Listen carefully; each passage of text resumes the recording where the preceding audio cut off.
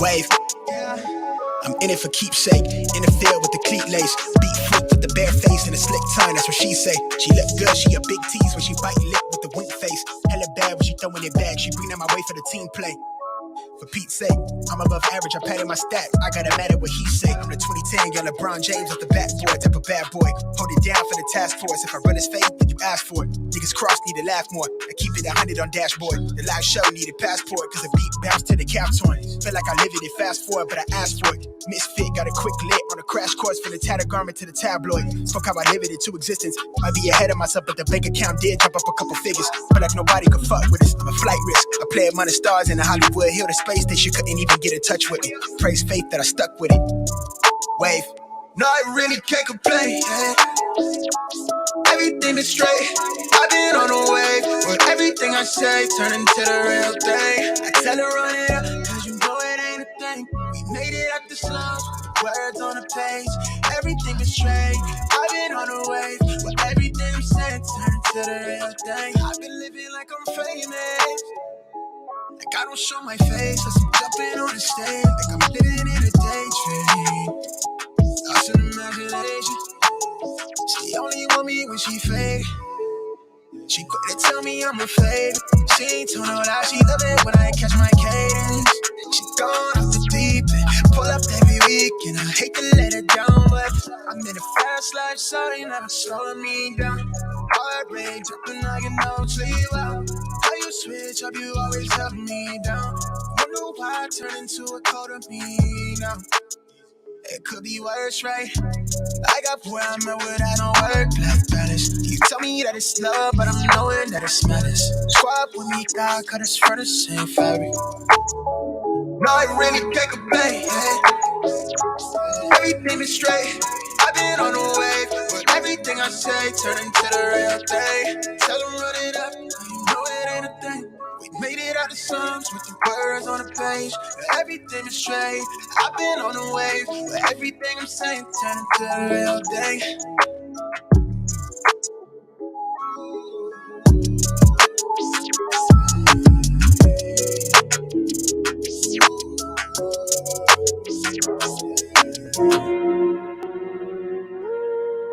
You guys there to make sure you hit that like button. Also make sure you subscribe to the channel. Welcome to Lapeef Let's Talk. As you come in again, make sure you hit that like button. Appreciate all the support, family. Let's go. It's almost go time. Flexing ain't discreet about it. Extra read about it. Say you want y'all get them likes up, y'all. Get them likes up. Come and see about it. Flexing ain't discreet about it. Extra read about it. Say you wanna beef about it. Find out nothing sweet about it. Flexing ain't discreet about it. Extra read about it. Say you wanna beef about it. We gon' come and see about it. Flexing ain't discreet about it. Extra read about it. Say you wanna beef about it. Find out nothing sweet about it. Look, mile like 3-6 pulled up, ski trip cold winter. All my eating good, I remember when we had no dinner. West side, east side, no side, both sides with me. Check, come and check, leaving flex season 12, come and get me. Gil to run around high speed, chasing all the big bags. Bending corners, bending rules, bending necks, Gil the whiplash. Slide through hot knife, warm butter storm, gutter drain lane. Young man, old habit, still at it, tryna let my chain hang. True story, new story, 2-story condo, B&B. 4 bath, 1 me, no key, like I did a E&E. Being me so good, so hood, so not worried about it. 250,000 new views, old news, know you probably heard about it. Extra, extra, read about it. Headline, word around town, flexing. Ballin' on my court, so I ain't worried about nobody out of bounds, stressing. Feeling like Hercules, murder these ain't a problem to me. Tried to tell the maid service don't come unless you bringin' condoms to me. Flexing ain't discreet about it. Extra, extra, read about it. Say you wanna beef about it. We gon' come and see about it. Flexing ain't discreet about it. Extra, extra, read about it. Say you wanna beef about it. Find out nothing sweet about it. Moving, shaking, coming down to me. Stacking, racking, money, power flipping. Moving, shaking, coming down to me. Stacking, racking, money, power flipping. Moving, shaking, coming down to me. Stacking, racking, money, power flipping. Moving, shaking, coming down to me. Stacking, racking, money, power flipping.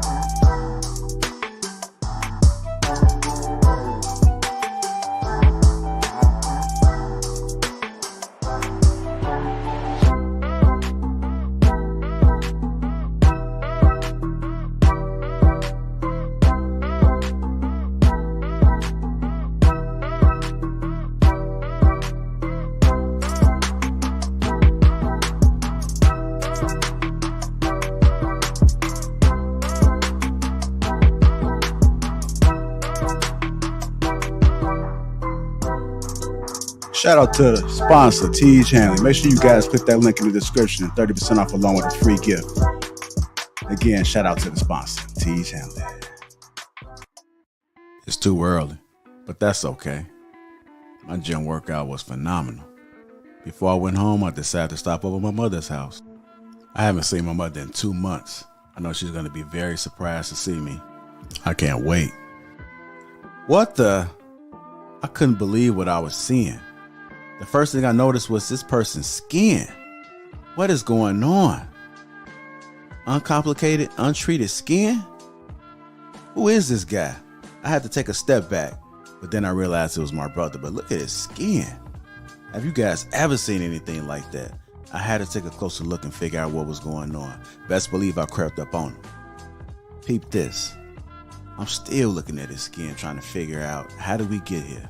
I could do nothing but shake my head. He could definitely use my help. I had to get to the bottom of this. He definitely needed some game about his skin. I'm just staring at it, like looking at it. Come on, bro. I knew what to do. I had to reach in my bag and get that Tej Hanley. Uncomplicated skincare for men. Bro, this is why I'm excited to have Tej Hanley as the sponsor of today's video. They have helped me start and maintain my skincare routine by making the entire process uncomplicated. Honestly, it's the best skincare system for guys like you and me. I recommend you start with their level 1 system, which comes with all the basics. A daily face wash to get rid of the dirt and the grime on your skin, a 2 times per week exfoliating scrub to get rid of the dead skin cells, an AM moisturizer with SPF 20 because you should always be protecting your skin from the sun, and a PM moisturizer to help your skin stay hydrated and healthy throughout the night. My brother was so excited. My favorite part about Tej Hanley is that every box comes with an instruction card that tells you when to use each product, how much to use, and in what order. They really make the process of achieving and maintaining amazing skin easy. Shout out to Tej Hanley. And because Tej Hanley is sponsoring today's video, they're offering my viewers a great deal. Just click the first link in the description, and not only will you get Tej Hanley for the best possible price, but they'll also give you a free gift with your first box. Click that link and get started today. Just $30. Feel the tea. Let the Tej force be with you. That's right, family. Feel the tea. Let's get these likes up. It's go time. Let's just have a conversation.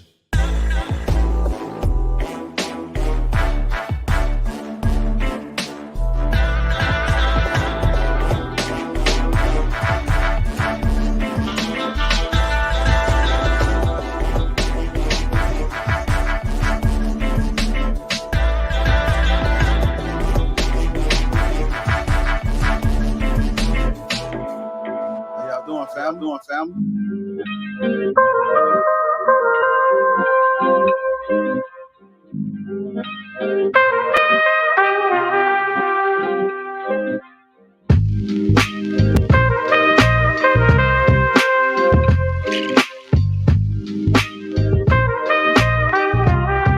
Hey, yo, what's going on, family? Welcome to Lapeef Let's Talk. Introduce the crew. We got Mr. Logic. We got Trill AC for crew season, Anton Daniels, Curves for Life, Coach K, Siobhan, Carmen, and me, myself, and Lapeef JR. Welcome to Lapeef Let's Talk. What's going on, family? What's going on? How y'all doing? Happy Thursday. Good. But how are you? I'm doing good. Excellent. Happy to be here. Everybody else good? Y'all good? Y'all smiling? Good vibe? Night. Okay. Coach K got that headset that they have in the call center. I can't hear out of it though, but it's for my coaching. Yeah, that's a fitness jump. That's the one they be working out. Let's go, step, move, tap, quit, get it on the next side. More TED Talks. Okay. I have some camera issues over here. Anyhow, good to be here. Let me see what's going on. Before we get the show started, make sure you guys click that link in the description. 30% off along with a free gift.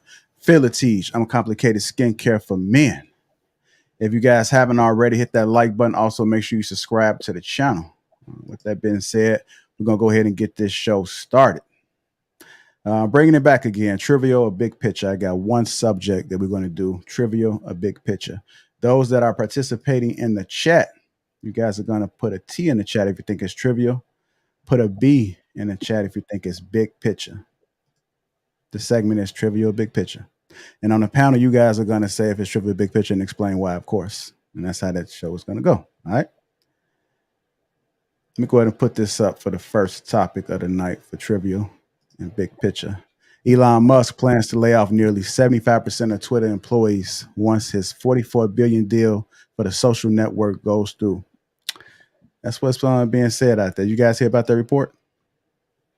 Yeah, I heard it. Heard about it? All right, Logic. I know you heard about it. I don't know if you want to elaborate on it, but go ahead. Is it trivial or big picture and explain why? Oh, big picture. Way big picture. Everybody know Twitter. Twitter have been pretty much it's been the catalyst for the left on political arena for uh since Donald Trump ran in 2016. So and they've been proven they show their bias.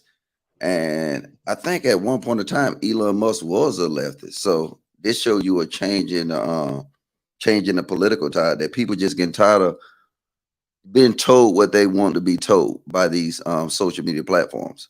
So by him saying, "Hey, look, you know what? I'm finna do a purge," I think that's excellent. He need to purge it. You know what I'm saying? Like I guarantee you, it's like 75% of terrorists that he gonna get rid of because guess what they've been doing? They've been terrorizing our community. They've been telling us what we want to see. They take down stuff that we need to see. And then it's time that, you know what I'm saying, we get a Twitter that everybody communicate in. It's not biased. You know what I'm saying? You just put out the news. You do what old news used to do.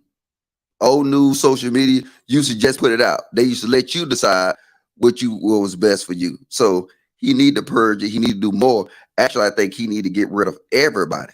But that the reason he won't do that because it's not feasible to run that infrastructure and get rid of everybody. That's my thoughts. Okay. All right, I'm gonna go to you, Trail. Then I'm gonna go to one of the ladies. I know you said you had some insight on this, right? You heard about it? Yeah, man. I honestly don't think it's gonna make that big of an impact. If I'm gonna be honest. Twitter's a free fall. I've been on Twitter since '09. I say it on these platforms all the time. I'm class '09 Twitter. And anybody that was around back then know exactly what I'm talking about. It's a free fall in for all ideologies, all political views, whatever the case may be. So I think him laying off a lot of the staff, I don't necessarily see how it'll change it. If he's making that move, it's probably because he feels like he can run it in a more efficient fashion. Shit, all we done never asked for on Twitter was to edit tweets that we done posted already. We can't even get that. They done took away our chronological order on the timeline. We've been asking for that back. We can't get that back either. So, if this change is going to update the user experience, I'm all for it. And if it has any type of weight, I think it will point to, in terms of like impact, I think it will point to Elon's, urge to like monopolize, the market in as many aspects as possible. I think that's more of a concern than the actual user experience on the app. I don't think the user experience is going to change too much. If I'm gonna be honest. All right. Again, if you are participating in the chat, make sure you put a T if you think it's trivial, or B in the chat if you think it's big picture. All right, go ahead, Siobhan. Since you came off the mic. Yeah, I definitely think it's big picture. And if you really think about it, if I'm not mistaken, Twitter is located in, or I guess the hub is in California, right? Which is in the Bay Area. And that's going to take away a lot of tech jobs for a lot of people in California. And that's going to be major, not even just because of the traffic, not because, people aren't going to have, they're not going to have anywhere to work. They're going to, like, thankfully, California is really big and they'll actually be able to find another job. But this is going to hurt a lot of people. And I think it might be a good thing that he goes in there and kind of purges them out, but I hope he gives them some type of incentive of some sort because he's getting a 44, million, billion, however much it is, deal. And hopefully he gives them an incentive, enough money to be able to get by until their next job. No, that's how much he paid for it. So he bought it.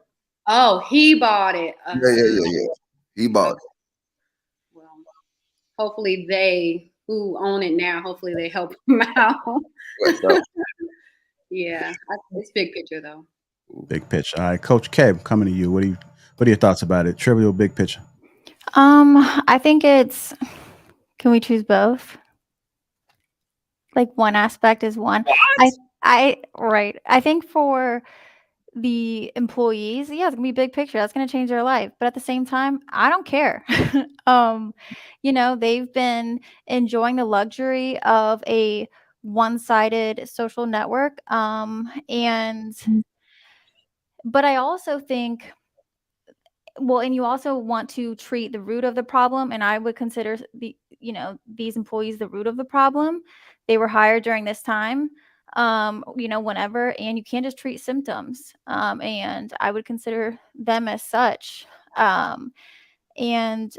But at the same time, I'm not holding my breath on Elon. I think he's a very an accomplished entrepreneur and innovator, but at the same time, I don't know if it's going to change anything. So I guess trivial. You're muted. We can't hear you, Gerald. My bad. Hey, Carmen, can I add some context, Gerald, though? go ahead. The thing is that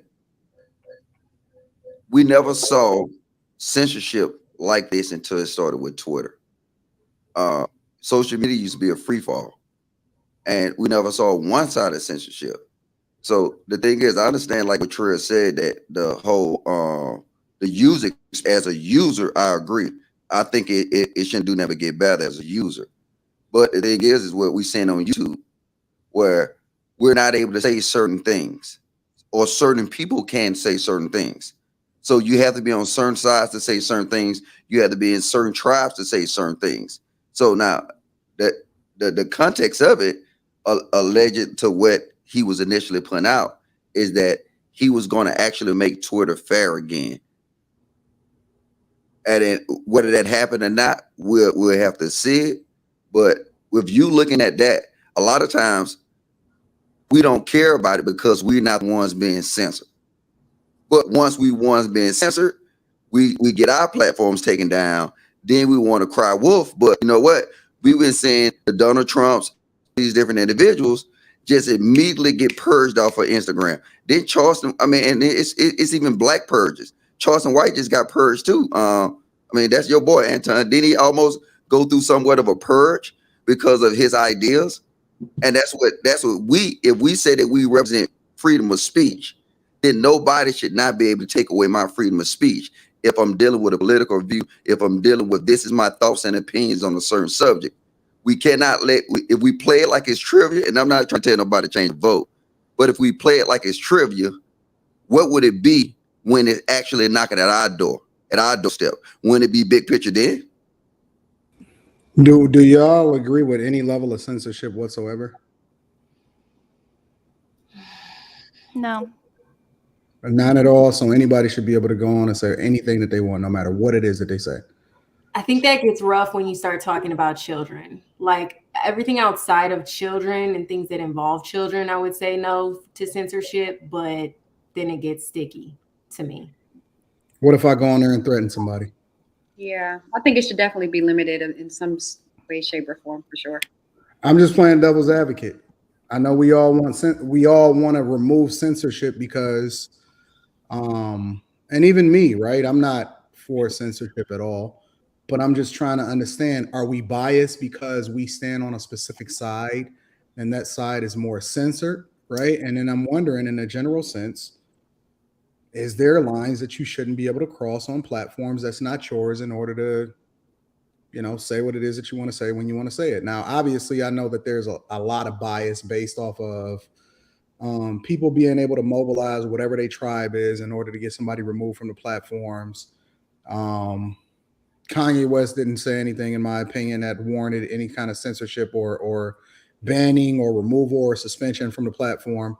But remove that, right? Remove some of the things that we know is obvious as far as people being able to, cancel a particular person because they don't like them, or cancel them because they stand on a specific side. Are there things that people should not be able to say on social media, right, on a public platform, that we would also say no censorship? Is it a limit? I'm just wondering, in a general sense, right? Yeah, I would say it definitely is a limit. Threats and again, we got, especially on Twitter, it's kids on the app, it's all kind of stuff. So, and even Charleston White, who I tend to agree with a lot of his points. I think he got an animated way of saying things, but it was some footage leak of him talking about some other stuff in regards to grape and a bunch of other things. You know what I'm saying? So it's like, should that type of thing be allowed on the platform? Hell no, it shouldn't. You know what I'm saying? But I mean, at the end of the day, which is why I say I don't necessarily see things changing unless Elon Musk is basically saying, I'm about to buy this platform and I don't care about the financial hit. But is that reality? No, it's not. Fact is when you're running a business, and if somebody do something on Twitter that incites something egregious and he start losing money, guess what's going to happen? Censorship is going to come right back into play. So I don't necessarily think that's why I say I don't see it changing too much, unless he's just willing to pay this $44 billion and come in here and, hey man, whatever happens, I'll front the bill, because that's who's gonna get sued if somebody go on there and provoke something egregious. So unless he about to start doing stupid business all of a sudden. But nobody. Go ahead, Siobhan. I don't think that he's not going to be able to find a happy medium on everybody's happiness, because what I want is not what Anton might want or Logic or whatever. So I think it's going to be very sticky for him to try to figure out what is going to be limited and what isn't. Because the balance is you still got to make money, right? And the money comes from corporations, organizations, advertisers, and small business. So when you say no censorship, I think a lot of times we're also removing the business aspect of it to determine, because I remember at one point, even YouTube, they had kind of went through a purge where a lot of people had got not demonetized, but the monetization had slowed up significantly because there was a lot of advertisers that had started saying, yo, a lot of the content that's on YouTube is a little bit too egregious that we seeing our ads on. And y'all need to do a better job of policing where our ads show up, because we don't want to necessarily be associated or be given money to specific content creators that's talking about things that don't align with what our brand stands for, or what our people, what the people that buy our brand, what it stands for, right? And so it's a difficult balance to make when you monetize something versus just letting people say whatever it is that they want to say whenever they want to say it, right? And so I don't really know what the solution is for that, because if you want completely free speech, because I'm on the side of no censorship, because I think that if you verify it, then you should be able to say whatever it is that you want to say when you want to say it, simply because free speech does not mean freedom from consequences that come along with whatever it is that you say, right? So if you a verified person, like, and I'm not saying verified with a blue check, but you're verified as a real user, then you say some stuff and say, yo, I'm smoking on a pack from a dude I just did a crime on. I want that to get out of there so that the police can come and arrest you, because I want you in jail, right? So I don't believe in freedom from consequences, and I do believe in free speech.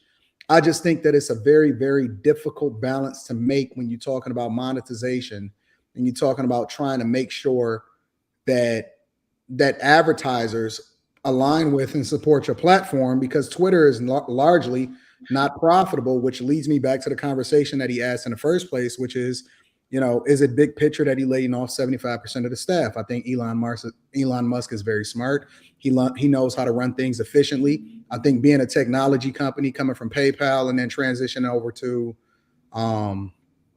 Tesla and then running SpaceX and all of that, he's learned how to do things much more efficient than the traditional auto industry, than other payment processing platforms. And more importantly, SpaceX proved that he can be more efficient and profitable than NASA. So him laying off all of those employees just shows that capitalism reigns supreme. It also shows the benefits of leaning more towards conservative values, because you remove all of the fat, you get to being more profitable, you create a much more efficient company, and it's a better product for the users. So I think that he should lay off 75% of the users, because a lot of these companies that's publicly traded are bloated. It got too many people and too many workers that's not doing nothing. We all know that most web developers and software engineers only spend about 2 to 3 hours per day working a job that they work. And that's one of the reasons why a lot of them have 2 and 3 jobs making $500,000 and $600,000 a year. So I think that it's smart that he's going in and doing it from a business perspective. I think the shareholders that he buying it from is going to be happy, and everybody going to be happy except for the people that got to go and find new jobs. So that's just the benefits of capitalism. It's the ups and the downs that come along with capitalism, but I do think that he should share at least 75% of the company, because it allows for them to move quicker, faster, give a better user experience, give better updates, and move more nimble like it's a startup. So that's my perspective.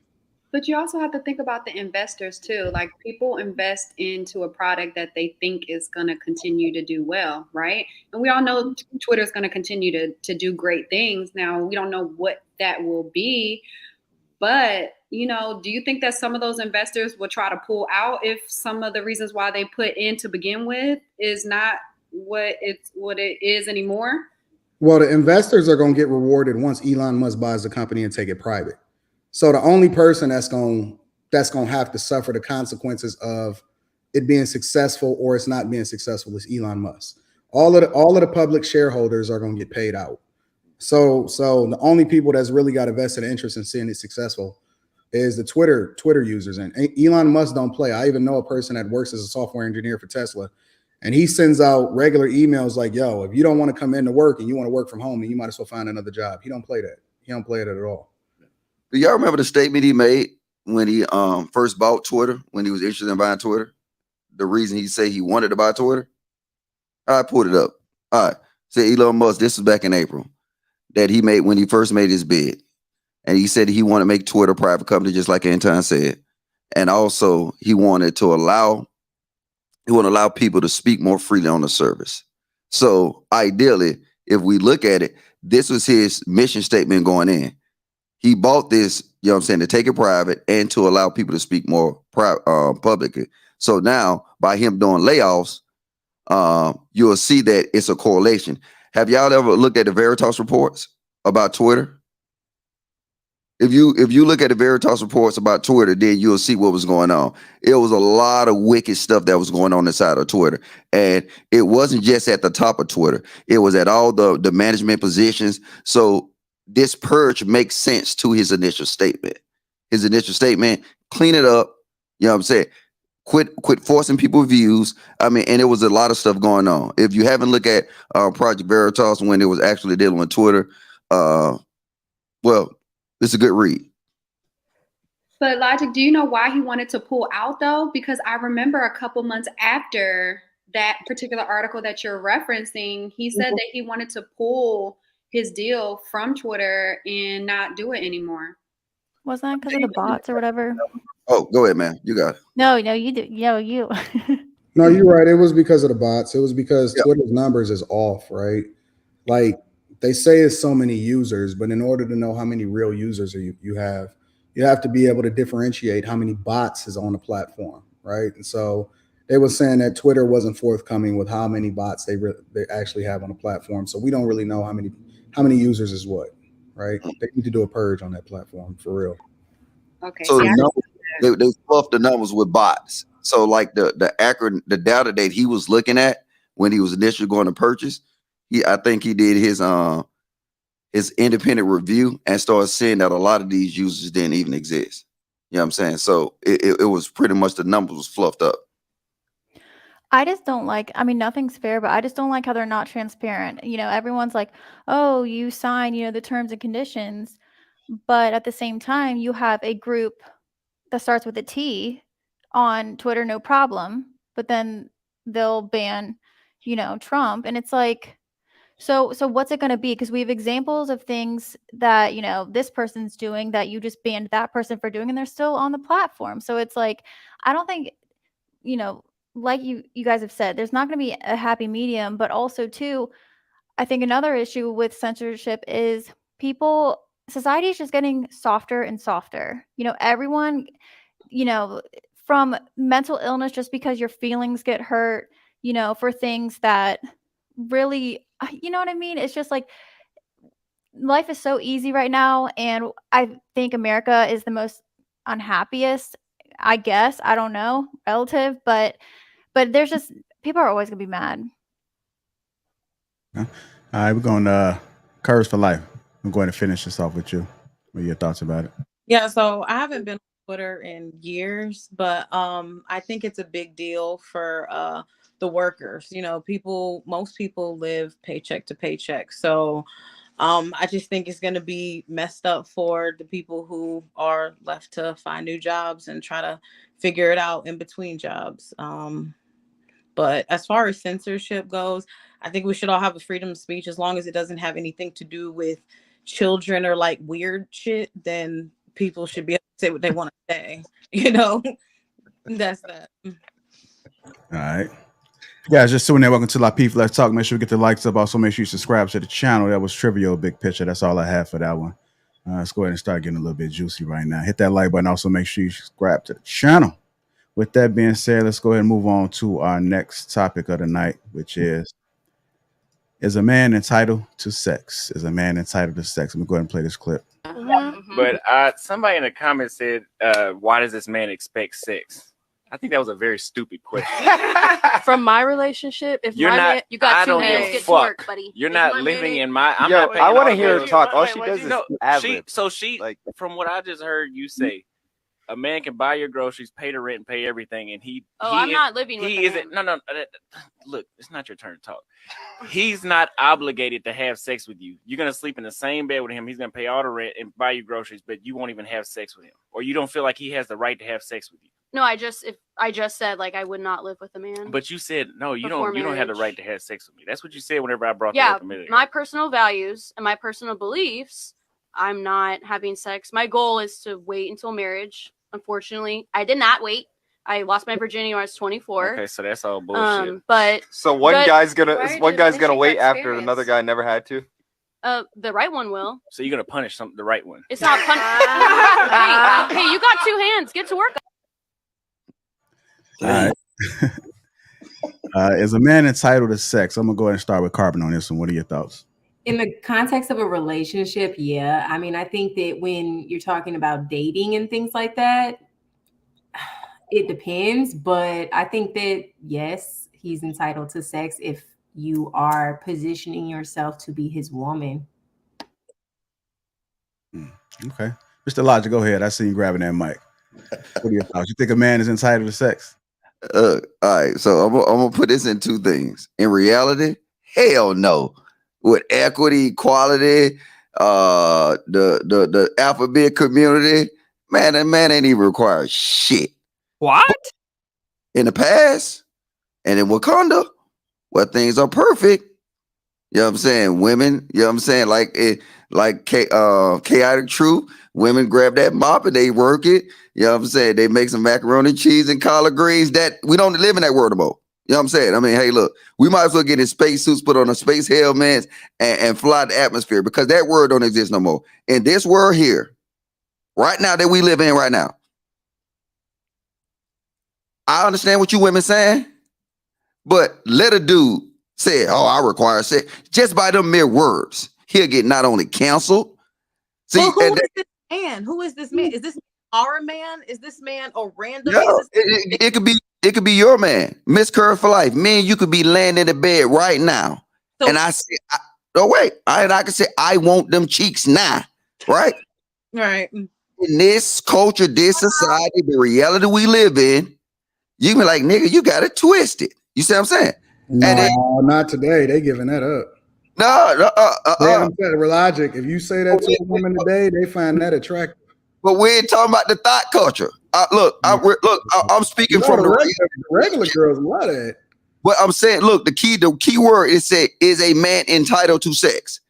Tell these modern women today, hey, welcome to Mr. Logic neighborhood. Come on in. And then now tattoo my name on that box. Because I'll get it anytime I want to. These modern women will laugh me out the room because they know the infrastructure is behind them. But Wakanda and the thing of the past, women knew what to expect. Women came to your house. They knew what they was going to give. You know what I'm saying? Now they got all these brains to give. You know what I'm saying? They got all this extra shit that men never asked for in the first place. The reason you coming through my door is because I want that box. Sign my name on your box. I want you to be my lady. Y'all never heard that? Is that what it is? They cheeks. You said now they got brains, so women can't have brains. They can only. Well, I'm lost. Is that what you? Look. Curse for life. Curse for life. What's up, man? Somebody can scoop out your brains right now, right? Mm-hmm. Long as you still functional, you work. I'll be happy. Matter of fact, I might be more happy because you'll be your tendencies to say shit crazy, you know what I'm saying, will be less because you ain't gonna have no brain. But I'm just so you just want a dog. I'm saying that to say that's me being Mr. Logic. That's me being Mr. Logic. All right. So you know, y'all be taking me too serious. What I'm saying is that ideally, sex is the reason you're in that house. I can say that a million times in these platforms. Y'all gonna never get it. Y'all tell a man what day, hey, well, I give you 2 degrees. I don't care about none of that shit. Sex is the reason you're in that house. If it wasn't for sex organs, keep it funky. If it wasn't for sex organs, look, if I can swipe an ATM card through your cheeks and get you pregnant, and it wasn't no sexual urges, no sexual attraction, dudes would just swipe the card and just put you on your way. Sex is the reason you're there. Sex will separate you from everything, his partners. Sex is what separates you. You think it's different. I'm telling you, if you didn't have them sex organs, dudes will hang out with each other all day. So you're only sexually attracted to women, but you rather hang out with the bros. Is that what I'm understanding? Ma'am, that's your purpose. What did the Lord say? Just to be a piece of pussy is our purpose. That's why the Lord said, "Go." He once he created you, He said, "Now go be fruitful and multiply." So you don't want to be cooked and clean for no more. You just want because at that point I could just send you a pussy pocket. Ma'am, I got a little Mexican chick that come on Sunday. Oh, robot move effectively around the house, and the new one, you ain't even got to dump the shit out the bottom of it. It go in the damn thing and you know what I'm saying? Look, Instacart, what else? DoorDash, Uber Eats. Okay. Look, no, you're there for sex. Now, when you give him that sex and you not running your mouth and acting crazy, he gonna afford you different opportunities. But the reason he have you there is for what? To have sex. That's it. If you don't believe me, cut your titties off and cut your box off and come back and talk to me tomorrow. If you don't believe me, cut them off. I would hope that men want women for more than just their body parts. Okay. Well, cut them off then. If that's long term, if that's cut them off for fun. Hey, you ever heard of Teddy Pendergrass? Cut them off. Hey, Curves for Life. I got a question. I got a question for you, Curves for Life. Well, Logic was wrong about one thing. We also need your mouth too. But aside from that, smoke weed every day. I'm just being real. So, Curves for Life. I'm curious. What do you think makes you like? What makes you think that women are that awesome? Just in your personal opinion. I'm not saying that I agree or disagree with Logic. I don't think women are that awesome. I can't speak for every woman. I know that I'm awesome, so I can't speak. So maybe the women that y'all are dealing with are boring. Okay, what makes you awesome? What makes you awesome?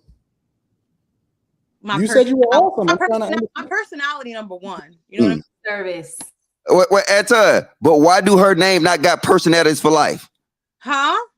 I'm letting you go. I ain't letting you go.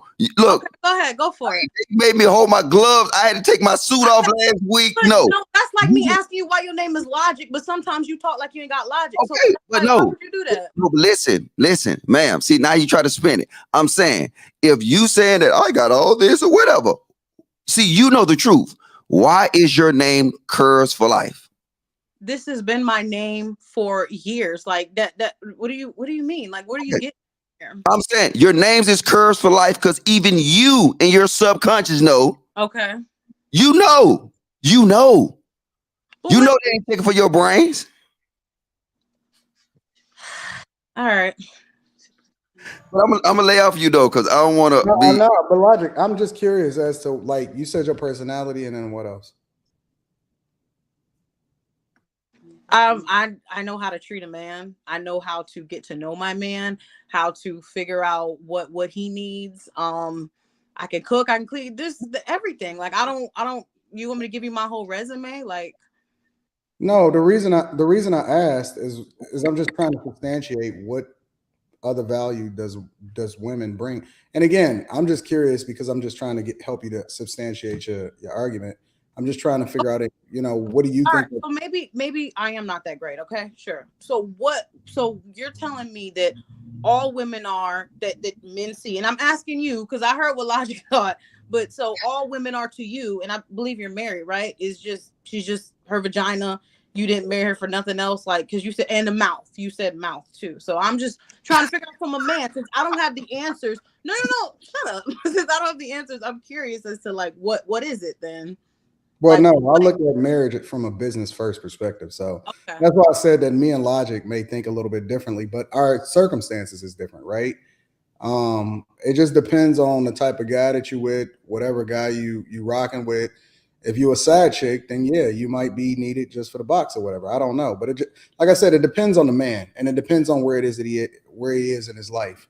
I don't think that a lot of women bring as much value as y'all think y'all do. Okay. I will say that though. I don't think that y'all are as awesome as y'all think y'all are. I mean, think about it. Y'all even place value in yourselves based off of how you look, over other women. Most women lead with the thing that they have over men, which is their looks, the fact that they got titties and breasts, in order to make sure that they get more followers on Instagram or they get a better job or whatever. Like that is what you lead with, in addition to whatever other quality that you have. You may be intelligent, but you know that, whatever it is that you have as a woman is what's going to help you get in the door and what's going to give you that advantage. And you guys don't care what we look like, though. What? You guys don't care what we look like? I do. I absolutely care. I know women care what other women absolutely care. I know that's like our reason for half the stuff we do is to impress other women, but at the same time, like, you guys do want those other features. Yeah, we do. I don't hang out with a lot of guys like that. I like hanging out with women, so it's a little different for me. All right. Like I want something soft around me. I don't want a whole lot of hard legs around me. So, What soft? Like curve soft? Curves of Life. I want you to change your IG to Mine for Life. Can you do that? I'm gonna do that just for you. You gonna follow me though? What's that? I'll do it if you follow me. I'll change it just for you. Yes, I put Mr. Mines for Life too. So now guys can know what you have good to offer, and you know what I mean. Saying you selling a Porsche, so you telling them it's a Porsche. You know what I'm saying? Right now you saying, hey, it's a Porsche, but you're gonna tell them that nah, this a Tesla. Mine works everything. No, ma'am, you know what it is. And see, Coach K and Kermit, they looking, they say, yeah, he right. I didn't take my social media that serious. I didn't realize it was that deep. But if that's how it's viewed, from a male's perspective, thank you. All right, Miss Carmen, let me go ahead and ask you. Is a man entitled to sex? What are your thoughts? I already went. I went first. You said Carmen? My bad. Yeah, I did say Carmen. Coach K. My man or, someone's their husband or whatever. Yeah, I would say so. But if you're just dating or something, I don't think in general men are entitled to sex. But at the same time, women are not entitled for men to pay for shit. So that's like the same thing. I think when you're in a relationship, that just comes with it. This should be something that you want to do, for your man, and you enjoy it too, obviously. I don't think there has to be so much drama, attached to it, or used as a weapon. I think someone put in the chat, like, that's so true. But no man is entitled. Like, when I was single, if I was going on a date, no. But at the same time, I got to deal with what comes with that. So that's my answer. Yeah, I have to agree with you, Coach K. I mean, men aren't, they don't have to pay for anything, but I also don't think that they are entitled to sex either. I think it's a privilege to be able to have sex with a person if you want to, or if you don't, eventually you will if you want to or not. But I definitely think it's a privilege. But if you're my husband, then you're entitled. But that's the thing. Even in a marriage, you're not entitled to sex, but he's obligated to pay. So he can't kick you out. But what you gonna say if I don't feel like it tonight? So can he say that same thing? Nope. I don't feel like paying your car note this month. Oh, I don't feel like letting you go to get your nails done. No, them obligations he have obligations. So that's why I say it's Wakanda. You know what I'm saying? We need to transform reality to Wakanda. I want to be out there with Spears checking that hose in the back. You know what I'm saying? That's what I want. Siobhan, do you consider it a privilege to have sex with a man? Oh, you're on reverse. Hold on, say that again. Do you consider it also a privilege to have sex with a man? If he's supposed to consider it a privilege to have sex with us, do you consider it a privilege in reverse? Yes, I do. Yeah. All right, what's going on, Rangy Man? Welcome to the panel. Go ahead, Trill. What are your thoughts about it? Do you think men are entitled to sex? You heard what the ladies had to say. All men, no, because I don't believe a relationship means shit if y'all ain't married anyway.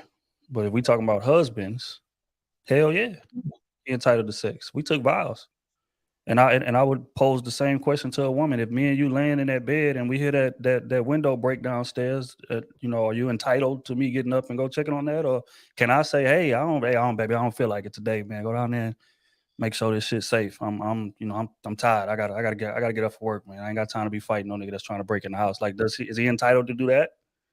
No, right? The wild shit about it is, as I'm like listening to like, and not even so much y'all, but just women in general, because this has been a argument on Twitter before, like in terms of like, you know, my body, my choice, and all of that. The irony is that y'all willing to plant that flag in the ground over some shit that you benefit from too. But y'all feel entitled to shit about us that we don't benefit from doing. I don't benefit from going downstairs and risking my life. Nigga might got a gun or a bat or a knife or whatever the case may be, but I still got to go do it because we took vows, and it's my job to protect and provide. So hell yeah, the husband is entitled to that, unless unless you want to have a girlfriend-in-law. That's what you're asking for. Are you entitled to him being faithful? But Trill, is that I agree with what you said. Is that Wakanda or reality? What's that? What you just said, which I totally agree. But is that reality we live in, or that's Wakanda? Nah, for that's the a majority, Wakanda. for the majority. Yeah, Wakanda for sure. Okay. No question about that. All right. Hey, man, what are your thoughts? You think a man is entitled to sex? Well, I don't think that anybody's entitled to anything. I think that if you're married to a woman, then yes, I agree with that. But at the same time, if women, like, first of all, women thinking that it's a privilege for a man to have sex with them, that's a little goofy, because a fair exchange is no robbery. You getting sex too. You feel what I'm saying? But since that's not really valued, since we know the dude is going after sex and the woman is usually going after his money, if you're going on a date with a dude and you're like, he shouldn't expect sex, you shouldn't expect him to pay for the date. You should split it down the middle, all the way to the gas money, to the valet, to the tip for the waiter. So if women think men are not entitled to sex, then women shouldn't be entitled to men's money. All right. Anton, what are your thoughts about it? Is a man entitled to sex? No, I don't think that a guy is entitled to anything. I think that you get what you negotiate. Like, if I'm not getting the box, then you getting out. I mean, it's as simple as that. Like, you don't get the bed, you don't get the refrigerator, you don't get nothing. You know what I'm saying? You don't get the credit card, you don't get no comfortability, you don't get a couch, you don't get to watch nothing on TV, you don't get this good fast fiber internet that we got over here. You know what I'm saying? You don't get no water, no bottled water. You don't get no car. You don't even get an Uber ride. Yo, figure it out. I mean, you know what I'm saying? Like, you remind me of, though? You remember when he lost that bet and paid in full? And he didn't have the money. You get no low man, you get no more beef. Yeah, I'm with it. Like, I think that, let's be honest, a guy in a general sense that's looking to get boxed and he's trading all that for it, he getting a short end of the stick. Yep. Like, it's not like we winning. You know what I'm saying? When we get it, like that's ladies, if that's all he's requiring for you to be y'all value yourselves just too much. Y'all think that y'all are just too awesome. And don't you know that another piece of box is walking right down the street, especially if the dude is winning. Now, we're not talking about no whack dudes that don't have nothing to offer in life and he not working or whatever. But if you find a guy today that is willing to do even remotely any of that stuff that I just said, because the most relationships now is a partnership. It ain't even no traditional environment in which the woman is chilling and whatever. So if you see a dude that's willing to do all of that, listen, I need you to take yoga classes. I want you to do pole dancing. I want you to figure out how you can make yourself as flexible as possible. I want everything. I want everything you got. If you find a guy that is willing to do even remotely any of that stuff for you, you should be begging him to give it up to him.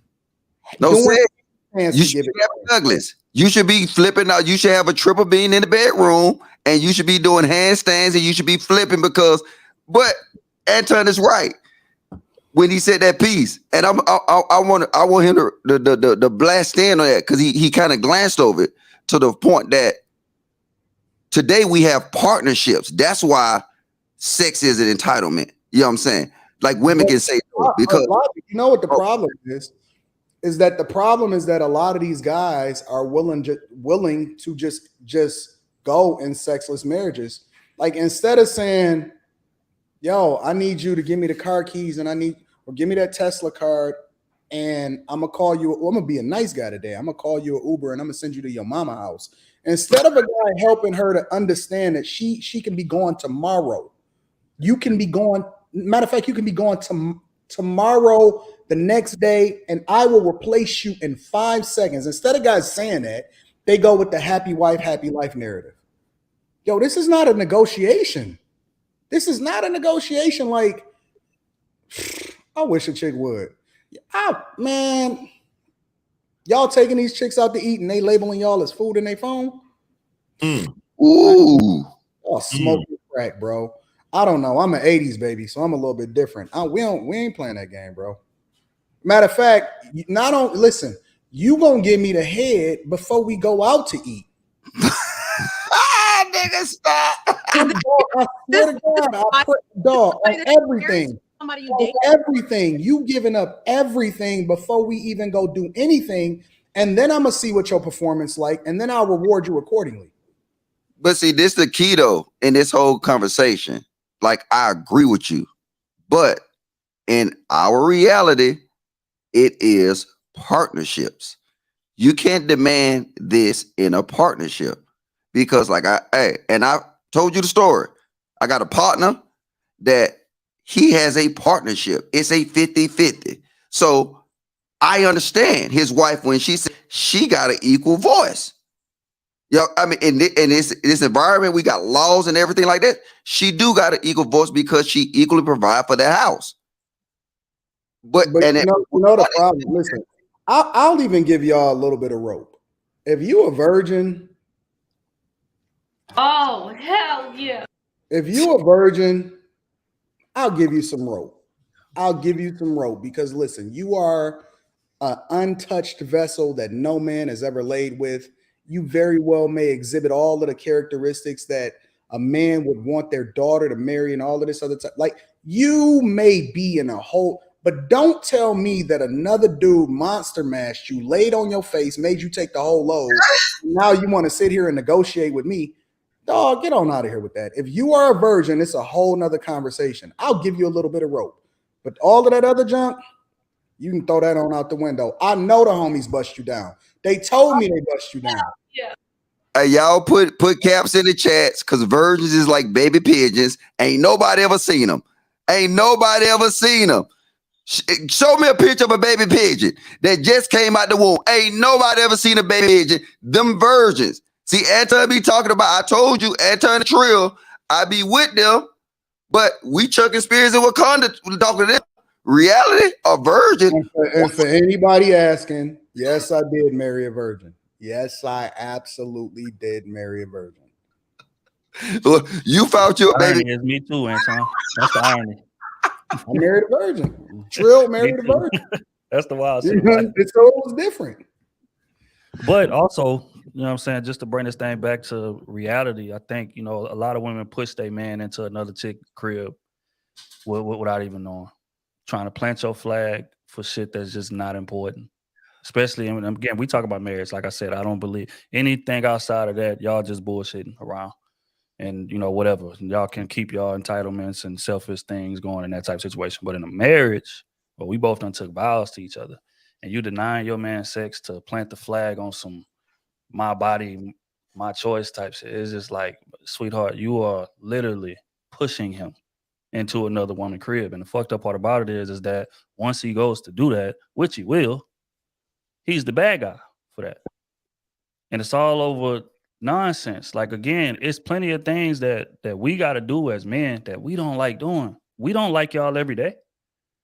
But that don't mean that I ain't gonna get up and make sure that car got gas in it because I know you got to go to work tomorrow. That don't mean that I'm not gonna make sure that, you know, your shirt is taken care of. You might have had a long day at work. You came straight to bed. I know you got to get up for work, so let me get, you know, make sure your clothes good so you can get up, take care of our daughter, and keep it rolling. That don't mean we not doing that, and we cannot stand your ass because a lot of days we can't stand y'all ass. And anybody that's married know what I'm talking about.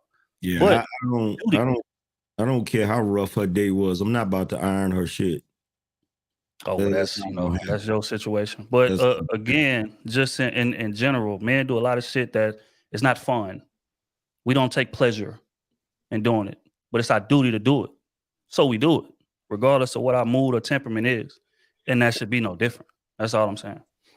I think women, I don't want to speak in general, but I'm just going to say it. I mean, I've been guilty of this too, but I think there's a notion that men are like dogs. Like they just, but if you look at the brain and how we've evolved, it's still the same though.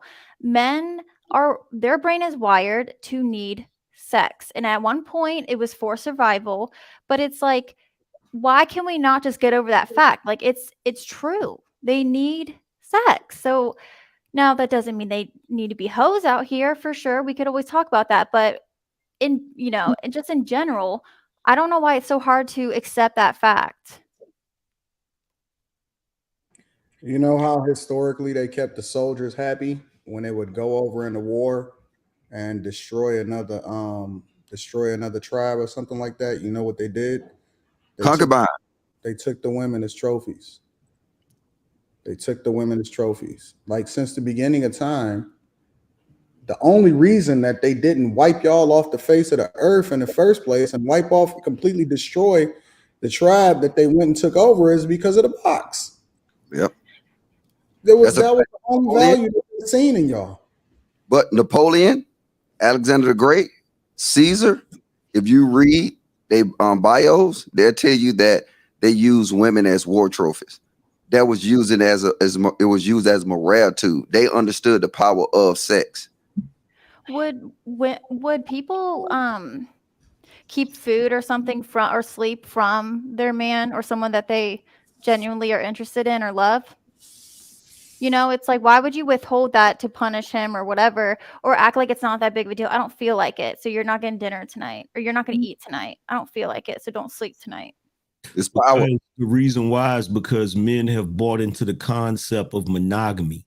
And when they buy into the concept of monogamy, that means the woman has a monopoly and she knows it. So what she does is she withholds things from him in order to get a position of power.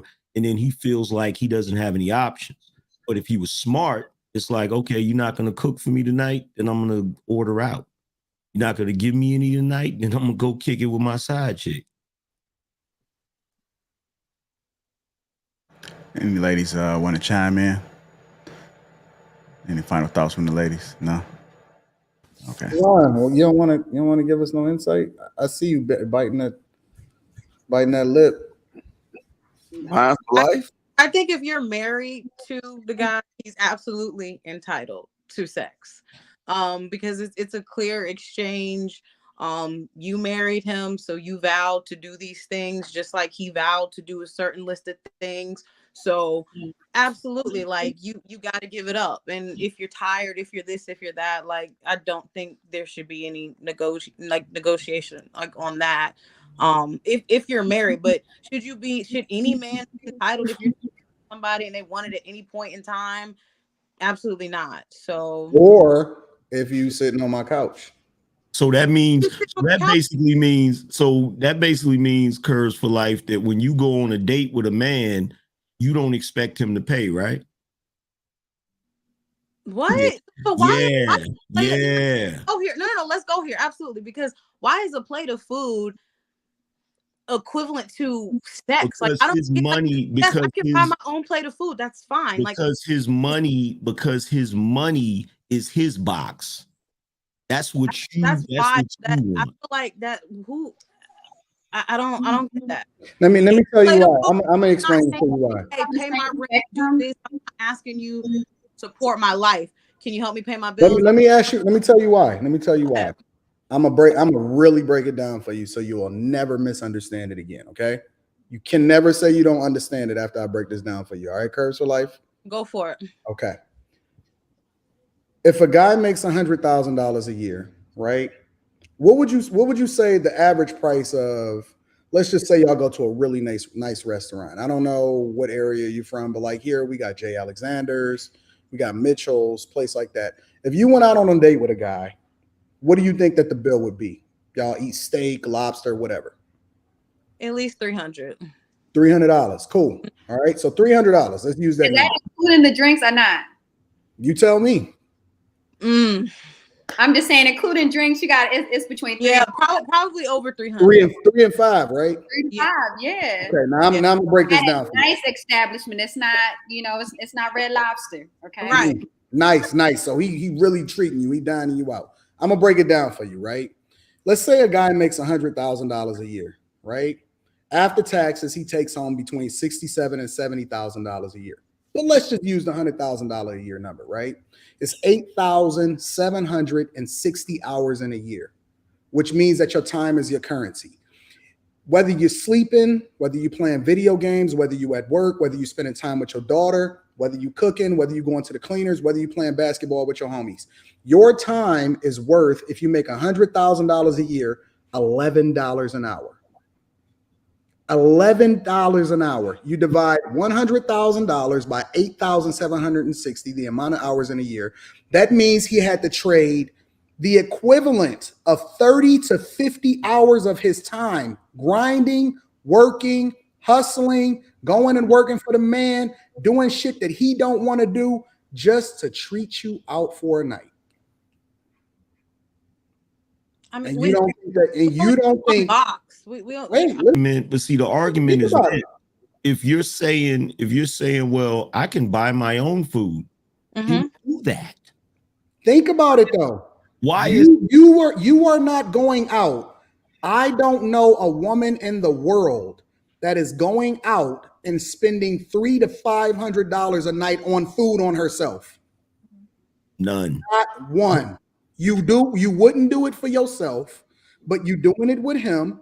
He treating you. He traded 30 to 50 hours of his life to show you a nice time, and all you got to do is open your mouth and bend over, and you telling me that. I still disagree. I mean, but I get your breakdown.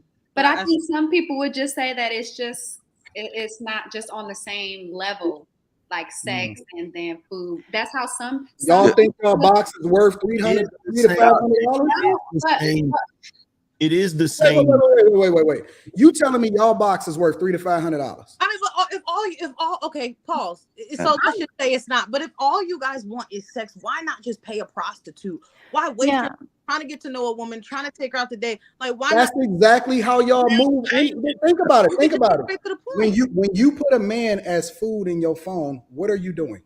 What about the body count thing, though? She missed the point. I know. You said just pay a prostitute. You're still look. Fair exchange is no robbery. If a dude goes to a prostitute, she got Johnson and the money. Even if you gave the dude sex on the date and he paid for the date, you got wined and dined and you got Johnson. The only thing he got was the box. But see, y'all not addressing the elephant in the room. And what that is in today's society, because women is chasing the bag compared to previous generations where they didn't chase the bag, they chased families. In this society, the price for boxing went up. No, because, not during the pandemic. It was only $43. Before you strike me down. During the pandemic, it was $43. Wait, because you don't know where I'm going with it though. Hold up, hold on. I thought we was talking about wait, hold on. Pre-stimulus check package. No, this is why the price of box went up. Because they also have money. They also can provide. They feel safe with the police. They can provide security. So now all these things that make a man, they also can provide it in this current establishment. So what happens? The price of box goes up. Because I mean, if you try to look, just say you talking with a lawyer chick, right? She can provide everything you can provide for her. But ideally, she can get dick like this. I mean, not dick. I'm trying to watch my language. She can get, what's the good version of saying dick? Wee. Me. Right? I don't know. But look, I can't be by myself. She can get dick at a drop of a dime. Like I'm telling you, they can go to the gas station. They can go to Walmart. They can go to Food Line. These women can walk out with dick at any given Sunday. Just period. But I'm telling you, it's just because they have, look, I'm telling you, broke chicks have a different mindset than these chicks. That's why these broke chicks tend to be more submissive when you got a man that provide. But on the other end, so that's the elephant in the room, that these women, the price of boxing went up in China, and y'all don't want to admit it. It has went up because they bag chasing now. This ain't well, all they can do is cook. They couldn't go to school. They couldn't do nothing. No, they got careers. They can be astronauts. You know what I'm saying? They can be anything they want. Like Kamala Harris retarded ass said, they can be anything they want. So the price of boxing went up in China. If you don't understand that, then hey. No, but can we just talk about how none of y'all want a wife or ever wife a hoe, right? But you are willing to exchange a plate of food for vagina. So if every woman was doing that, would you have married a virgin? Would you have? But that's what I'm saying. Like if every woman's out here doing that exchange. Let me ask you this question. For me. Let me ask you this question. So if you're saying that a plate of food does not equate to sex, right? Right. As a woman, everybody, you know what you have that you can hold on to in order to get a dude to jump through hoops. And it's the box, okay? So here's my question. What is the equivalent of box in an exchange?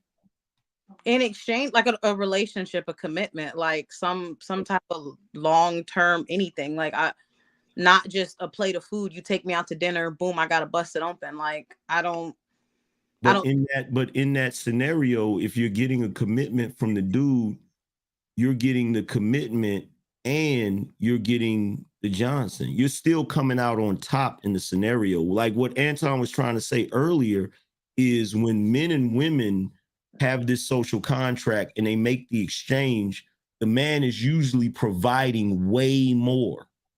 Okay, so this is my man that we're talking about. We're no longer talking about a man just paying for my plate of food. This is my man. Is this what, and he's paying for things? He's providing more. Okay, that's a different story. If guys, listen, if y'all are complaining about what y'all got to do in order for $43, you all got to blame y'all sisters because they the ones that devalued the price of the box.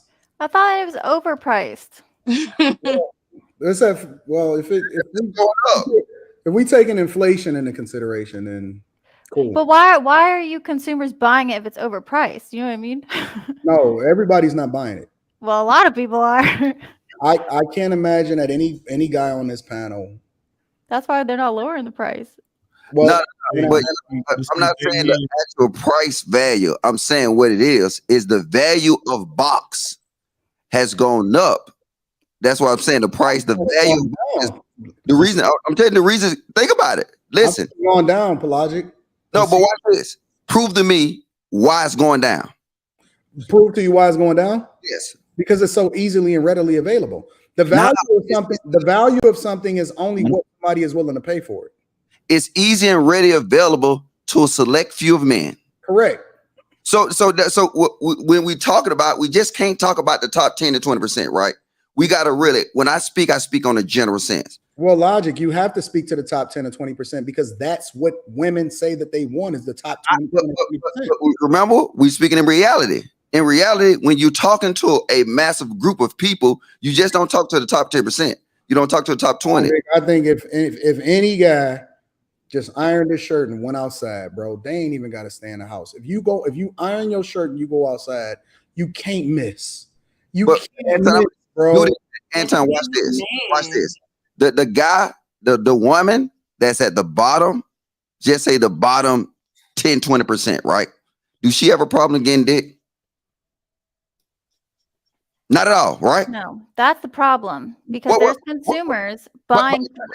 But now watch this. That guy that's on the top bottom, that's on the bottom 10 and bottom 20. Matter of fact, I even said the bottom 40, right? They're having problem getting boxed. The reason they're having problem getting boxed is because the things they was able to provide for in the latter times of the United States, they now can do that for themselves. They can do that for themselves. They can be the breadwinners. So now what's going to happen is ideally the top 20% of men is going to be sleeping with almost 6% of the women. That's just how it works. That's why I said the value of box has went up because women are actually providing some of these attributes, plus what the state is providing these attributes that in past history, men has been provided. My only, I mean, you may be right about that, right? My only caveat to that is how do we measure who having sex and who not having sex? Yeah. Where do we get these? I don't know how we come up. I understand that it's probably a general consensus that the majority of the guys may or may not be having sex, right? But how do we measure that? Like, how do we know who getting boxed and who not? But see, Curves, she said something that I will say is a valid point. Now, she said basically a woman that cares about herself, she's not going to trade the box unless she's trading it for a relationship, right? But what I'm trying to figure out is if you understand that, why don't you understand that a man shouldn't be trading his time and money unless it's for a relationship? I understand that. I said a man should. He don't have to, because like if a man were to go, if I were to go on a date tomorrow and the dude were to be like, I'm not paying, we're going Dutch. Okay. I don't care if it was a restaurant where the bill came out to be $500. I could pay my half. That's fine. You're gonna be salty. You're gonna be Telling me you ain't gonna talk about it in that group. I would. You're right. That would be the first and last date, but nevertheless, I could do it. That's not the point. The point was, would I do it? So if you feel like your time and your money is so precious that you serve my vagina after a plate of food, okay, I will pay my own. We're good. His time and money is precious, but here's the thing. If a dude goes out with you on a date, pays for everything, and then, you know, at the end of the date, when he walks you to the door, you give him the church hug where you keep your butt poked out or whatever, and he don't get any, and he's like, yeah, I'm not going on a date with you no more because you didn't give it up. He's going to be all kinds of scumbags. But when that's the problem, angry man. He should have pulled it out in the car. Should have whipped it out. But I got to call the man cap on this, right? Because I think we doing the same thing women doing. We can look at our tag names and stuff, right? All women, pretty curves, fat cheeks, thick and thick, because they know they lead what they valuable.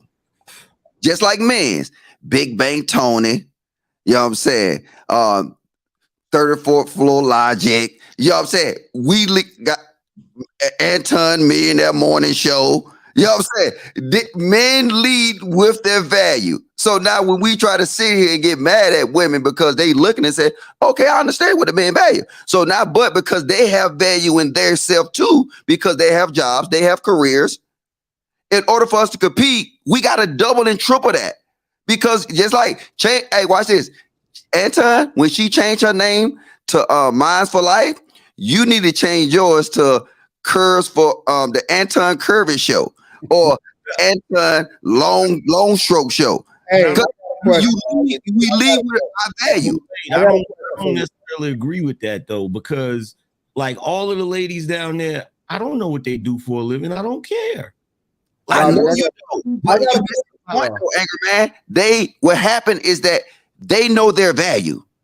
That's why all the screen names that we put up here, it reflects the channel name. It reflects women lead forward with their physical attributes, and men lead forward with their ability to provide. Does everybody take these names seriously? Like, does whoever? Are you really an angry man? No, I'm asking. No, I'm being serious.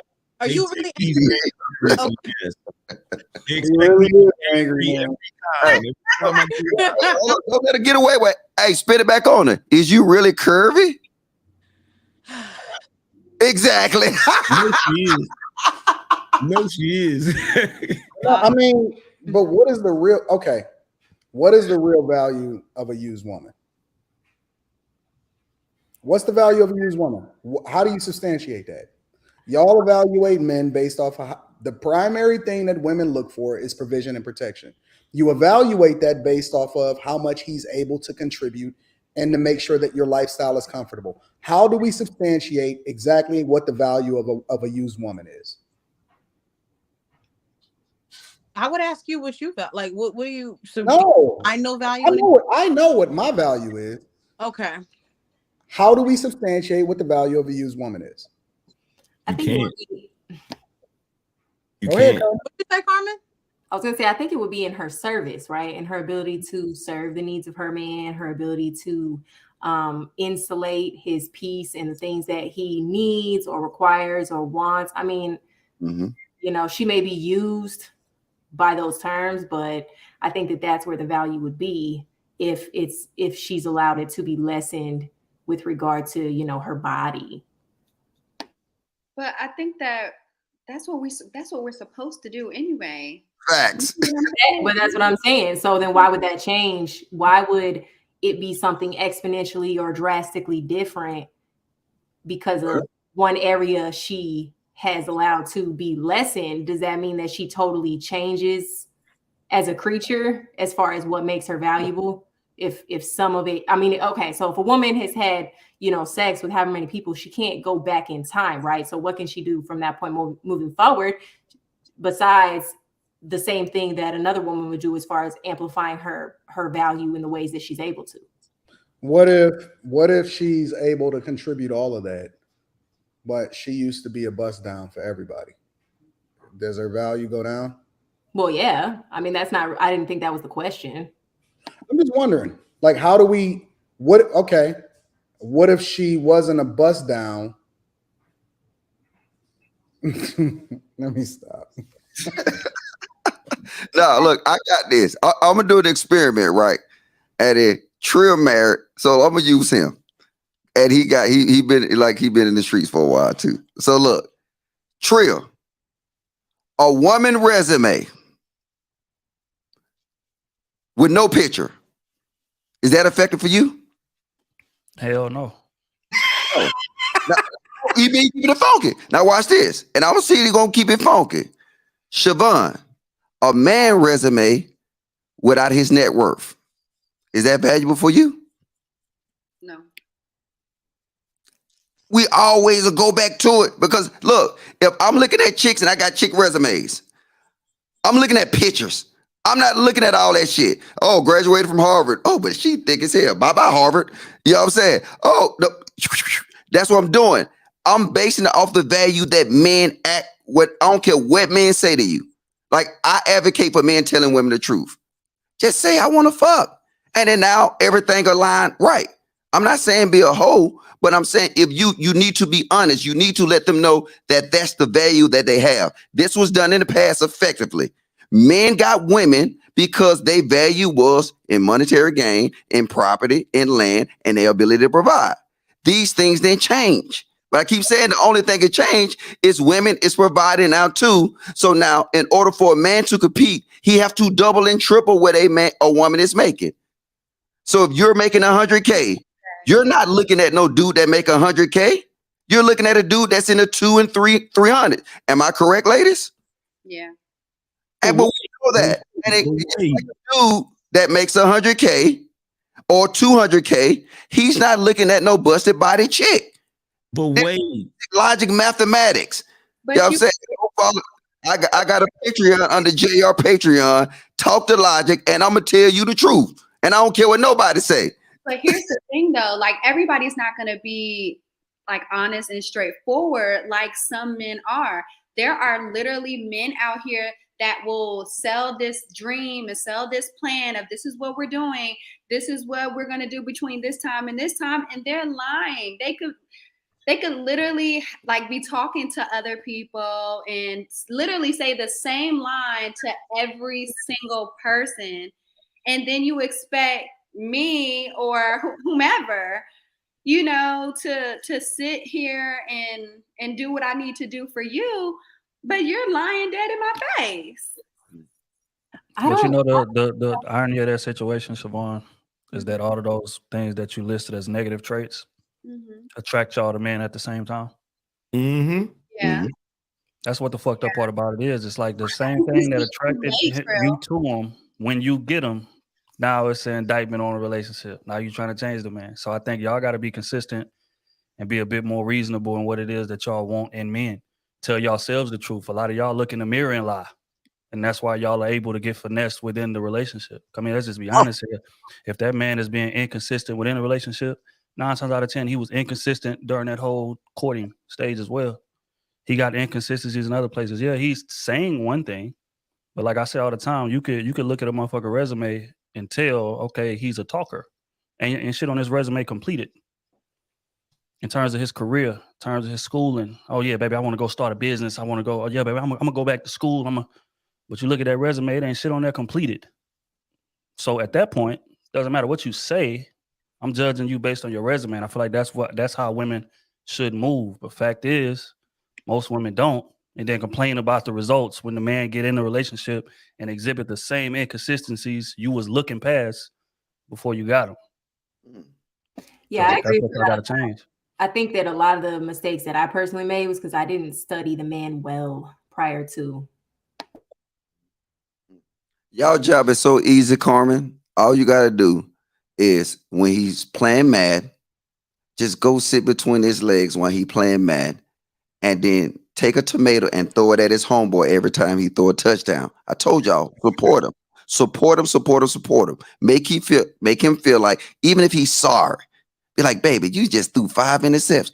You know what? The controller messed up. It got a little bit of syrup in it for when, whatever. Your job is to make him feel like he's on the top of the world, even when he's at his lowest. If you can effectively do that, and now you can provide, he chose you for a reason because he's attracted to you. Not it's the rest of that is it's all glue. It gonna come together. But if you put him first, like I keep saying, look, I used to tell everybody my woman tier list. Oh, logic, the woman tier list is so messed up. You know how to fix it, man? Oh, I don't care. Take the tier list and flip it upside down. The man on the bottom, put him on the top. By default, he will put you on the top. And then now you got the same outcome. Then both of y'all put each other on top. But now you get it from the other person. But all you have to do to be service, you have to service that man. And women don't understand it because it's service. What? He got a whip. And no, he's not doing that. You just make him feel like he's on the top of the world. The best relationship I had is this chick used to sit here and used to like antagonize my homeboys, and that used to motivate me. I used to be in there like, you know what? I can't let her see me get beat like this again. I used to be in there running the same routes. You know what I'm saying? That's when it first came out with the practice mode. So even though I knew she had invested, she had an interest in what I was doing, what I liked, what I made a little change off of, I used to sit in there for hours running the same route, trying to get the timing down, because now I knew she had invested interest in me. She serviced me, so I did my best to make sure that she saw me in the best light. And she used to love it. She used to love it. I don't know why women can't do that. It's easy. Because it's ego. There's a lot of ego, layers of ego and things on top of that for women. All right, y'all. We're gonna get to these super chats. I heard the likes are down. Make sure you guys hit the like button right now if you haven't already. Shout out to O'Shea. I see you in the chat, brother. Let's get to these super chats, Siobhan. You ready? Yeah. Oh, wait, man. Y'all hit that like button, chat ninjas, please.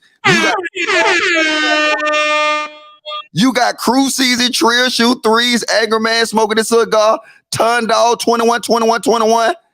Y'all, it's easy. And the beautiful ladies, hit the like button. It's free. And drop a 1 in the chat. All right,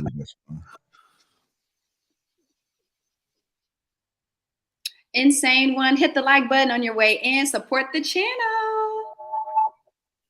Robin M 199, bring Kay and Kayla back. This is an echo chamber. Project Pat 199, let's get the likes up. Fatty, $10. Hey, Logic, does JR and Anton know you're blocking members that support the show for no reason other than your personal grudges on other channels? Why are you blocking me? Why are you blocking him? Well, I'm finna block him now. Let me see him again.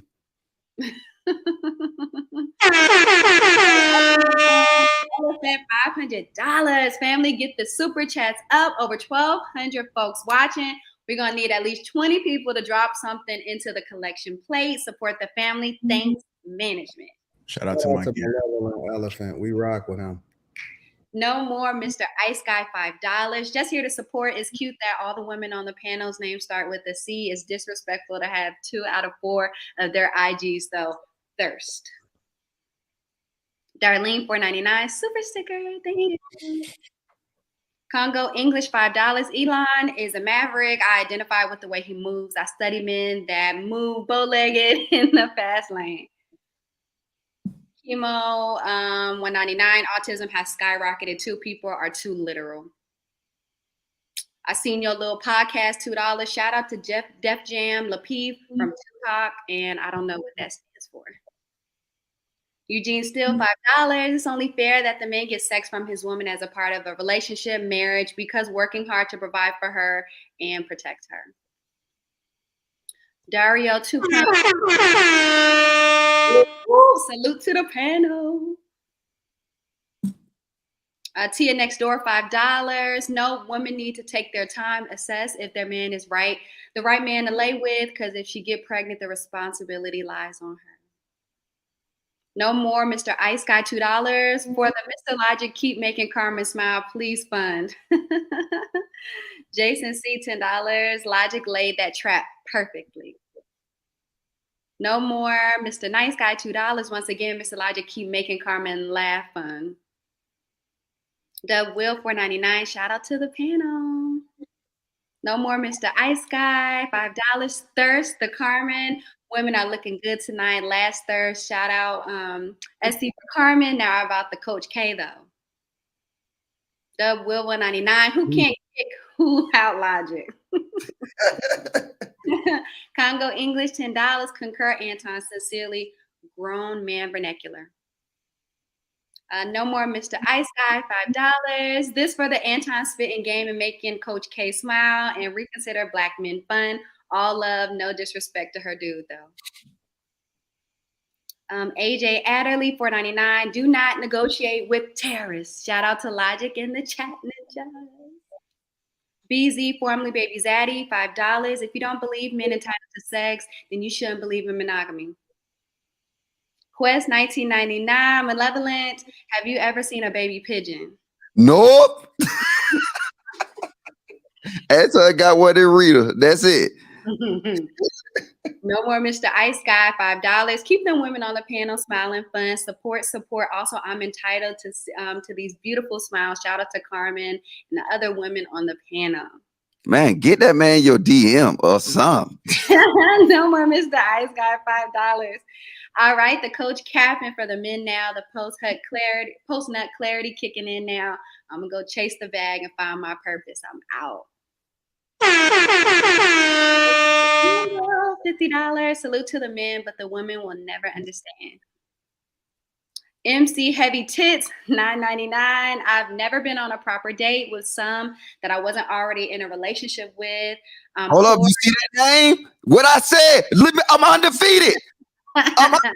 She's eating with where she knows she got value in. MC Heavy Tits.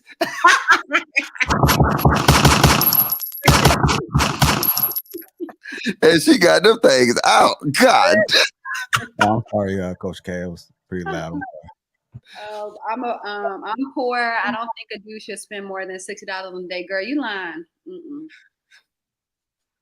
No more Mr. Ice Guy, $5. Dang, Carmen Smile, pull me back in. I came back to listen to this hot game. No ulterior motives. However, Siobhan. Look at his name, Ice Guy. You don't know what Ice Guy mean? Diamonds. I'm telling, I'm undefeated, man. I'm undefeated. I'm sorry, JR. Darrell, $1.99. Dick has no value. Dick has no value. It's free. Alpha Leisure's World. Average pussy equals $125 a night. Average dick equals $1.25 a night. Xavier Foster, bright box price up, value down, inflation, W for Anton. Miss S. Parker, $1.99. Negotiate. Do not lessen your value. Jackson, thanks for the content, Lapeef. Okay. Oh, chemo, $4.99. Reproductive value and personal value are different. A lot of women like to tie their relationship value into their personal worth to the world. Broccoli Brock, $5 for the collection plate. Rob, $20. The box is as valuable as the first time it was given away. If a woman gave it away the first time to her husband, it makes sense to ask for a husband. If she gave it away to the Pookie at the phone cannon party, well, that's it. Robin M, $1.99. This panel is so stale. Bring back the OGs. Nope. Goddamn terrorists. Brittany B, $5. Women may overlook the resume because they suck and they can't hold to the A standard because they don't have one they are living up to. Miss S. Parker, $1.99. 200 more likes to 1K. Let's go to work, chat. Get those likes up, y'all. Bonda, $4.99. Mr. Logic is on fire as usual. Trill on fire as usual. I typically understand and agree with you, gentlemen. Hey, y'all. Where's Q? Ricky Williams, CWT, $5. Broke dude contribution. Shout out to the fellas. Y'all cooking with that hot grease tonight. Hennessy and Hip Hop, $4.99. Anton looked like Steve Urkel after he got his riches. Just playing, bro. Another glance, $2. New name, but how do we know? Shelton Ward, $10. What's good, family? Yo, Logic. The price decreased when they got sexually liberated. Mr. DC Comics, $5. Shout out to the Angerman. Final Nation. The show was always lit with him.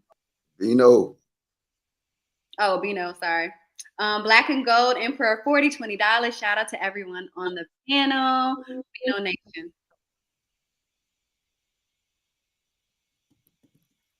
2 cents uncensored, $5. Please allow Siobhan to always read the super chat. Sis keeps that dope smile and articulates each one perfectly. Thank you, beautiful. I think that's all the super chat.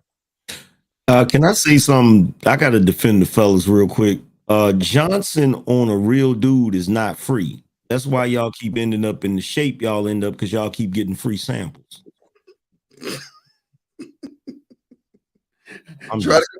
Try to convince niggas not to get free samples of dick.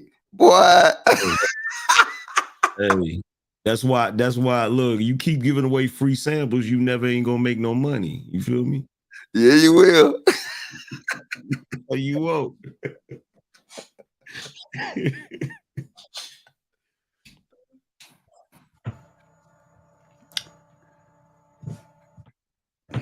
All right, y'all. Make sure you guys get the likes up. Also, make sure you subscribe to the channel.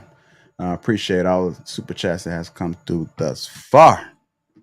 Hit the like button, man. How we looking on likes, chat? Anybody got that like count? We're at 1K. Just at 1K. We got 2K in the building. And only got 1K chat. So Everybody hit that like button. Hit that like button. I'm gonna say Anton. Everybody just keep talking crazy. Moving on to our next topic. Our next topic of the night. How y'all feel? Y'all good?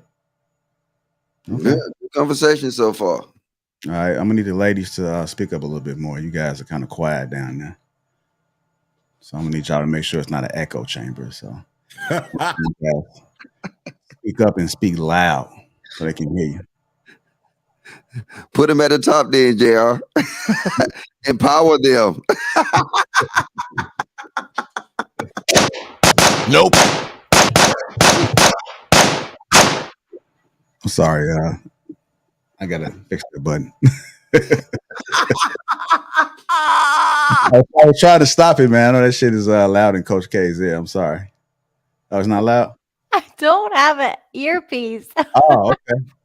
I didn't know what it was. My bad. Okay. No, you're good. All right, moving on to our next topic. I'm going to go ahead and play this clip for the context.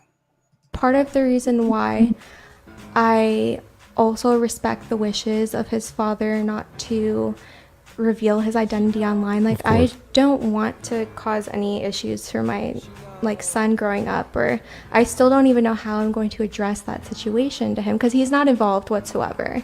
So the father? Yeah, he's not involved whatsoever. Zero.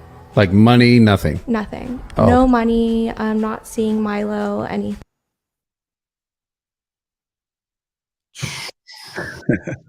All right, you guys seen the context of video. A former adult film star who had a baby with an anonymous NBA player says she will never reveal his identity despite the father not being involved physically and financially. That woman is a that woman is a straight up soldier, but you know that baby's daddy is a brother, right? we did the calculation. As soon as it said NBA star, we knew who it was. James Harden, Blake Griffin, or LeBron James. Oops. Man. I mean, did she sign something? Like, what's the content behind it? Because did she sign something? Does she just not want to know? Did he give her like this big lump sum and just say, "Hey, use this, and I'm not going to be involved"? Like, is he on the birth certificate? Like, what? Nah, she said that the player ain't gave her no money. She said she just keeping it G. She said he ain't donated nothing. He ain't came to see the kid. Ain't did nothing. And now she's juggling how she gonna handle it when the kid get older. But she don't want to expose him. Like that's it. And that's the part where I disagree with. I'm all for deadbeat shaming. That's just how I'm cut. Any nigga ain't taking care of his kids has zero respect in my eyes. That's just what it is. You ain't got to be with the mom or you whatever. Y'all situation is y'all situation. But me having a kid out in this world that I'm not raising is just something that I just cannot wrap my head around. So I think she need to, I understand what she's trying to do, but the kid gonna be hurt regardless. Because the kid, the daddy ain't in his life. We know what the stats is, how kids turn out when the daddy ain't in their life. So she trying to protect the kid while protecting the play. Man, fuck that. We deadbeat shaming. And she should be doing the same. I'm calling cap because I think that the reason why she don't want to reveal the identity is because it probably was a gangbang and she don't know the identity. That's what I was thinking. Like, that's a possibility. You know what I'm saying? Because I'm like, an NBA player and you don't want no money? Mm-hmm. She don't know. That's what I got to say. This 2022, we not in Wakanda. We in reality. But if she didn't know, why wouldn't she just go to court, do DNA testing and all that? I'm not saying she should, but that's so easy to do now. Like, and that will put him on blast, eventually. She already is. Is that saving her any type of face? Yeah, but just think about the odds of it. Like, come on now. This is a modern woman, right? And we can tell she's modern because she says she don't care, but you went on somebody's podcast. So you do care. Yeah. She just don't know. And then the thing is, the person who she probably want the daddy to be is the NBA player. The guy who is probably Jay Prince. So it's like, oh, so you're saying like it's not even an NBA player, probably. come on, I mean, let's be honest, Carmen. If you had an NBA player, baby, right? He's stonewalling you, right? He telling you blase, whatever.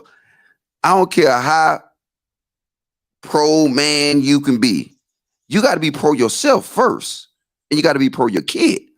Yeah, I don't know though. I mean, I always do tend to question, like, I just feel like most men naturally aren't that way as far as abandoning their children. So generally, I do wonder what the actual dynamic is like for her to present it as such.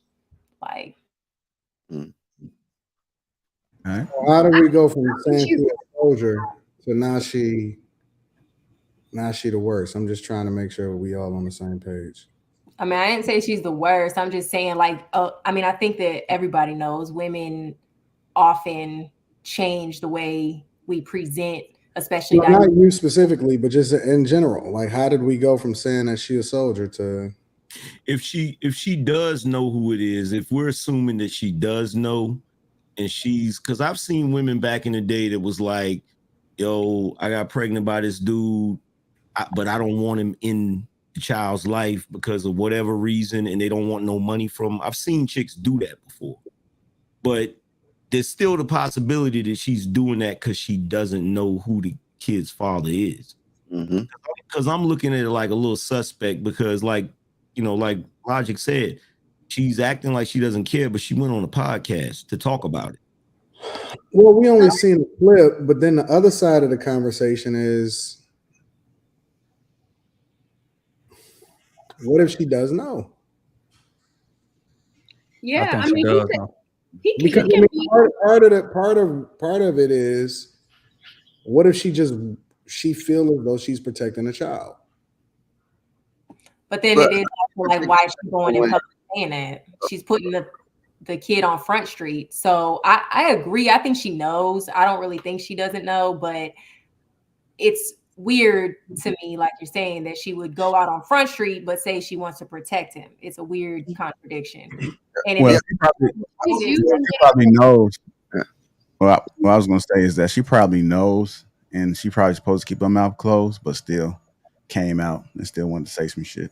I was going to say too, I think she's sort of trying to draw him out.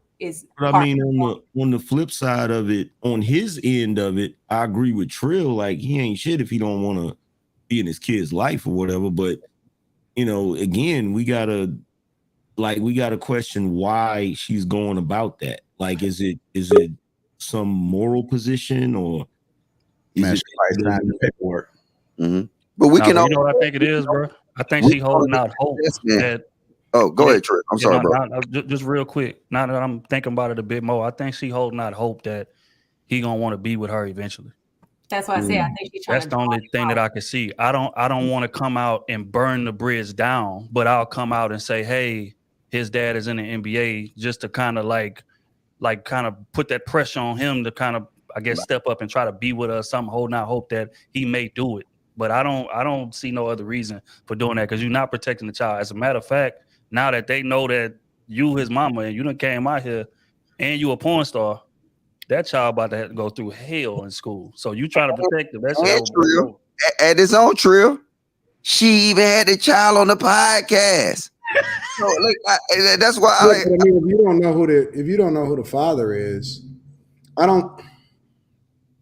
No, I'm saying, Anton, you try to harbor her now. Because look, nothing. I'm looking at it entirely just based off of what we know, right? Like, we have to make the assumption that she know who the kid father is, right? We assume it. We're not saying that we know, not for sure. Like, but we assuming that we know who the father is, right? I mean, at what point do we also? Because I was Rich Trill when he, you know what I'm saying, in the very first statement. At what point do we also hold accountable to a dude that is out here busting down chicks? This is what we do, though, Anton. We can only go by the information that's provided. The information provided is she stepped on herself in her whole initial statement. She's going on a podcast, first saying that she's a ex-porn star. I want to know she was ex-porn star. I could probably walk. Now if I see her, I was like, look at that porn star with a baby. So her whole message, she's stepping on her own tongue by saying she's trying to protect the child. If you want to be honest. No. She I don't know if she said that she was. Which one is more detrimental to a child? Your mom being a porn star that go on a podcast saying that she's not trying to whatever with the dad or whatever, the dad's not in her life, he don't care about the child, or they finding out that it's Blake Griffin or Kevin Durant. Which one is more detrimental to that child? Probably her being a porn star. Well, and going on that podcast. So she did. That's not the question, right? We're not arguing whether or not she a piece of shit. What? I mean, let's be real. That's not what that's understood. Right? Nobody is arguing that. Like nobody is debating on her behalf as to whether or not she's the sanctity or the ideal woman. That's not what we're talking about. We're talking about the whole idea of the fact that she ain't said nothing when we know that the majority of the women is either going to clout chase to get more visibility that come along with saying that, yo, this is the father of the, you know what I'm saying? The father of the kid. And the fact that, or not the fact, but the idea that she ain't like she getting no bag for it either. No, Anton, she will. Look, Charleston White gonna be with her. She gonna be on your couch in 3 months. I promise you. She gonna be in your creative space in 3 months.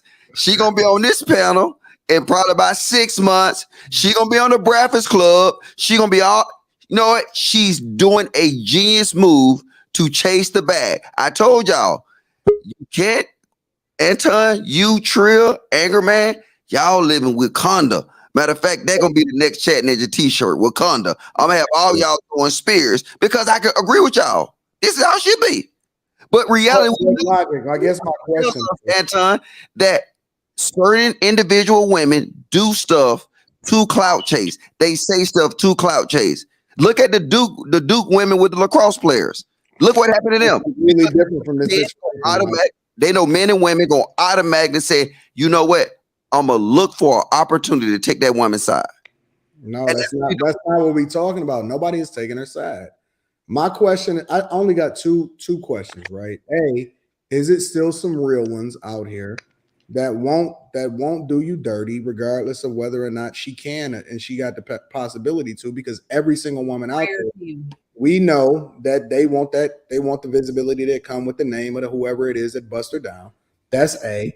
And then B, how come the conversation is not equal across the board, and that we also hold the dude accountable for busting down the porn star, having a kid with the porn star, and then because we always say that women is responsible for whatever it is that goes on in the community, because you know what I'm saying, they the ones that sleep with these pookies or whatever, so on and so forth. But at the same time, this dude is over here skeeting off in a chick that's a porn star. Yeah, he ain't bruh is lower than nothing. Like he's an NBA star going raw in a porn star. Like that's See, we condemning men based off of the possibility. If she's lying, we just got up in here because she told us absolutely nothing. We don't. I'll give you an example. We're still condemning a man. No. I'll give you an example. I'll give you a perfect example. I'm sorry, Siobhan. I'll give you a perfect example, Logic. Hey, Anton, hold on real quick. Drake Anton. Off and had a whole kid with a chick that was for the streets. Nobody said nothing. Who? Drake bust off and had a kid with a whole chick that was for the streets, and nobody said nothing. Nobody at all. Why? Because he's light skinned. No. Why? Is it because they're a star? I'm just wondering. Well, I think it has to do with his brand, like the way he brings himself. No, I think with Drake, the reason why he didn't get a lot of backlash is because everybody already views him as a simp. So it's like, I mean, at first they was like, oh, Drake hiding the baby, you know, and they was talking about it, but then they let it go. So, but see, I think, you know, also I think people didn't really trip on it also because it's understandable in terms of them smashing the porn star raw. I think most dudes with money, let's just be honest here, and it's another piece of context that I feel like we're not adding to this. It's a good chance that she got her own bag already. Porn stars make legit money, especially if you're at the top of that totem pole. So it may not even be about the bag per se, but you know, a lot of dudes literally grew up watching these porn stars. So to us, we looking at her like, oh, she's just a porn star. But to him, he might have grew up, you know what I mean, looking at her online and shit. Oh, damn, now I got an opportunity to smash?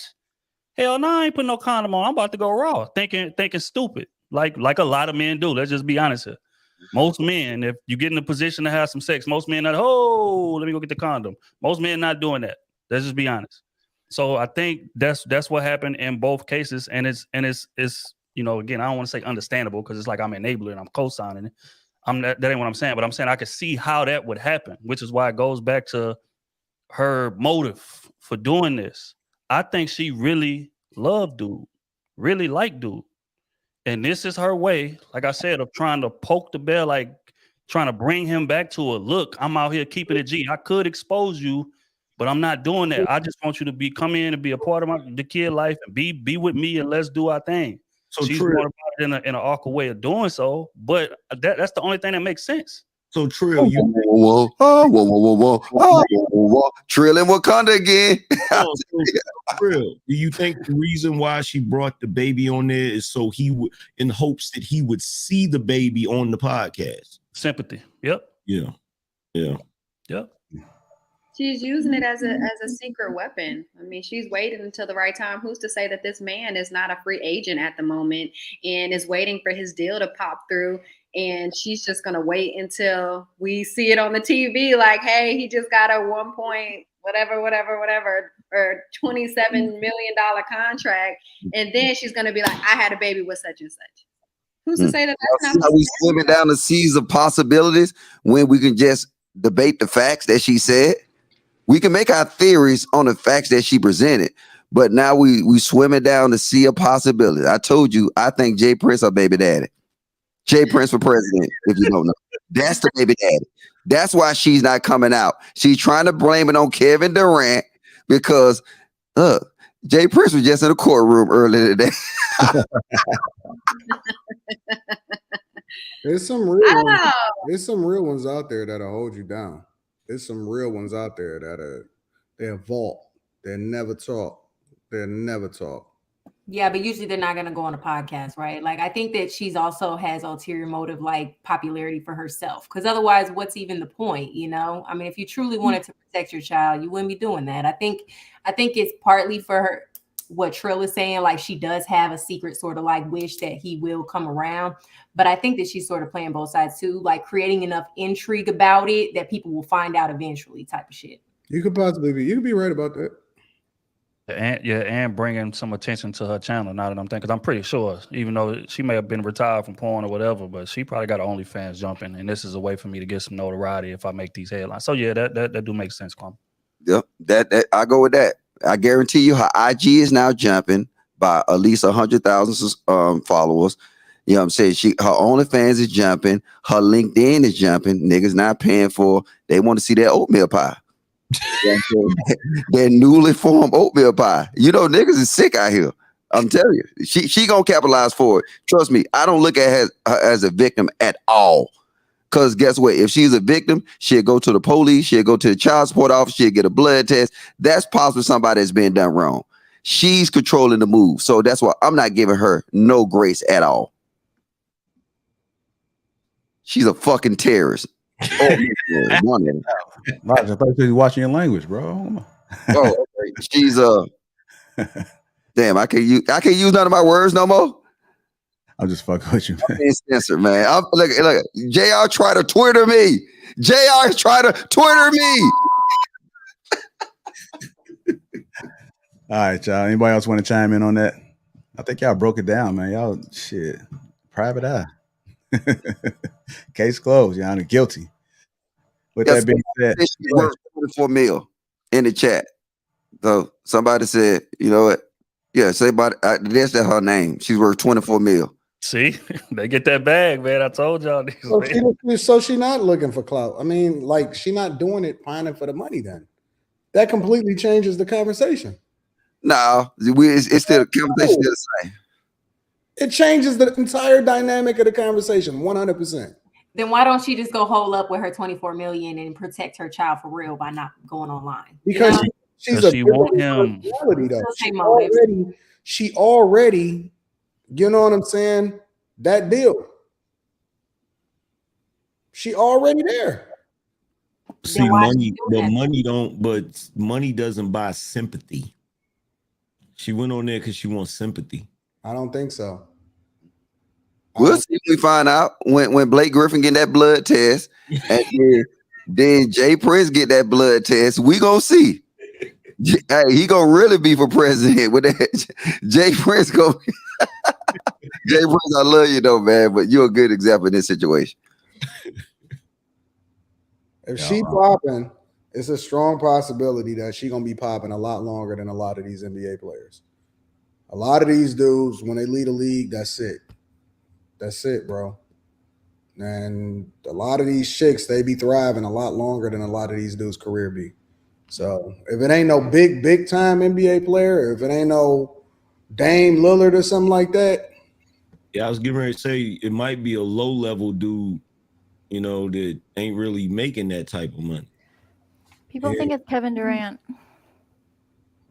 Oh, it's Kevin Durant? That's what fans are speculating. Because it ain't hard to figure out. I'm pretty sure he took out the E. They gonna have pictures. Pictures gonna be leaked. That ain't Kevin Durant's kid. Did you see that baby's hair? Thanks. They said something about the baby being or the dad being a Libra. Freaking zodiac sign, I swear. Yeah, he's the only one. All right, but you see, Coach K, do you see the rabbit hole that we ran down? And then because of we going based off assumptions, because of her lack of information and her initial statement, like I said, she did what she said she didn't want to do.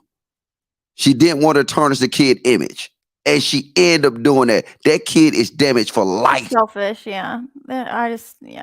That kid was damaged for life long before this interview. Go ahead, JR. Let's keep it deep, man. All right, if you guys haven't already hit that like button, also make sure you subscribe to the channel. Subscribe to the channel. And shout out to Jay Prince, man. Shout out to Jay Prince. Oh my God. bro.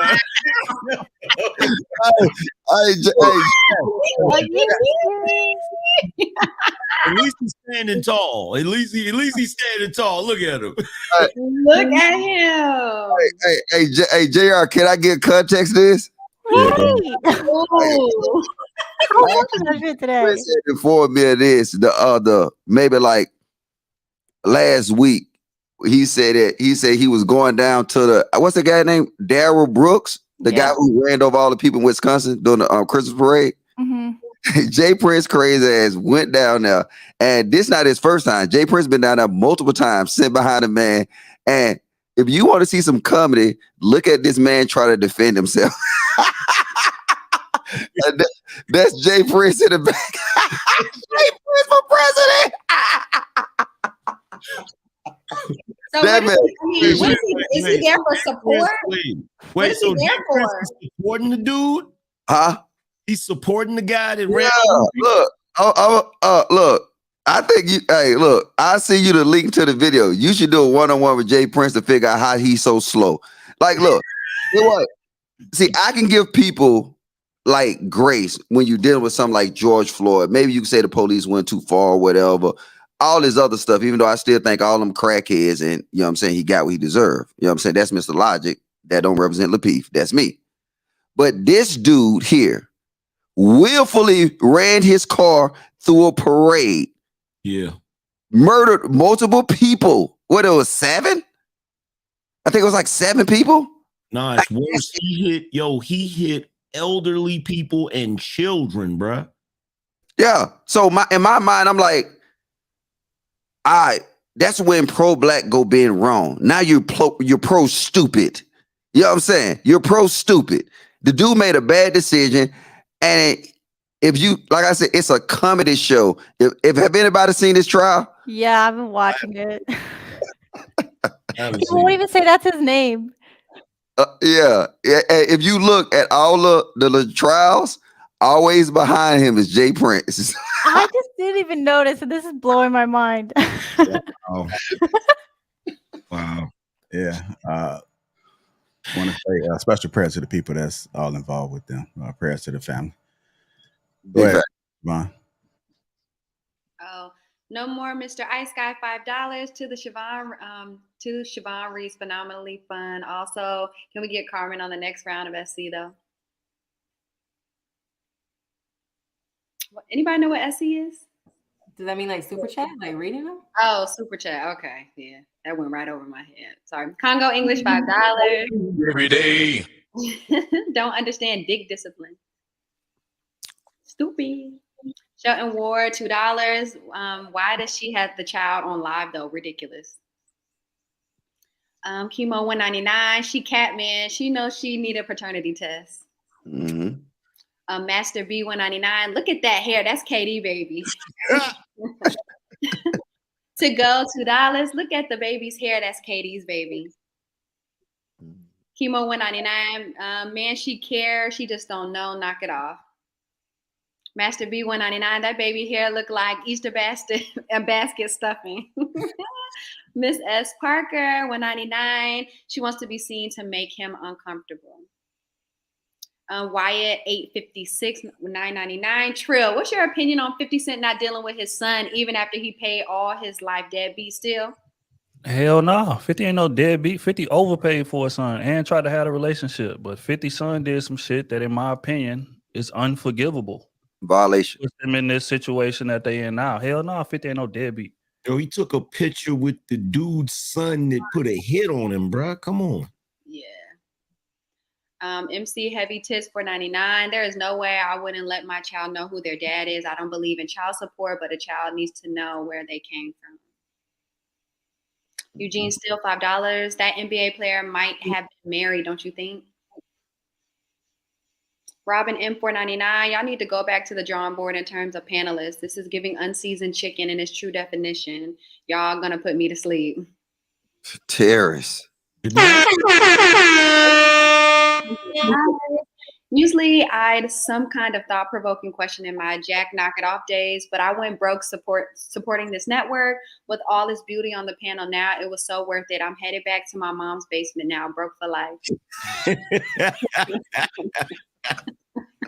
King Rock $4.99. Tons of complaint when K&K were here. Now that the panel is peaceful, people want them back. Some of y'all love chaos in your lives. Enjoy this space. Peace. Peace. Trucker Yale $5. Kirby for life and Carmen. Would y'all like to be my third and fourth wife? Christopher J $4.99. She's on goofy time. If she doesn't want assistance, why does the public know about this? The NBA dude is an effing bum and she is corny. Trucker Yale $2. I meant, would y'all like to be my third and fourth wife? I got you. What's this? Sanicia Arnold $2. Rest your throat, fatty. Third Chai 87 $5. To correct Trill, not all Peace stars get the money. Only few like Gianna Michaels and Mia Khalifa get paid. But the lady is probably looking for sympathy. You ain't correct me, bro. I said that. What is she talking about? I said especially if she's elite, she get to the bag. Y'all niggas don't listen. Go ahead. Congo English $10. Trill concur. Mm-hmm. No more Mr. Ice Guy $5. Pound, get a DNA test.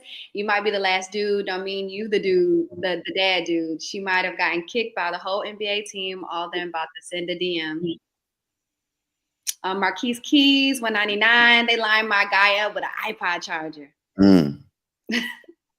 Master P B $1.99. He going to jail. Tell JP move around. That is undefeated. Man, y'all fast, boy. Man, where y'all get that picture from, Jay? How y'all get that shit so fast, dog? It looks like it's a snippet from the video. Yeah, he was on the video. I can show you. I got the video.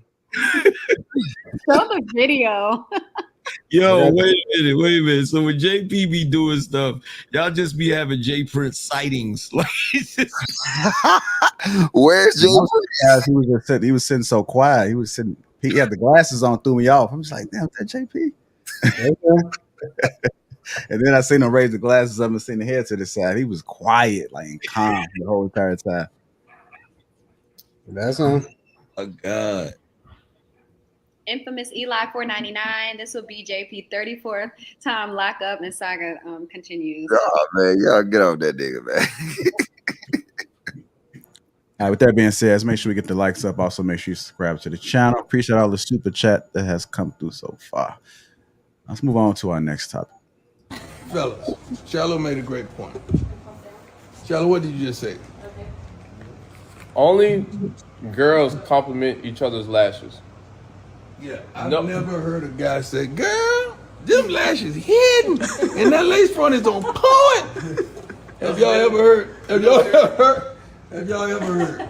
If I heard Shallow say that, I'd be like, hey, what's up with you, bro? Just let me know in the comments, just because, our beautiful, wonderful trainers are doing a wonderful job, and they are the queen of lashes. And I just want to know, just for their sake, because we're trying to help them and guide them and lead them. Have any guy ever said, "Girl, them lashes on point"? Guys do not care about that, bro. All I got is a 16, 18 millimeter. But y'all want 25 millimeter. Only millimeter we know is a handgun, and that's not right. We don't know about the 16 or 18. If we're going to talk about the lashes, might as well talk about the BBL. Exactly. That's different. All right. I just told a chick this. I told 3 chicks this within the last week. Ain't no dude checking for them lashes, man. Lashes or no lashes. We know them because they there, because they just stand out. It's like big black shit, and just looking like, what's the purpose of that shit, bro? Like look at Curse Life. I'm saying Curse Life, you beautiful though, but like, no, I was just about to jump in. I wear lashes, but I could take them off. I posted a picture last night without no lashes, but lashes are just an enhancement. It's not like, it's not a necessity. It's not something that you have to have. Like, it's not make or break. But if you want to go out, it's the full package. It's just extra. Like, but man don't care. Okay, go ahead, Angry Man. Bro, you don't know the history of those? No, please enlighten me. Yo, a French woman back in the day, like I think in the late 1800s, early 1900s, came up with that because she was a lady of the night. She did that to keep the skeet out of her eyes. You lie. You for real? Look it up. Look it up. If That's true. That's what your eyebrows are for. Look it up. If I'm lying, I'm flying. Yeah, man. I'm gonna have to disagree with y'all, man. I ain't gonna lie, man. I noticed that shit, but I mean, I didn't notice it until a woman put me on to it. But when she did, now I'm looking, because it's a noticeable difference. When she got the eyelashes on, I ain't talking about the egregious ones that look like motherfucking wings flapping. I ain't talking about those. I'm talking about the decent ones. Like, it definitely adds some shit to her face. It makes her look prettier with them motherfuckers on. Yeah, I ain't gonna sit there and cap. It's like any enhancement, like a bad boob job. Hey, Logic. Hey, 1882, London prostitute Gerda Hurdle invented it for that purpose. I'm seeing this. Yeah. Crazy, right? It's crazy, right? You know what? I'm gonna tell you something about that though. A lot of times women will start doing things as trends that they don't know where it came from. Like I seen my niece, like you remember back when the girls would get their nails painted, but the ring finger, they would paint it a different color. And I told her, I said, yo, do you know what that means? Like women that used to get abused would do that to signal to people that they was being abused, so they didn't have to say anything. You feel what I'm saying? Like, it's a bunch of trends that women do, and they don't even know the history. I'm about to look up, guys. Hold on. What she said? I'm about to look up the trends that guys do too. Oh wow. Go for it. Oh, Yes, Coach. But what I was gonna say is, I think, well, they want some drama, right? No, I was kidding. But I think it's like any enhancement, you know. And I was actually thinking of this while I was getting ready for the show, and that's why I got glammed up, because this is a big deal. It's, you know, the Lapeef Network. So, I'm not changing what I actually look like, you know, because people are giving me, you know, crap in the chat, whatever. It's fine. But so there's a way to overdo it and change, you know, your entire appearance. But also too, there, you know, there are women who can't even leave the house without, you know, mascara on, and you can tell because it's like, oh my God, you are not wearing makeup today, and I can tell because you look weird. But it's like there's just a way to do it, you know.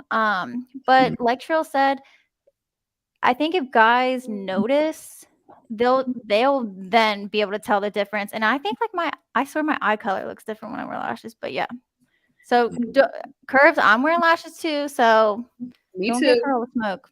Me Yeah, too. Antoine. Yeah, then there's different levels to lashes. There's the small ones. There's the that you men would never even notice because they're so thin, they look natural. And there's the thick, dramatic ones that like I have on. But I'm not afraid. I would rip these off right now because it's not it's just an enhancement. It's not something that we need. And I get that men probably don't give a damn. You know what I'm saying? If she got the cheeks, y'all probably hit regardless. You know what I mean? So what the hell is lashes? Is it an enhancement? See, because I like what Coach K was going to do, and I wish she would have did, because she would have. You should come at the men, because what men do is men do enhancement, women do modifications. They modify that. No, look, like okay, you got a C cup, right? You know what I'm saying? Your shit start falling, get another C cup, right? They get F's, right? Them like serious modifications. They butts, you know what I'm saying? Somebody said on the last show they look like the little ant people, right? And that's really what happened. And I don't think, like they said, men run around and they get their hairline modified and stuff like that. That's enhancement. They it's something that already exists. They do that. They're not getting nothing that don't exist. Like if like I said, men start running around here, black men start running around here with Brad Pitt hair weaves, right? Then y'all have an argument. I would be on y'all side. I totally agree with y'all. I would say if men would start to get like enlarged penises, but they do. So they can fake muscle. But they get clowned for all of that. When the dudes get the hair pieces and stuff like that, you go look at the comment section of that video. Women be roasting them, going in.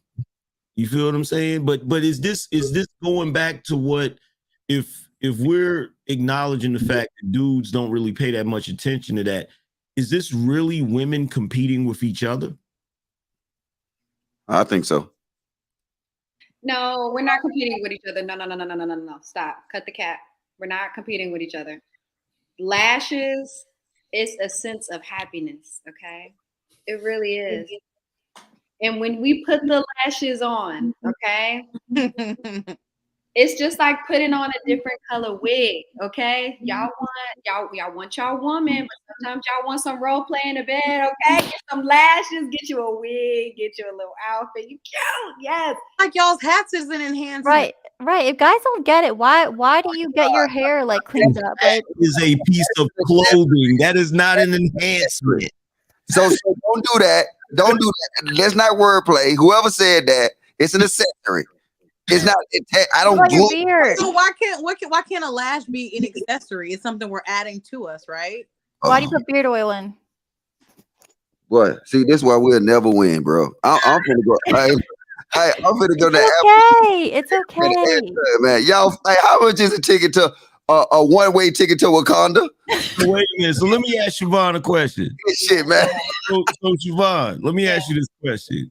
You said lashes was happiness, right? Yes.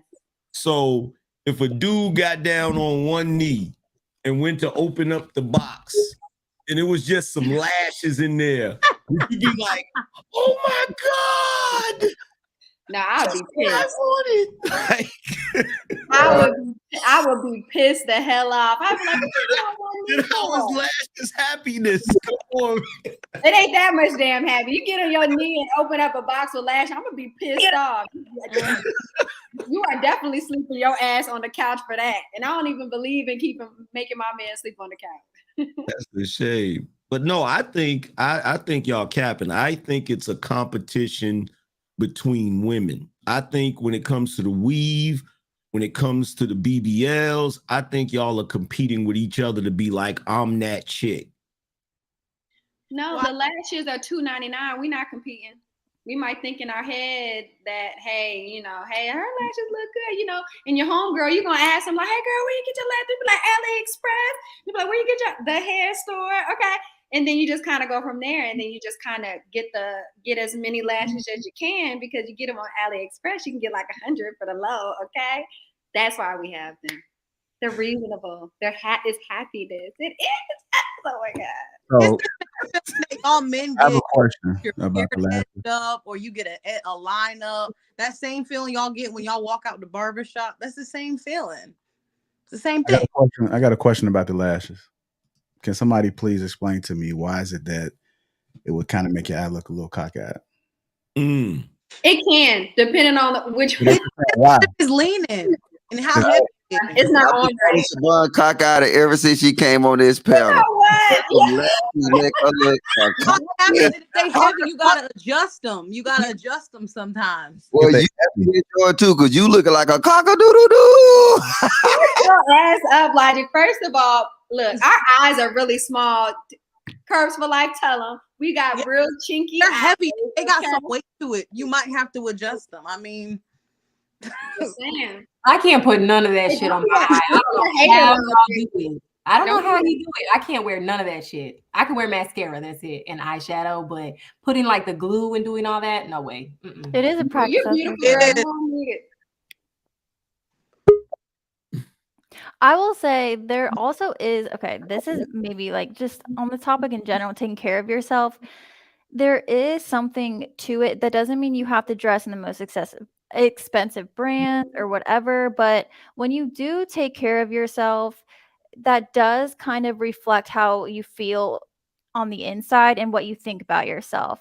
You know, because some people will dress like trash because they want to lose weight or whatever, but then you feel worse too when you're, you know, dressing in baggy clothes. Like and I think there is, I mean, I'm sure Kevin Samuels talks about this, and there's, you know, style coaches or whatever, but you do feel different when you're not hiding and when you're wearing clothes that fit you, and all that. So maybe I'm taking this like way, you know, the other direction, but at the same time, women, we do things because of the way that we feel and how we want to show up, if that makes sense.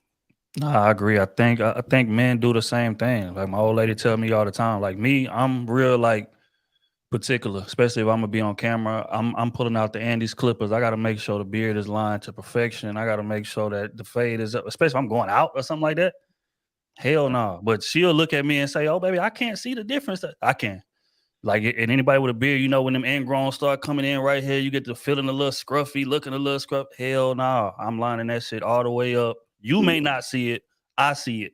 And I think it's the same thing with women in regards to lashes. Because like I said, before like my girl put me on to the game, I was just like, I don't notice that shit. But now you done showed me. Now I'm looking at it. Nah. So when you take the motherfuckers out, like you got like naked motherfucking eyeballs and shit like that, like you can see the difference. Then she put them on, and now her face look a little more full, like it bring out a little flash in the eye a little bit. And I'm like, well, damn, I never noticed that shit until now. Okay. Hey, somebody in the chat said they'll send a $500 super chat if the ladies take their lashes off right now. But I doubt that'll happen. I'll do it. Send it to my Cash App. No, no, I mean, I'll take them off. I don't care. No, I mean, look, besides that, it's not a dramatic change. I think if y'all take them lashes off right now, won't nobody say, oh shit, she looking basic. You know what I'm saying? No, I mean, I think y'all are still the same to me. I don't know, Logic. Hey, I'm gonna be honest. Like, I thought the same thing until they actually I seen it without it. Not them on the panel, but I seen it one before, and I was just like, yeah, Logic, you don't want to do that. Come out looking like Danny Glover, bro. Oh, I saw Curls for Life in Atlanta with no lashes on.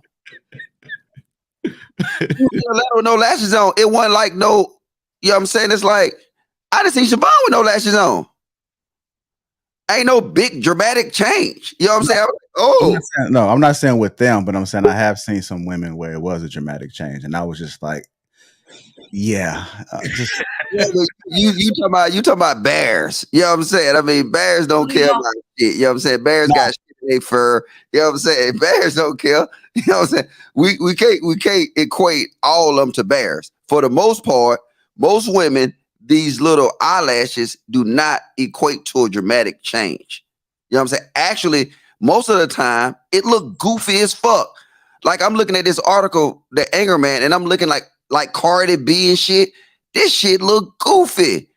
I'm serious. It look goofy. Her eyelash is reaching her forehead. This is insane. Now, is that still an enhancement? Curse for life? But do y'all? There's different lengths. There's different and it depends on how crazy a woman want to go. It can get to like a drag queen type level where they're just OD long. But I mean, yep. And y'all get mad when y'all get mad that men say y'all look so similar to Trend. Cause they the one that the drag queens, they the ones that do that dramatic shit. And we looking and we be looking like, I think on this live stream, we was looking at the Tiger video and the other rapper that was dressing like drag queens. I don't know his name. Supposed to be a gangster. They was in a Ferrari. And you had to take a second look to just see, is that a dude or a chick? Because we can't tell no more. The more y'all add these enhancements to y'all, the more somebody can easily look like y'all. No, but I think y'all be really mad that somebody that came to your house or something, they just left their lashes somewhere. Because a woman is gonna break your house in if she's comfortable enough to lay her lash Siobhan, no, we can't. This is too far. We can't be doing that. I can't be leaving caterpillars on people's sinks and stuff, man. Mistaken for Logic's roaches. What happened? Well, let me ask this question though. Y'all, the women that do that, all the enhancements, all of that, when you go out without it, do you feel naked without it? Does it take away from your confidence level? It doesn't take away from the confidence, but I do feel naked. No. I think for most women it does. Like speaking as an observer, because I don't do all that. Like I think that most women that say it doesn't affect that are lying. I think that's why they do it, because it makes them feel so much different. I would say it's like I'm at a base, for example, I'm at a base level of confidence. And then when I put, lashes on or, do eyeshadow, it puts me above that confidence level where I'm like, okay, a little glam, whatever. But I'm still coasting without it. I'm still coasting at a confident level. Why would, I'm a coach. Why would I not, why would I not manage that? Because the confidence is up to me. But I think, like Carmen said, for probably a lot of women, they have to have it or they won't go out or something like that. And that's unhealthy. Yeah, I'm just giving you. Go ahead. I was gonna say, I'm just gonna give you ladies some advice. I mean, the more natural it looks, the better the guys like it. So just make sure it's not too much. Sometimes too much is just too loud, and some men don't want to walk out in public with all that loud shit. Now, if you role playing or something like that in the bedroom, it might be a different story. But other than that, yeah. Man, ain't nobody role playing, bro. Except for you, right, Ty? We do role play, but these chicks is not role playing. You know what role playing is for them? When they don't have it on. Be like,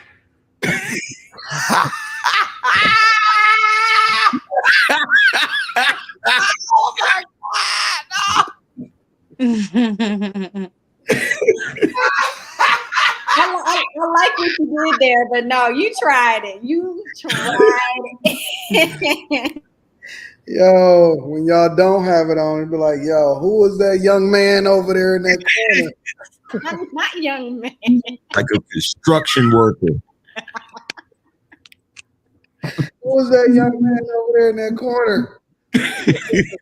Somebody call the police. I hate this for us so much. I hate this.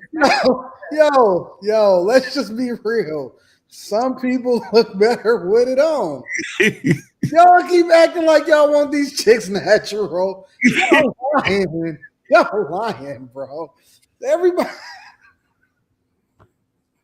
All of us are natural down here. I don't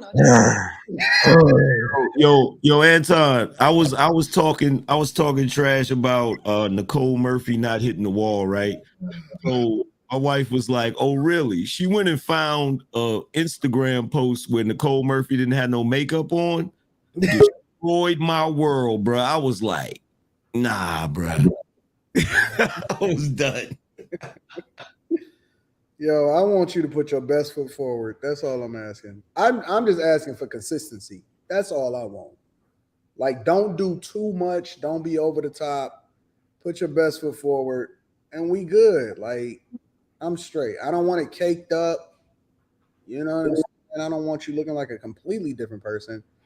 You know, just do a couple little things here and there, yo. Like, listen, tomorrow when I get my lineup, I'm getting my beard, I'm getting my junk dyed, I'm getting all of that. I ain't gonna see no gray, none of that. Like, I'm just gonna keep it 100. Like, that's just the way it is. Shit, I'm about to cut the beard off tomorrow. Yeah, right. What? Don't do that. What? But I mean, seriously, like, small little, just be consistent and don't be looking crazy with it. And I'm good. I'm straight. I ain't tripping off that. I'm gonna shave my beard off and go get baptized. So No, don't do it. My vote is no. it's a whole new me. If you guys just tuned in, welcome to Lapeef Let's Talk. Make sure you get the likes up. Also, make sure you subscribe to the channel. Shout out to the sponsor, Teej Handling. Make sure you guys feel the Teej 30% off along with a free gift. That link is in the description. Yeah, I'm gonna shave the beard off, man. Go ahead and just get the goatee. I'm gonna take it back. That's how I used to wear it. I don't think all these men had beards before. I had mine for a little minute. My shit just curl up. It's actually pretty long, but that's how it used to be. Now, I had the goatee too, but I think, I don't know, nowadays, I didn't realize how much women like beards until now. Like, you know, because I considered it's a well-kept beard, though. Well-kept. Yeah. You got to take care of it. And a beard that connect. That's another issue. Now niggas walking around here with just pubic hairs on their face, spread out, spaces all in. Oh, y'all that shit off. My dog, Quest. Y'all better stop talking about my dog. No. Hey, Quest, I got you, man. Hey, but I'm gonna give y'all a gem because it all depends on where it's not connecting at. You got to let it grow. Some of the guys don't want to go through that stage where you got to let it fill in because their hair will cover over those little spots. And if it's too thin, because when I first started my shit was thin. I'm like, damn, this shit look weird as hell. I hate the motherfucking shit thin as hell, just come straight out like this. What the hell is that? You know, let that shit grow. If you can't get it up here and you got it down there, let it grow all the way down there. That way you can give it the illusion that it's a little bit more fuller. Mm-hmm. Make sure you watch your barber because your barber, I don't go to the barber because I ain't got no hair, but if you do go to the barber, make sure you watch your barber because your barber had the tendency to cut it the way he wanted to look. Uh-huh. So if you nod off and you fall asleep or something like that, you wake up like, bro, what happened, man? I don't know what he did. Mm-hmm. You're supposed to have that mirror right in your hand. Like, don't go up. Stay right. Keep it right there. Yeah. Because you then got a wolf though. You got to, if you're doing it, you got to go through certain stage. You got to go through like a wolf stage, like mine get more fuller now, so I don't get haircuts as often. So you know what I'm saying. But then I do is like, no, keep it high. You know what I'm saying, and keep it high. And then now my shit just start growing up high. And then even the little spots I had really start filling in. But yeah, you're right. It's about the barber though. But a lot of times guys just got to say, hey, look, you know what? I'm going to sit it out for a month. You know what I'm saying? Sit out for a month. You'll be surprised. Right. But the key is this, and I'm going to leave it at that because I know these women don't know shit what we're talking about right now. If you're trying to keep it nice and tight every single day, you're going to chase that line down. You're going to keep chasing it down. Mm-hmm. So I say line it up about once a week, about once a week. Just go ahead. I know if you want to just get the hair up the top, just tap that. But don't line it up every day because you're gonna chase it down. Mm-hmm. And so I had cut my beard off. I thought I lost some subscribers. I was like, what the fuck? Hey, when I cut my shit, like when I cut my shit, I ain't even I felt like I had to start losing subscribers over a beard. Okay. And you can't. Hey, look, this is the last lesson I got. You can't have a dry beard. You gotta treat it just like you treat your hair. Sugar curls, it works.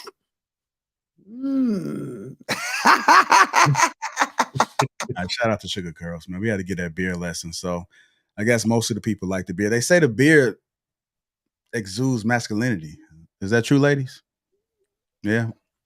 Would you say that a guy with a full beard it does it?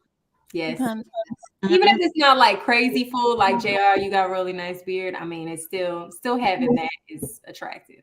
My man's the military, so there's gonna be no beards. I knew you was jealous down there, Coach K.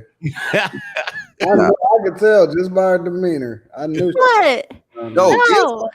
He'll as soon as he get out, because I did over 20 years. And as soon as I stopped shaving that, it just went boom. Because I always, the more I shave, because you had to shave every morning. And then once you get out of that phase of shaving, I think it took me 8 months to actually get to where Trill at now. Don't say this. I'm so used to him being clean shaven, but when during the it's gonna change your life. During the Modelo, that's what virus. He couldn't. I guess they didn't have drill for a while, so then he was growing a beard, but then he just had to cut it again, or shave it again. So he reserves National Guard. Yeah, he was Army 82nd. He part-time. He can do what he want to do. Yeah, but every month he's not gonna get to a beard. Oh yeah, you're right. Y'all do have money drills. You're right. Yeah. We'll see what happens. We're gonna move on for this from this beard talk, but I mean, most women that have men that don't have beards, they say they don't like it, but once they get it, then they be like, "Why you cut it?" So I guess you just got to go through the process, and it'll be all right. So once you get out the military, it'll be all right. Hit that like button. Also, make sure you subscribe to the channel. Let's go ahead and move on to our next topic of the night. Let's go ahead and try this. Let me bring this video up. Here we go. I would encourage men to find value outside of what they can provide monetarily. I would encourage men to know what is it that they need from women outside of physical benefits. Because you guys do such a great job at minimizing your needs, as women we were taught they weren't important. So y'all hold us accountable for not being supportive or not being loving or not being this or overlooking certain things, missing the fact that you taught us how to do it every time you said it's not a big deal. So you don't agree with happy wife, happy life? No, I don't. I think both people should be happy. I think we should both be happy. It doesn't make sense because she can be happy because you are just silencing everything that you need. And now you're miserable. There'll be a breaking point at some point. Right. And the breaking point comes out in sabotaging behavior. Yeah. That's going to cause damage to the relationship. All right. Yeah. I stopped listening when I saw that weave. I'm feeling funky. I tuned out. All right. Men have needs too. What are your thoughts about it, Anton? I see you shaking your head. I don't need you to be my everything. You know what I'm saying? Like, listen, when we go out, let's just say you go hooping or whatever, right? Like, you kick it with the homies about the stuff that you kick it with the homies about. Like, everybody serves a role and a purpose, and I don't need you to fill every single role. I'm not looking for you to fulfill me.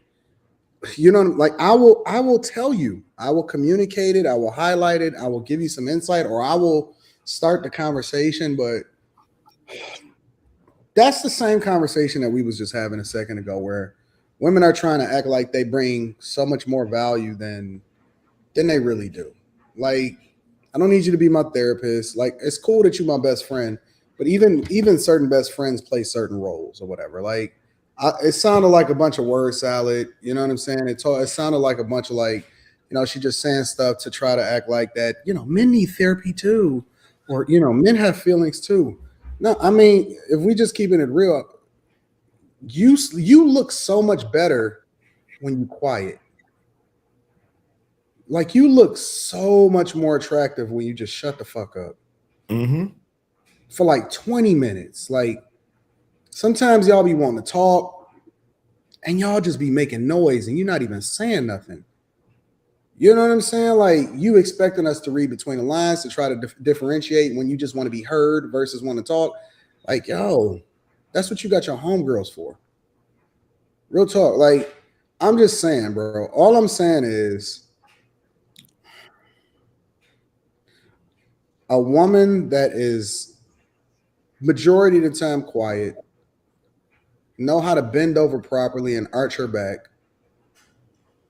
and then open her mouth when needed and take the whole thing, is more valuable than one that feels as though she needs to connect with you on a deeper level because your energy is so good.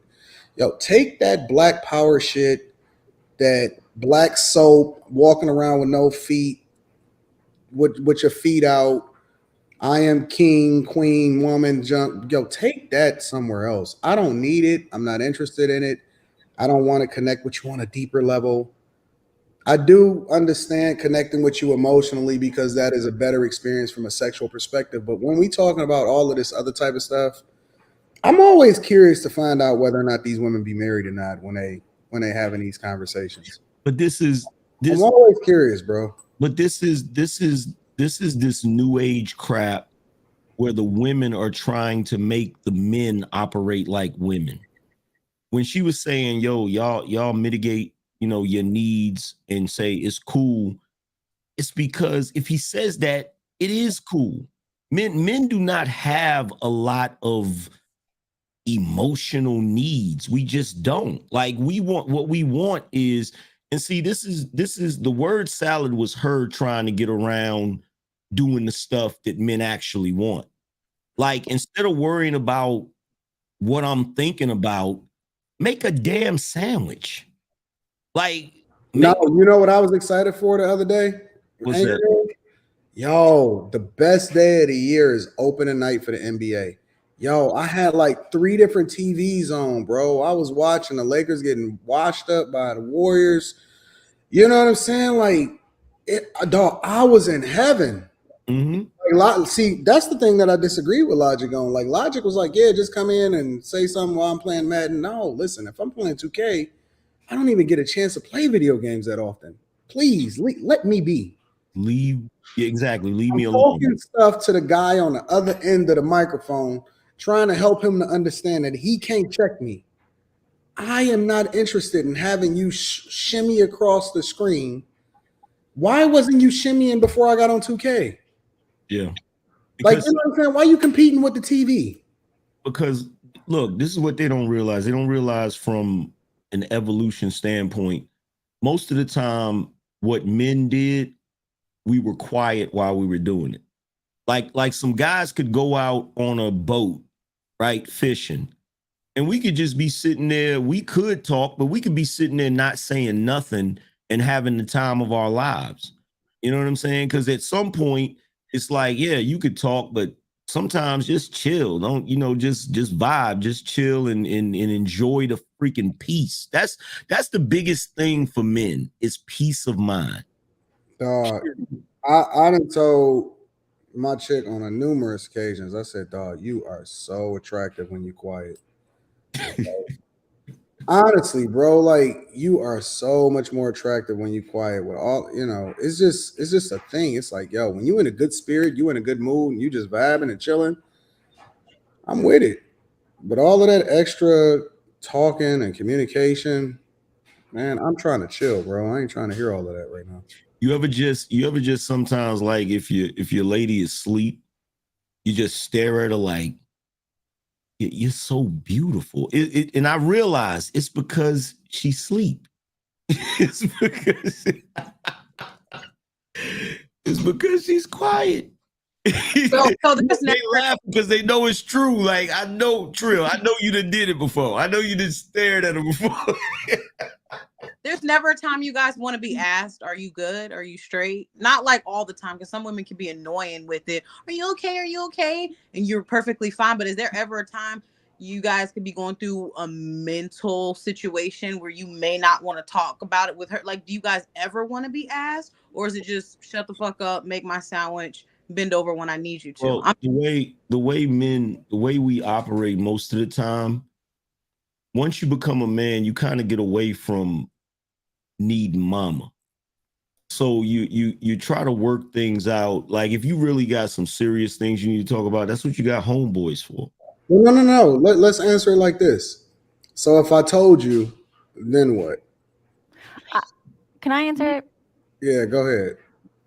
When I know something like happened, let's say rough day at work or whatever, I don't really ask him to talk about it because if he wants to, he will. I just like touch. I do like touch, whether it's just like, providing, like just letting him know, hey, I'm here, and if he, let's say, goes in the other room, I'll let him go in the other room. I don't pry, that's what I do. Perfect. Yeah.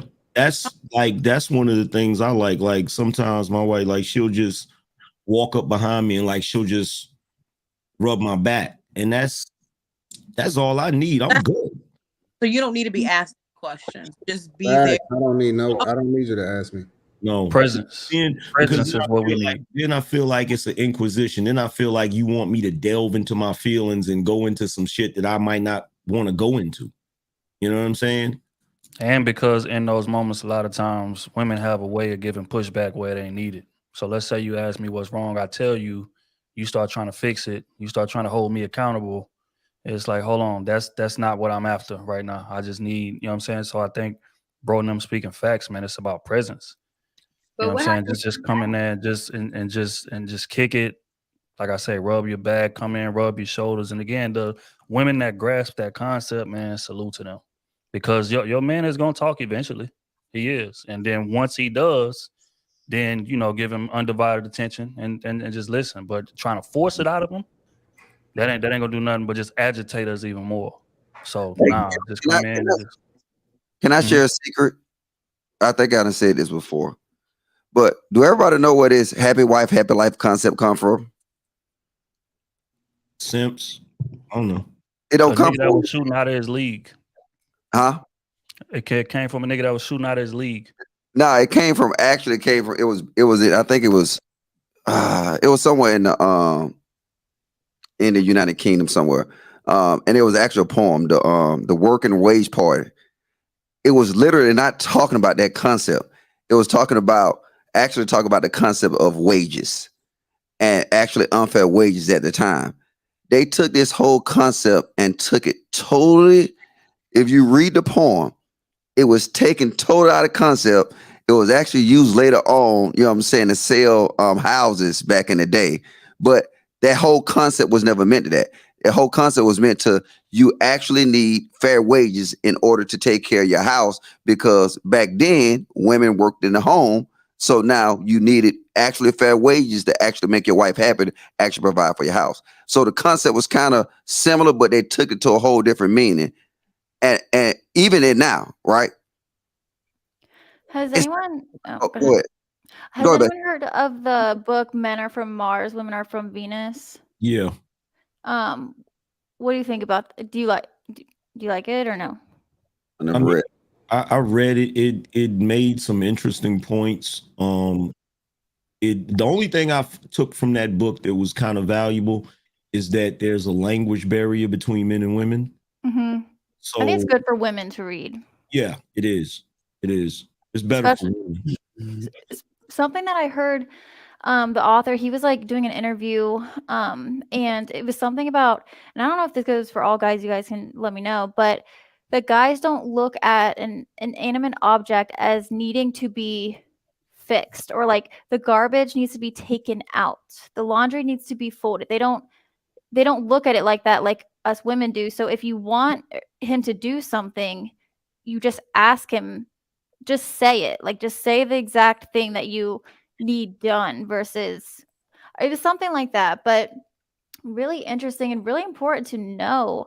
It's like if you learn these things, you can't lose. You're only it's go ahead. a good example of what that book was talking about when it talks about language barrier. Y'all remember the movie White Men Can't Jump, when the chick that Woody Harrelson, I keep forgetting her name, she kept telling him she was thirsty, but it meant something else, and he couldn't. He was like, I'm gonna go get you a glass of water, and she's like, that's not what I mean, and it's goofy, it's goofiness like that, where a woman will say something and she's not being direct, and she expects the guy to read her mind and know what it is that she wants. And that's what it was talking about when it talks about the language barrier between men and women. Yeah, because in that situation, she was talking about like just men want to just fix shit because that's how we wired. If we see a problem, our mind is automatically go to the solution. Even when y'all coming and trying to vent to us, like we may be nodding, but in our head is moving 100 miles an hour because we think about solving, we think about solutions. So in that scenario, was what she was talking about to Woody. You know, Woody wanted to go fix it. All right, bet. Let me go. Whoa. I don't want. Sometimes I don't want you to go fix it. I just want you to listen and empathize with me and say, baby, I too get thirsty sometimes. Yeah. You know what I'm saying? So I'm with Angry Man. I feel like I mean, come on, man. That's just a reach. If you want attention, you want me to empathize, just say that. You know what I'm saying? But just real quick to respond to that video, I think she was speaking more in terms of like men speaking on issues that they have problems with within a relationship. I feel like men set the standard to where we can't do it. I think that's what she was talking about by just saying, oh, you know what? I'm good. I don't need nothing. I'm good, whatever the case may be. But one thing that's super important to men is gratitude. But when you move like, oh, I ain't tripping, you know what I'm saying? Just whatever. I'm good, whatever. As long as everybody good, I'm good. Then she begins to move that way. And now we start developing low-key resentment because we feel like everything that we doing in this relationship, whether it be paying bills, whether it be taking care of the kids, taking care of the cars, taking care of the houses, making sure everything. Now we feel like all this effort we putting into this shit, you just taking for granted now. And that will burn a man, like burn that bridge between you and your man faster than anything on earth. He feel like there's no gratitude there. So I think what she's speaking to is that men got to set that standard. Stop acting like I'm just too machismo. I don't need shit. Because what you're doing is you programming your woman not to appreciate you properly. Yeah. So yeah. Yeah. Well, I think the things that men need the most, like you're saying, is appreciation, respect, and peace of mind. Because for me, if everybody in my household is straight, I'm straight. You know what I'm saying? I'm good. You feel me? I don't need no extra therapy or none of that. But don't they complicate this stuff though? Like, I mean, if you really look at it, you take a step back, these pretty simple concepts. But like we read these books and it complicate the fuck out of everything. Simple. Yeah. I mean, people ask me, like I said, ask me the key today. Pussy. Yep. Simple. Right? It's simple. That's a simple equation. And then now you'll have everybody, these books are stacked on it and complicated. Men are from Mars and women is from Venus. They must align at a certain time. No. This one is good though, Logic, because you it's know what? psychological. I'm gonna take your advice, and I was pushing it now, so I'm on Amazon. I'm pushing it. No, I'll send you this interview that you should watch with the author. It's really good. I didn't even read the damn book. drop the link in the back chat, because all the thing I'm saying is that. But I know what you mean. We know what's best, right? And we ignore like us and our instincts. So I can listen to people, you know what I'm saying? But what we got to realize is that with every book comes an agenda, right? You know what I'm saying? If Anger Man write a book, Anger Man, Red Pill, Anger Man, right? He got an agenda behind that book. And I'm not saying that I'm not shitting on Anger Man book because he got one coming out, but no. But I'm stating to the fact. If we have look at Anton, he had the flex. But look, if I write a book, right, I got an agenda behind my book. We don't really understand that. So like, it's good to sit here and go through it, but I don't look through books to actually, I guess I read books differently. I read books to really assess that person character that wrote the book. You know what I'm saying? I'm more intrigued in assessing that person character. I ain't gonna say to expose him, but I want to really know, like I do research before I read any book. Because I want to know who this person was, what he represent. So now, I'm telling you, find that author that wrote that Mars Venus books, right? Research him, not dox him. Research him. Research his life. Research everything. Now read that book again. You're going to have a totally different perspective of that book. See, Logic, you can't do that, Logic. Yes, bitch. Because you can't do that, Logic. Context to it. But when we read these books isolated of the person, we have no context to them. You see what I'm saying? The problem with the book, because I read the book, obviously. The problem with the book is that it's teaching men to negotiate with women. Yeah. Yeah. I'm not saying men to read it. Yeah. I There's say another women one. should. There's another one that's similar to it. It's called Why Men Don't Have a Clue and Women Need More Shoes. Very similar. Yeah. It's doing the same thing. It's trying to get guys. Like I said, the only thing that I took away from it is there is a language barrier, but it's only because women expect men to read their minds. Yeah. You know what I'm saying? I mean, think about it. This whole love language stuff really reprogram people to really think about and start to adopt a philosophy and put themselves in a box based off of what they think is communicated to them by the person that wrote the text, right? And so when you read this men are from Mars, women are from Venus thing, what it's doing is it's teaching men how to negotiate with women for what it is that they want. The reality is that if you teach men how to be proactive and set the standard prior to them getting in a relationship in the first place, then you'll start to put them in a position of power, right? A lot of guys lead themselves into things because they're too busy pining for and negotiating with women from the very beginning instead of setting the standard. And logic is right. Say what it is that you want from the very beginning, set the expectation, and do not make it too big. I had a conversation with somebody today and they said, yo, I said, what's been going on, fam? I ain't talked to you in 2 months. He said, yeah, man, I'm about to get married. I said, what does that mean? When you get married? 2024. I said, why so far? She said she wanted a destination wedding. I swear to God, bro. I promise you, that's exactly what he said. He said, she said she wanted a destination wedding. And he put his head down just like that. She said she wanted a destination wedding. I said, you done. You can forget it. It's over. It is over. Did you play taps for him? Let's go ahead and play the trumpet. And you know what the worst part about it? No matter how much I tried to give him insight on how you start off is how you have to continue, and it's a standard that you cannot keep up. He was not trying to hear it. He was listening, but he had already fallen into this dark space of negotiating and moving based off of the standards that she said, instead of aligning him, because she might not even be his person, right? Yeah.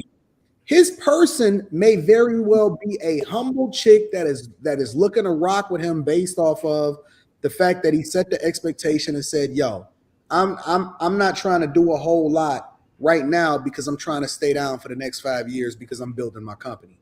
The chick that he with ain't checking for that. The chick that he with is with him because he led with these things that he can't sustain.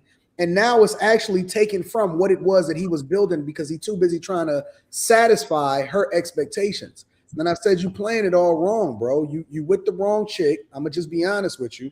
You with the wrong chick. You setting the standards too early to be too high that you cannot meet. And you taking resources away from what it is that you was building in the first place. I know, but you know. I'm like, all right, cool. Just don't say that I didn't tell you. But, you know, what do I know, bro? What do I know? Right, that'd be the thing, bro. Like the wild part about it, Anton, a lot of them don't even negotiate. They just fold. Just fold. Whatever her demands is, because you know why?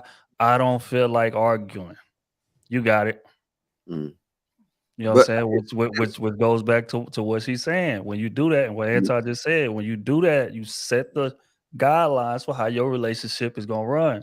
So she gonna get accustomed to you just folding. Now you're gonna fold and fold and fold, and then a year and a half into the relationship, you're gonna try to put your foot down, and she gonna look at you like you fucking crazy. And you're that's gonna be wondering why. But what did George Bush say after the airplanes hit the Twin Towers?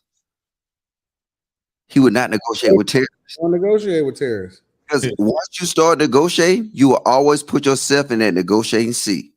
That what you created, you just set the standard to negotiate.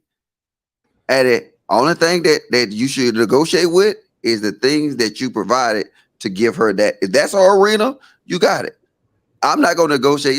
Look, just like I'm not going to negotiate with a chick that's asking me what color blinds it is. I'm not going, oh no, I like that. I wanted this right here. No, I'm not going to negotiate with that. You got that. That's your arena. But go ahead, outside your arena, my bad. not negotiating. Yeah. No, the other part about it is just that it doesn't mean that like you can't say nothing, shut the fuck up, like none of that, right? Like that's not what we're saying. We're not saying that you can't communicate, or we're not taking into consideration what it is that you're saying, and so on and so forth. I'm largely talking to the guys when I'm saying that when you set the standard, right? I was doing really well when I first got married. I probably spent $300 on both of our rings. Every year, 5 years, every 5 years, and I've been married for 18 years, I gave her an upgrade. And she wasn't asking for it. She wasn't looking for it. But I just did it because I was showing her, yo, I value you. I recognize what it is that you contribute into what it is that we got going on. I appreciate you. Listen, let me do it. But I wasn't leading into it like, yeah, you know what, I got it. No, we gonna build this thing together. I'm rocking with you. You rocking with me. Listen, this is how we gonna do this. When my daughter get of age, you got the option to go back to work and do whatever it is that you want to do once you start going to school full time, or you can come work for me. Like we just thugged it out. You know what I'm saying? Like it was straight up on some stuff, and the stuff that we did for fun. Most of the stuff that we did for fun was free. You know what I'm saying? We was sneaking in the movie theater together. You know what I'm saying? When we went broke, like, yo, listen, bring out the movie ticket. Let me come in and slide in with you.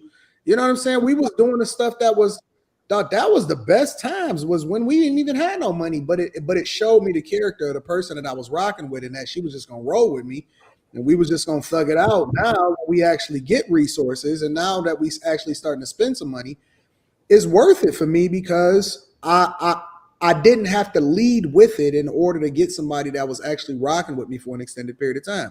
That's how you set the expectations. Stop leading with your money. Stop trying to convince this chick that you're going to save her and take care of her for the rest of her life. And then let her show her appreciation by being down with you. And then you know you got a real one. But see, I think a man still should lead with his plan for that woman. And his plan for that woman will be obviously the plan for himself and the plan for their future kids. That should be the lead in anything. If you lead with that, and you know you're inviting her into that plan, and then she's providing that thing. Once you say that up front, and I picked up a lot of I like listening to y'all. Like, even though y'all don't think I do, I mean I take shit away from Trill, especially Anton, because y'all niggas married. Not Mr. Let Go, but Anger Man, yeah. Because y'all say little things. So now the things y'all say, y'all don't necessarily modify my plan. Y'all more or less enhance it. Like, you know what I'm saying? Like a hairline. You know what I'm saying? Y'all just make it sharper. But my plan's still gonna stay the same. I just look at different things that y'all have said. I said, you know what? I never thought of it that way. But I'm gonna put a question mark next to that bitch, because I really don't think it's gonna work. You know what I'm saying? I really don't, I mean, that's how I am. I really don't think what Trill say gonna work. I'm hopeful. But the thing is that for men, we just need to write our own books. We need to write our own books. We need to quit listening to everybody, listen to ourselves. Because you know what I'm saying? You can never blame nobody but yourself. I listen to myself. I put question marks by everything everybody say. Yeah, I know y'all get mad at me when I say, hey, I hate these YouTube talking points, because what does it consist of? Let me see you live up to the talking points you say. If you look across the YouTube talking points arena, half of the niggas don't match up to their talking points. So that's what I'm saying. It's a hazard. So quit reading that motherfucking book. Write your own book. Let them enhance it and put question marks by that bitch. And if it work, it work. If it don't, it don't. That's the whole concept of happy life, happy wife. Because she ain't going to have no choice. Because before she walked through my door, she signed on that dotted line. I, so-and-so, will abide by the rules and regulations of Mr. Logic Plan. Other than that, don't come in this bitch. That's my book. The book of Mr. Logic. It's going on sale. Matter of fact, I'm finna do a chapter in Angry Man book. I'm gonna do a chapter in all these niggas' books. Mr. Let Go Education Coach book too. I'm finna do a chapter in all these niggas' books. Shit, I'm tired of this shit. What's going on, Let Go? What's going on, man? I can't sleep, so I'm like, let me jump on in. Ain't nothing to it, nothing to it. All right, we're gonna go ahead and get to the meat. You know the ladies like the meat.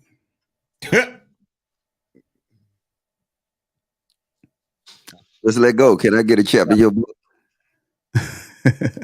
I got you, bro. I got you. My dog. All right, Siobhan, we got some super chats. Let's get through these super chats. Okay. And then we get to the meat.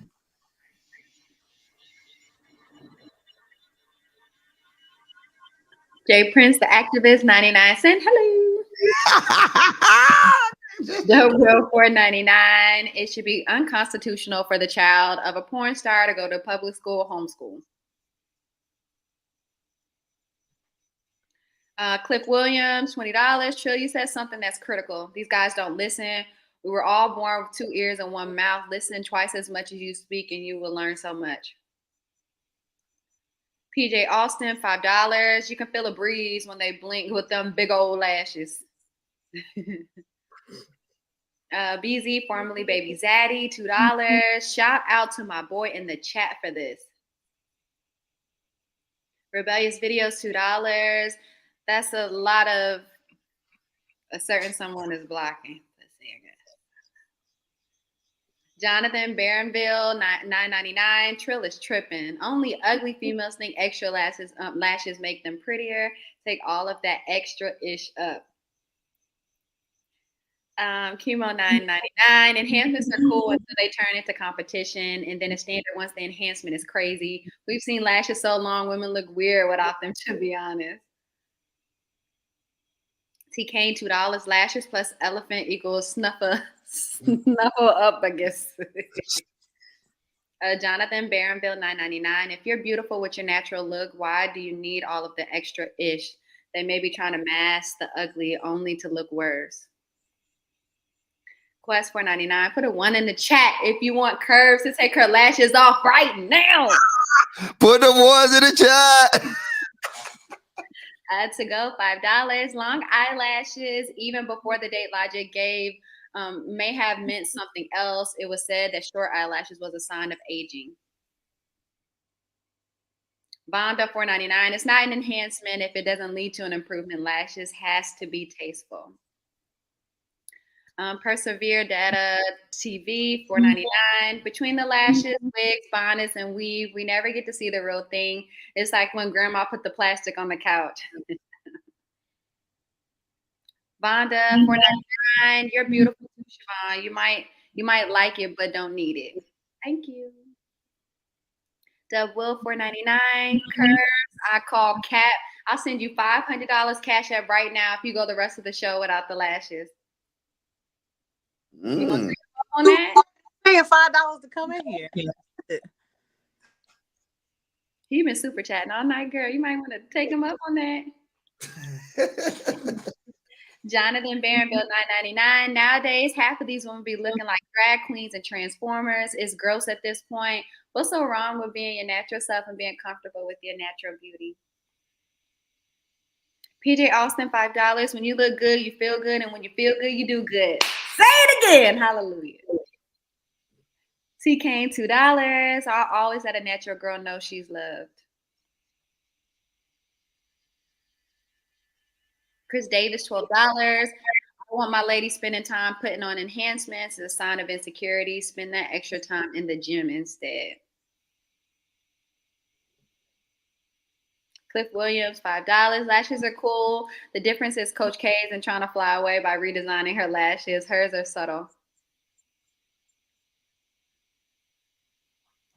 And it's Luby $17.99. For the lashes, you get all the smoke. Men tell you what they like and you don't listen. Lashes is happiness, LOL. Okay, keep your spiders. You stay ready for Halloween all year round. Truly, you capping. A shape up is not the same as lashes.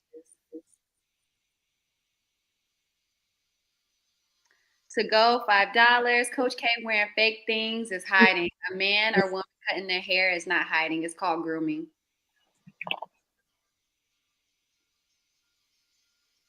Mr. BX7, $5. Curse for life will take off your lashes and weave now if it doesn't mean anything. Y'all niggas savage. Jonathan Barronville, $9.99. No matter how much extra itch you put on your face, your children will still look at you, look like the real you.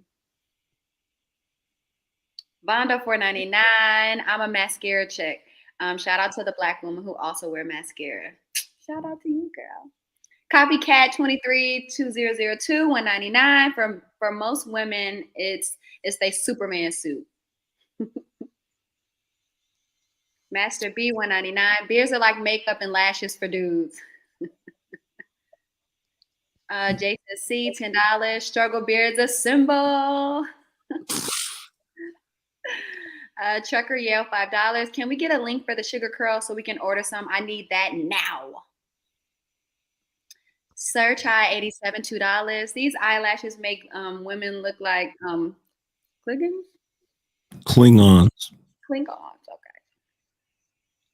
She too young to know what that is. Quest $4.99. All y'all ninjas look like hamsters without beards. And please.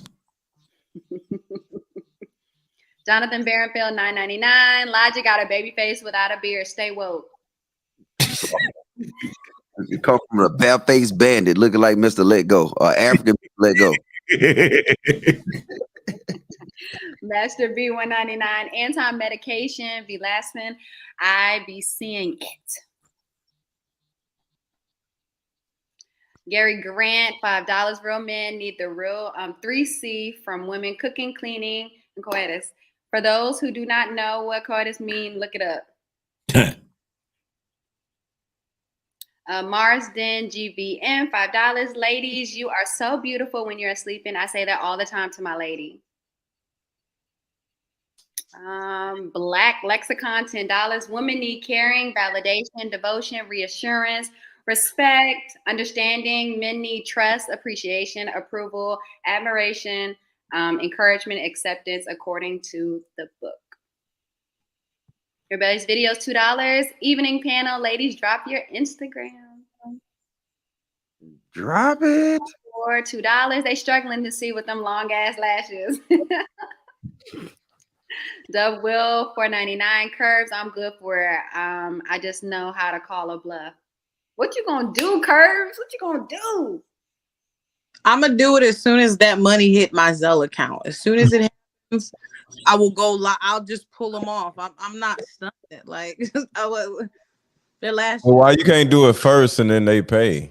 Because that's not how it works. Hey, look, if he don't pay, I will block the shit out of his ass. What is block gonna do? It's still not in my account. Do the deal. If he do it, I'll pull it off right now. Will you lose pull my lashes as hell? All right, with that being said, hit the like button if you haven't already. Make sure you subscribe to the channel. It's time to get to the meat. I was able to get Kelly on Bluetooth. Kelly, can you hear? I can hear. Oh, okay. Heard that smoke. Can you hear me? Yeah. Oh my God, let it go. Did you want to say something before I move on to this? I wanted to talk. Can you hear me okay? Yeah, can y'all hear? Mm-hmm. Yeah, go ahead. I wanted to chime in about, I didn't get a chance to hear everyone's comments because my internet was acting crazy. So sorry about that. But I wanted to chime in on men's needs. I just wanted to speak on it because how we were raised, I was raised in a Christian home. I know a lot of people have heard my story, but my father was a pastor and he taught my sisters and I when we were 18. He made us all sit down and he gave us piece of paper and a pen and he made us write a list on how to make your husband happy, because he did raise us wives, and my parents were married for 38 years. And he made us write a list on how to keep your husband happy. And so I'm currently in the process of writing a book. I know you guys were talking about books, and it's called Men Are Simple, because men don't have a lot of needs, but the ones they do have, as long as you provide and fulfill those needs, then they're happy. So my book is actually written to women to help them understand the mind of a man, but it was points that my father gave us as daughters to understand how men think and what they truly need. So I do think men have needs, and I don't think a lot of men know how to express exactly what they need. So it would be nice for a woman to understand it, because a man's just not going to come out and say, hey, I need you. I need to feel respected by you. But all men require and need respect. Does that make sense? Mm.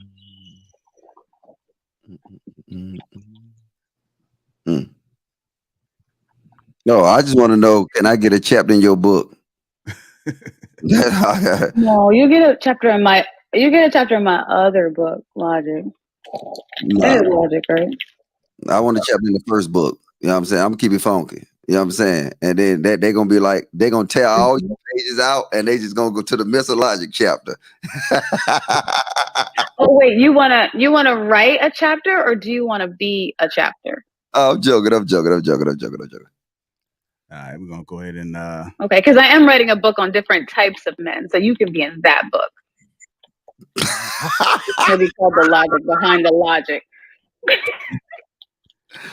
all right. With that being said, let's go ahead and get to the meat conversation. Hit that like button, also subscribe to the channel if you haven't already. You guys seen the thumbnail. We're going to put that thumbnail back up again. Jack Frost.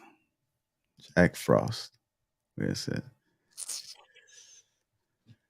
Here we go. Men are choosing just not you. Men are choosing just not you. So we often hear in these spaces, a lot of women have a lot to talk about. But the reality is that men are choosing, but they're just not choosing you. So I wanted to kind of do a deep dive into that, get you guys' opinions. Siobhan, I see you smiling and laughing over there.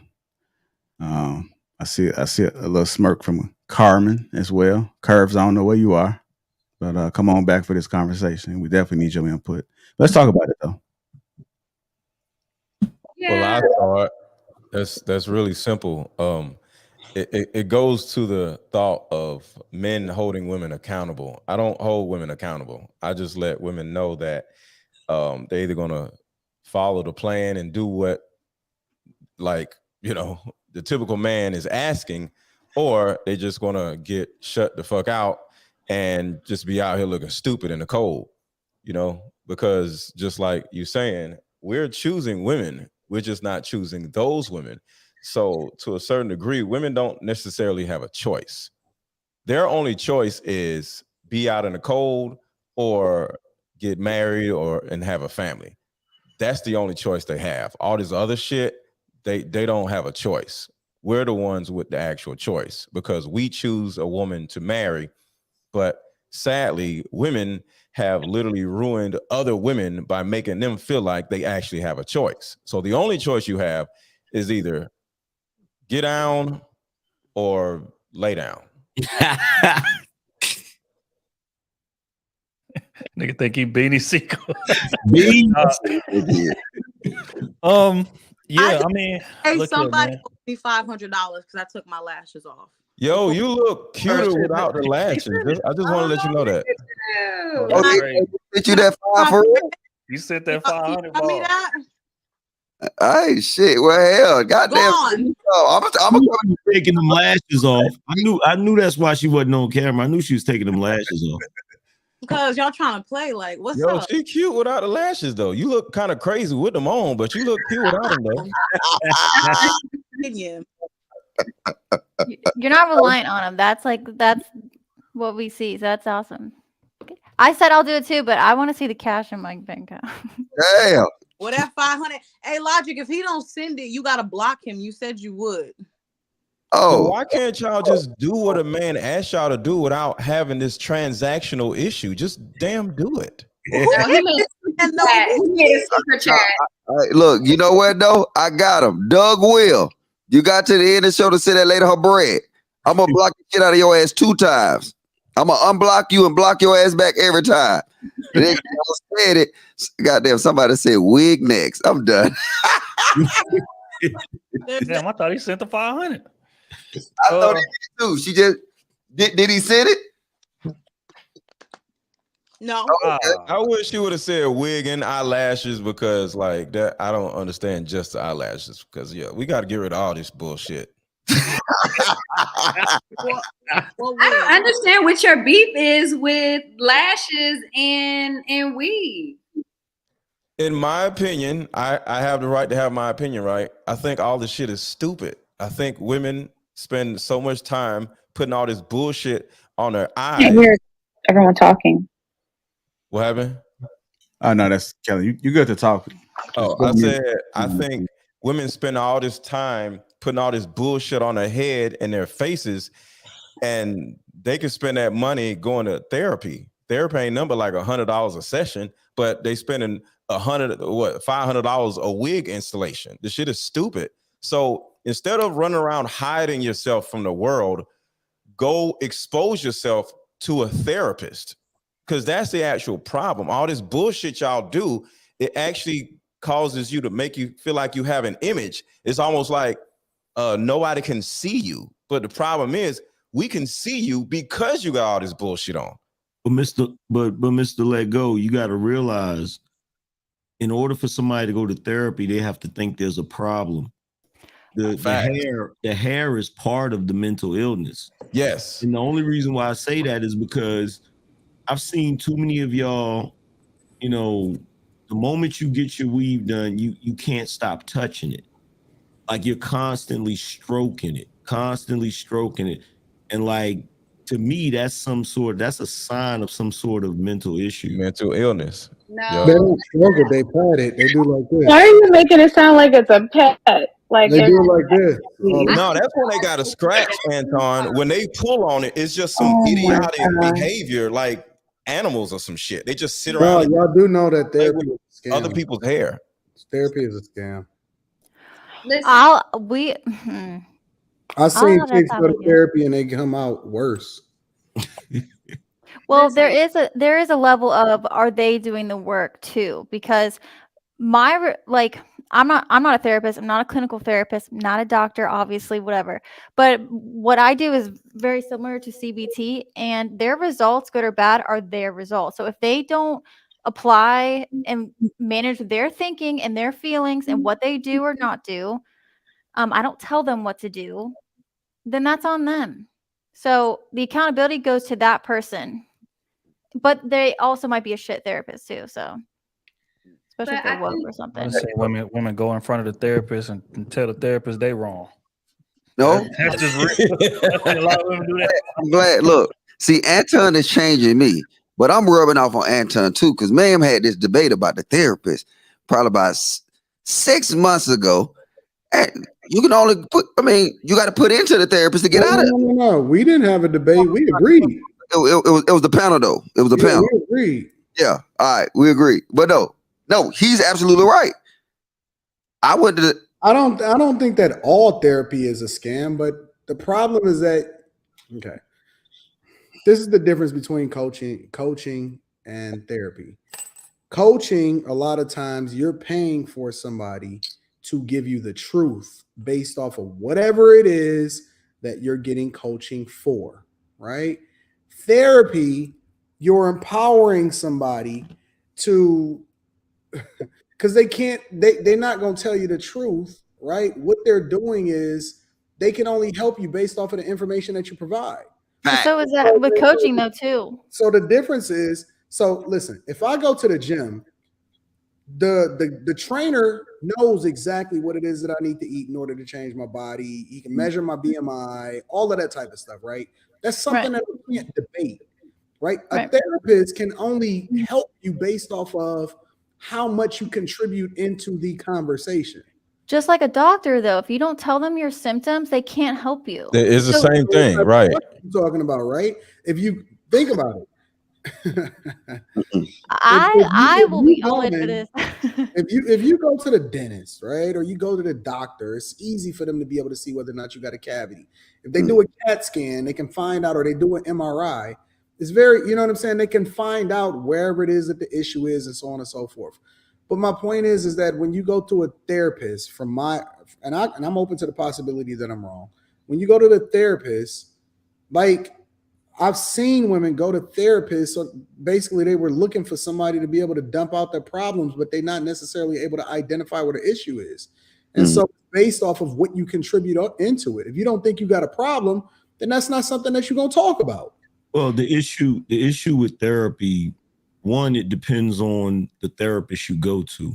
If you go to a good therapist, the same way a doctor has tools to probe to find out what's wrong with you, a good therapist is going to ask the right questions, and you have to be honest and cooperate.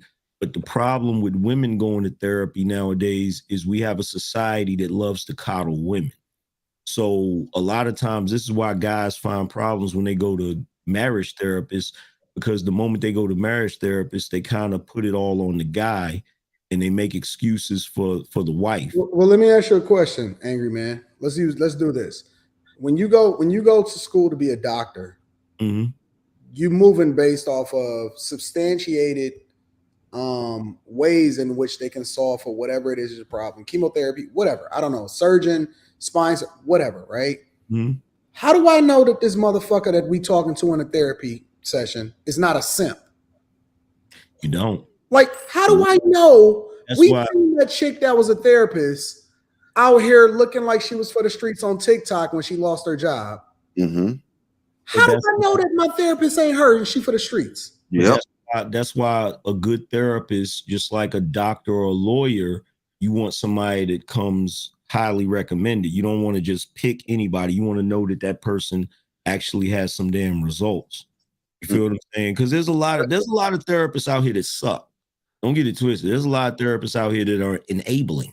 But this is Anger Man. The problem with therapy is that the data is provided by the user. Okay. So, yes, in the best, like I keep saying, in Wakanda, where everybody will tell the truth, they'll see it and answer the questions truthfully. You know what I'm saying? We get women up here, we can't even get them to just admit that they're wrong. And so, now you think they're gonna go to the therapist and goddamn say, no. The data they gonna put out to that therapist is the same data that we see them put out in their regular life. This is how you solve for that.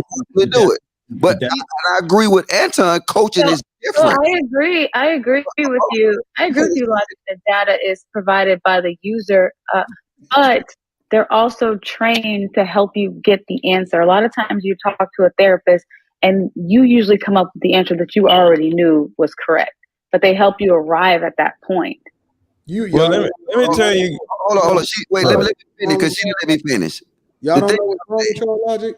I'm just curious. You don't know that. You don't know, dog. I seen a therapist practically get a girl divorced. This therapist told this chick that she need to communicate more. She need to be more forthcoming with what her thoughts with the man. That dude was like, "You don't get your bags and get on up out of here."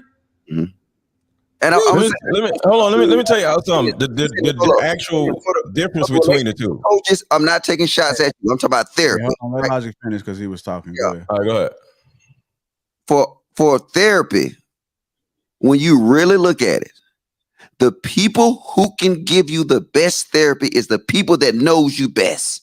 Wait, They wait. have an agenda, though. Damn, all right, dude. I guess hell. So look, this is real simple. They said it's boring. No, because they're biased. What I'm saying. This is a real. Hold on, let me finish first. You see, if you make an assessment what I'm saying and it's half-assed, then I would say, hold up, you wrong. I was about to say that. But wait, I got you. I know you're a relationship emotional detachment coach. I got you. Hold up. The point is the people that knows you best, they can sit here and say you're full of shit or you're not. The therapist cannot tell you you full of shit. The therapist cannot tell you you started that fight with that man. You've been drinking your whole life. You've been doing this. The therapist don't know. So the therapist provide his assessment based off the user data. But the difference between people in your life is they know the user activity. That's important. No, the point of therapy, see, when you're talking to a person that knows you, they have a biased opinion of you. So if somebody tells you you're full of shit, that might be true, but depending on who the person is, some people, when you tell them they're full of shit, they get defensive and they go deeper into their bullshit. So when you're talking to a therapist is just really there to ask you questions and get you to open up. Now, if you don't open up, it's not going to help. I agree with that. If you go in there and you're lying and you're not being honest, it's not going to help. But if you go and you honestly want help and you're honest with the therapist, they can help you. So, Man, we gotta is not with the topic. Men are choosing. We just talking about this therapy. Let me just answer this though, because this is just real simple. All right, you the last one, and we'll get back on topic. Okay, we're gonna get to the ladies, because the ladies just sit back trying to. A therapist pulls and a coach pushes. A therapist pulls and a coach pushes. So I sit down and talk to somebody as a coach. They're gonna sit here and say, yeah, he did this or she did that, and in about 10 minutes, I'm like, all right, so we're gonna get to the real problem, because it ain't about the damn man, it ain't about this. Like, what's going on in your childhood, or what's going on in your past that actually is triggering, because this man or this woman that you complaining about isn't the actual problem. They're just triggering the problem. So what did they trigger from your childhood? And I'm gonna push that out of them. A therapist is going to spend a couple sessions writing things down and figuring out what's going on, and they're going to pull the answer out of them. So that's the difference. One person is going to just get an understanding of you, and the other person is just going to push the understanding out of you. So that's actually the difference. But yeah, we get back to the topic. Yeah. If y'all want to get back on that on the back end, we can. But let's get back on the topic. Men are choosing, just not you. Go ahead, Carmen. Chime in on this. So I feel personally attacked by this topic. I mean, I think that it's true a lot of the time. Like, I think men are choosing, they are picking women. I think that it had, again, what I've learned for me personally, it had a lot to do with how I positioned myself and how I was operating. Now that I understand a lot of things much differently, I do feel much more confident in the end result. Whereas before I was pretty confused and I really didn't understand why I wasn't getting what I wanted. So, I agree. I think that, men are choosing. But again, it all just comes down to that plan that some men are just not serious about. They're just not. So in a stance of just not choosing you, well, that's their loss. That's how I look at it. Y'all really can't take a L, can y'all? Huh? Y'all really cannot take a L. Y'all can't handle the fact that dudes are deciding not to choose. Like what Anton said earlier is dead on. Like, y'all really believe y'all are the best thing since sliced bread. Like, it's not possible for a dude to be like, nah, I'll pass. No, so this is what I really think, Angry Man, right? I think that when Curves for Life was talking earlier, she didn't give herself enough credit. All right. And in the talking points that we had earlier in the show, I think she definitely should have given herself more, more like attributes that she has that she can just kind of put to the forefront. I agree, Siobhan. I agree. Yeah. I was put on the spot. I agree. First life is the bomb. Wait. So let me ask this of the fellas on the panel, because I want to show a fundamental difference. Fellas, have you ever approached a woman that was, just about her business? She dressed classy, she in a nice car, and you could just tell she on some grown woman energy. She's not playing no games or whatever. And you approached her kind of in a juvenile way, and she kind of came at you like, yo, don't come at me like that, blah, blah, blah, and going about her business. And then you said to yourself, damn, I need to step my fucking game up. When is the That's moment? a fact. When is the moment where you women are dealing with a guy and when he rejects you, you don't push it off on him and you say to yourself, you know what? Maybe I need to step my game up. Maybe I need to change the way I'm moving and the way I'm operating. When do y'all do that? Is that literally what I just said? I have a question. That if a woman, why do you assume? Can you hear me? What Siobhan said when she said that if a guy is doesn't choose her, that's his issue. That's what I was referring to. Hey, you know, Corey got a little fancy. She gets to snap her fingers though. She's like, "Ain't did you just hear what I just said? Ain't that what I just said?" All thing she did do was snap her neck and snap her fingers though. I have a question. Can you hear me? Yeah. Why is it assumed that if a woman is single, then that she wasn't chosen? What if she just didn't want the people who were choosing her? What if It's she still the problem, though. This problem still remains that she still isn't chosen, because no woman, regardless of what she wants to say, is choosing to be single. And this is going against your point earlier. You said that a woman needs to fall in line or lay down or something like that. I don't know exactly what you said, but I think so certain caliber woman should wait for a certain caliber man. You shouldn't just take whatever pickings just throws themselves at you. If you have a certain standard, you should abide by that until you meet a man that meets that standard. You shouldn't just choose the scrapings off the ground. Oh, he wants me. I need to be chosen. But look at this though. How is she understanding the standard that she is? Because the biggest issue with women is most of y'all are delusional, and I'm not saying that to be funny, but y'all are. So how are you cognizant of your particular standard? Because like as men, if a man is 6'5", he understands. Hold on. If a man is 6'5", big beard, long beard, whatever, he has a standard. You know what I'm saying? He's going to get the women's attention more than the rest of us. You feel me? If another dude is driving a Bentley and he has this and that, he understands his standard. But when it comes to women, I think women have this we issue, and they feel like we are beautiful. We deserve this. We deserve that. And you don't look at yourself as an individual, just like you ladies down here.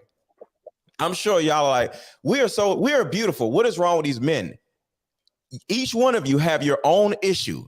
All of y'all are pretty, but each one of you have your own emotional family issue that is different than each other. So y'all can sit here and say, we are beautiful. What's wrong with these men? Because y'all have y'all issues that are independent of each other. So when it comes to establishing a relationship with a man, we're going to be attracted to your beauty. But the reason why we don't pick you, see, picking isn't asking you out on a date. It's picking you is marrying you. And the reason why we aren't picking y'all is because of your emotional issues. And that is the thing that nobody, as far as women, have conversations with. Y'all will empathize with it. Oh my God, I got the same problem. Yeah. But nobody's saying, how do we fix the issue? So y'all are issue having pretty women wondering why men don't pick you is because of the actual issues that women never talk about. Not all, right? Because I do. Every last one of y'all have emotional issues. Stop it. Well, yeah, and so do men too. I mean, we're human beings. That is not the point. We're talking about men not picking women. You see what you just did? The conversation is men not picking women, and the first thing you want to say is, "Well, men got issues I'm married, too." so I'm good. But okay. What I'm saying is, all y'all got issues. Yeah, but that's kind of like saying all women have eyes. So what do we do with that information now? Get the issue taken care of, because if one of your eyes is fucked up, when you go to the eye doctor and fix it, or you walk around with just yeah, for sure. And I agree, because guess what? And this is something that I call myself an anti-feminist half the time, but men are not saints. But that's why I want women to realize what they can actually control. So when they complain about men, you can't change other people. You can only change you. So when you're complaining about all these other things, Yeah, so I'm saying I was saying not all, because I agree with you. Can we just get away from the not all because it's stupid? I was But kidding, the but bottom line is y'all have issues, but y'all are pretty. So y'all focus on being prettier instead of having less issues. So y'all want to add to your beauty instead of lessen your issues. Does that make sense? I don't agree. I don't agree with that. I think that in life there are things that women, certain women we deal with, and that we deal with in our day to day, or it stems just from childhood or whatever the case may be. But that's not why we're not You're being actually agreeing then. You just somewhat. agreed. So Somewhat, you're yeah. agreeing. See, this is what I'm saying. When you get to the point where you're okay to acknowledge that you have family and personal and emotional childhood issues, not everything's childhood, Mr. Lecco. that is not that's not look, this is the problem with women. Y'all just want to sit here and talk about semantics. Y'all got goddamn problems, and instead of having and dealing with the problem by getting therapy, coaching, or something, can you let me finish? Can you let me finish? Go ahead. Instead of y'all dealing with the damn actual obvious problem that has men leaving your ass left and right, y'all getting ran through by different dudes. Y'all probably on dick number 30, and you wonder why don't none of these men want me? It's your emotional issues. And instead of actually working on the emotional issue, you just add more eyelashes, more glamour, more lipstick, more wigs, instead of dealing with the actual issue that is running these men away. Okay, it's when and where, it doesn't matter. It's that is the actual problem that women are not addressing. So I don't care. Mr. Lecco. Right, you're right. Women tend to. It's true. We tend to try to breeze over the fact that we do have our own shit. That's all I'm saying. And I can admit for myself, I had, I remember breaking up with someone, and then, a few months later, trying to get in another relationship instead of healing. And now I properly heal, because you can't really go into a relationship with past shit and past trauma. And then, when I got into my next relationship, the guy was doing shit that I used to do to my ex. And I was like, ew, is this what I look like? What the fuck? Like, I was honestly disgusted, because I'm like, this is bad. So, I mean, and I'm not saying it's always women, but you're right. Women do need to take. That's all I'm saying. I don't want to argue with y'all. I just want to let y'all know what the actual issue is, so we all can get what we want. That's all.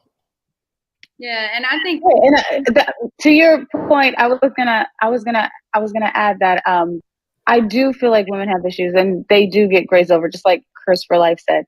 But there are women that actually do work out their issues. They do take time. Like, I was engaged 2 years ago, and I didn't date seriously until I took time to heal properly. Some women do take the time to do that. Some women do go to therapy. But my point was, there are some women that have standards, and they don't just go for any guy that picks them. If you are a beautiful woman, there are men that will just throw themselves at you. I don't know why you guys act like simps don't exist. Like, they're out there, and there is plenty of them, and they will throw themselves at you. I don't think anyone wants women to just pick up. Yeah. Just look at it like this. My point is, you're saying we're not getting chosen. There are men that choose women, but that is not what we want. So that is not the thing. Y'all are talking about men trying to ask y'all out. Those men aren't choosing you because they, just like the men that y'all want. I'm not talking about men trying to ask. Hold on a second. What I'm saying is, and that's what the premise of this topic is, men aren't choosing you, which means the man that you want to choose you isn't choosing you. Not men, period. The choosing is a man that you like and want and is liking you, is changing his mind at some point and pulling away. That is the thing that y'all don't want to think about. Y'all, well, these losers are these simps. No, the man that you want. It's like a job. Actually likes you, but at some point he pulls away. That is the man that we're talking about. Like, if you could be qualified for all these different jobs, but if that job you want doesn't select you, then obviously that it doesn't want you. You can want that job or whatever, but they're not. No. We like people, they like us, but at some point they pull away. That is the thing. Does that make sense? You like him, he likes you, but for whatever reason, he doesn't ask you to marry him. That is men aren't choosing you, because we're slowly at some point being like, all right, she's this, she's that, Now but she this has is this semantics. problem, and I'd rather choose somebody else. The Ultimately, choosing you're is not getting chosen. married. Agreed. Huh? All right. We gotta get some people in there. Let's get some other people in there. The disingenuousness that Mr. Let Go is pointing out is that if you're talking about a man choosing you, we're talking about the guy that you want, not the guy that you don't want. Because the guy that you don't want, who cares if he doesn't choose you? You understand? So what he's talking about is women in this day and age, they want a particular type of man, but they're having to deal with the guys that they don't want. So where is the issue at? The issue is with the woman as far as her mentality, how she carries herself, how she's operating. But that's the thing that constantly gets glossed over. And it just happened, like we just saw an example of it when Siobhan was like, well, if a guy doesn't choose me, that's his issue. And that's why I asked, when is it your issue? When is it your issue when you don't get picked? Because as men, when we don't get the woman that we want, at some point, we do some self-examination. We start looking at how we're operating. You know, where am I going to meet these women? Are they not attracted to me because of my financial standing? Are they not attracted to me because of the way I speak or my demeanor or how I operate? Like at some point, we do some introspective, deep diving to see what we need to fix. The truth is, I'm in therapy now, as an example. men do that. Men assess themselves, and these are the conversations you guys might have amongst each other. Dang, I saw a real bad chick. You know, she dubbed me. Da da da da. Okay, how can I do better? That's the women. Let's be honest. And I'm all for women, but I'm gonna be real and say that women, and these aren't the conversations that we're having. It's you're beautiful, you're great, that nigga ain't shit. Find another one who will do it. You know what I mean? It's not like, what the hell is wrong with you? And like, and I was in that category at one point, but I'm like, nah, there's some things that I have to get straight with myself. And that's just the reality of it. So I think a lot of times women feel like we don't have flaws, and there's things that we don't have to, like, another man will deal with it. Well, some men just don't want to deal with our shit. You know what I mean? So at some point, fix it. Yeah, but another thing too, and you guys might not agree with me, but some men will choose a woman, but then you have the women that just settle for the man that's choosing them. Then that's her fault. That's another one of her issues.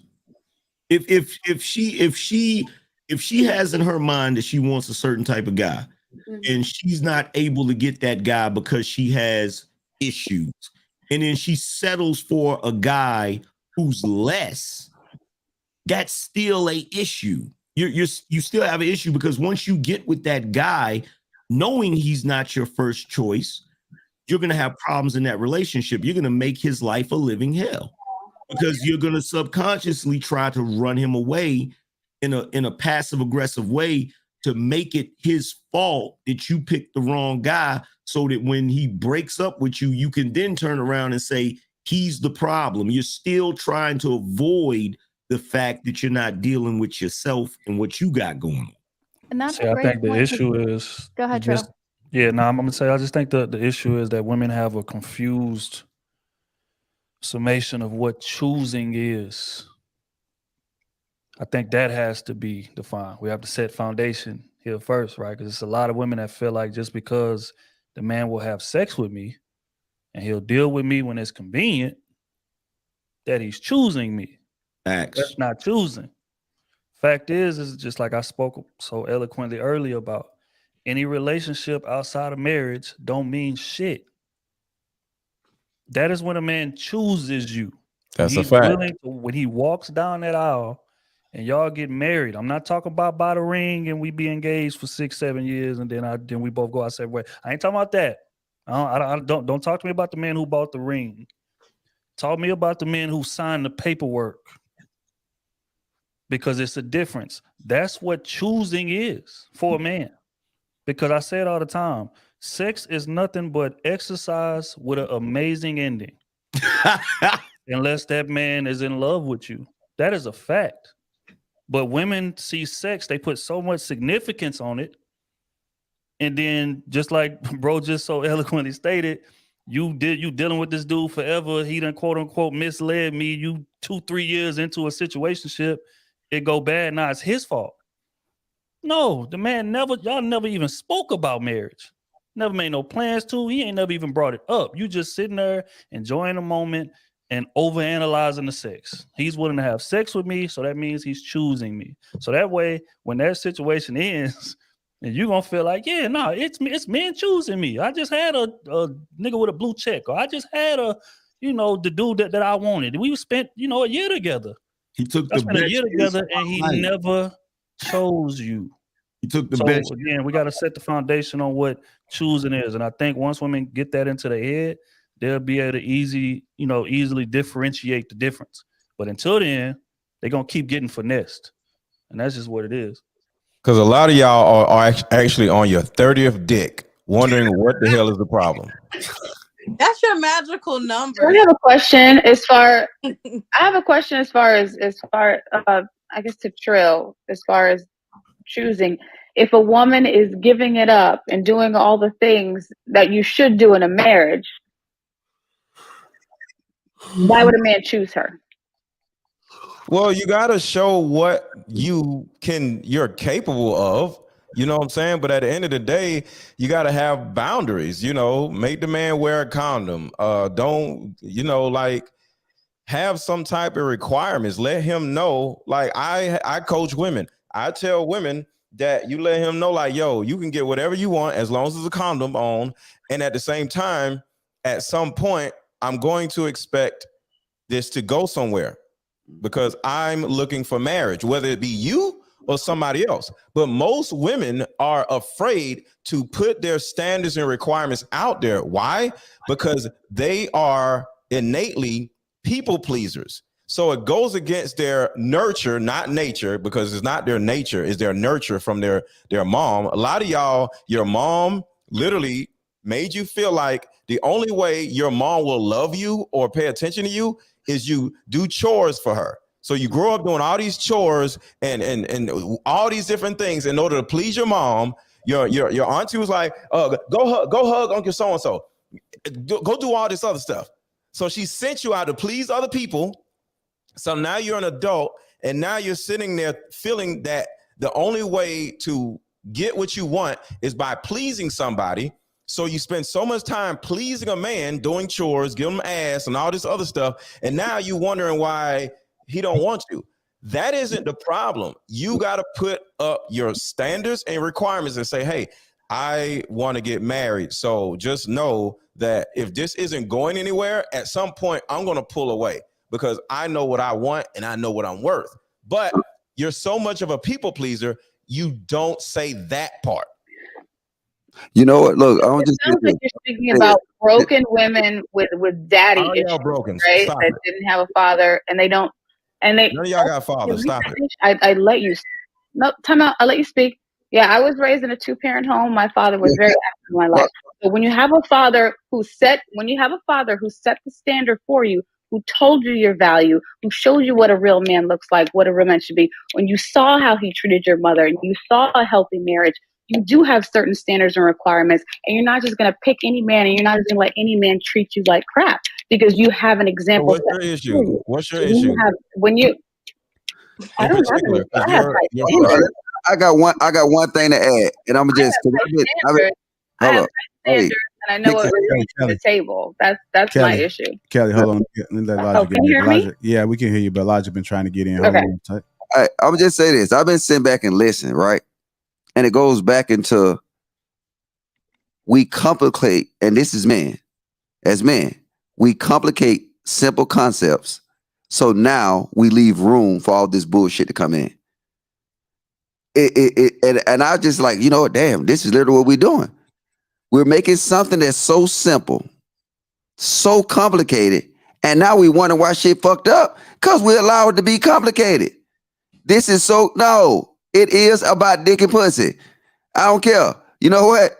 Hey, she gotta pop that pussy. And then look, and I don't give a fuck what nobody say. That's nature. That's nature. She just can't pop that pussy and be a terrorist at the same time. Just pop that pussy, listen, shut up, sign them papers, and you'll be good. It's simple. All this other shit that we saying, we get so it's just like we kind of just throw shit on it and throw shit on it, and they'll throw shit on. I want to throw shit on it too. And now that's what we had, this continuous conversation going on and on and on. Now everybody they're gonna add everything into it. Oh, well, hey, was you born in Afghanistan? Do you wipe your ass with your hands? All this other bullshit that really don't matter. It's simple. We're designed to be together, to have sex and make kids. And then you know what? That man gonna afford you so much opportunity based off of that, what you give him. And then you'll give him something in return. It's simple. But for TV, we got to complicate it. All right, that's all I want to say. If it was that simple, it would work. It's not simple at all, bro. Not like that. Nah, bro. It's not about dick and pussy. It's about personalities and shit like that, and life, like people going in the same directions and shit. You know, you gotta look at getting married. That's like 50 years with one person. That is not that simple. I think, man, people just like lying to themselves. I think that's what this shit boiled down to. Relationships are not complicated, especially a man. Like when we really want a woman, it ain't gonna be confusion. It ain't gonna be some, damn, I wonder where we are. I don't know. Like he's showing me this, showing me that. I'm not sure. I tell women all the time, confusion is your answer when it comes to men. That's a fact. Because when I want you, all that extracurricular shit you doing, that shit over with. Wrap that up. You mine. You belong to me. So if he's not moving like that, you should move around to somebody who is, but that's not what women do. Women have two sets of rules in terms of their moral standards and things like that. They have two sets of rules. They have a set of rules for the guys that they actually like, and they have a set of rules for everybody else. Mm-hmm. And that's the problem. If you judge every man based on what those non-negotiable rules are, y'all would confuse yourselves way less. But y'all don't do that. What y'all do is y'all allow that man that y'all like to come in, and then you start bending shit. But the thing about it is when you do that and you make yourself over accessible to us, we don't feel like it's a privilege to be with you. So and that was the people pleaser part. Yep, I agree. Yeah, we may like you, but it's like, well, shit, I got you in my back pocket whenever I feel like it. Like and again, it's at my convenience. And on top of it, this is a low maintenance relationship. I ain't contributing shit. Because we done been talking about dates and all this shit all night. But you know what the reality of this shit is? A lot of men out here, the exceptions that I'm speaking about, they can get that ass without ever taking you out and spending no money. Facts. And we really not, I'm gonna say some simple shit right now that y'all gonna get mad at me. Angry man, cut your camera on so I can see your reaction when I say this shit. It's really not men versus women. And I'm not gonna even take this to the political arena about being laws being afforded. This is about men versus men. Because the thing is certain men, they welcome this type of behavior. That's why the women do it. It's an option for them. Men can sing, like I said, men wanted to, they can single handedly shut all this shit down if they wanted to.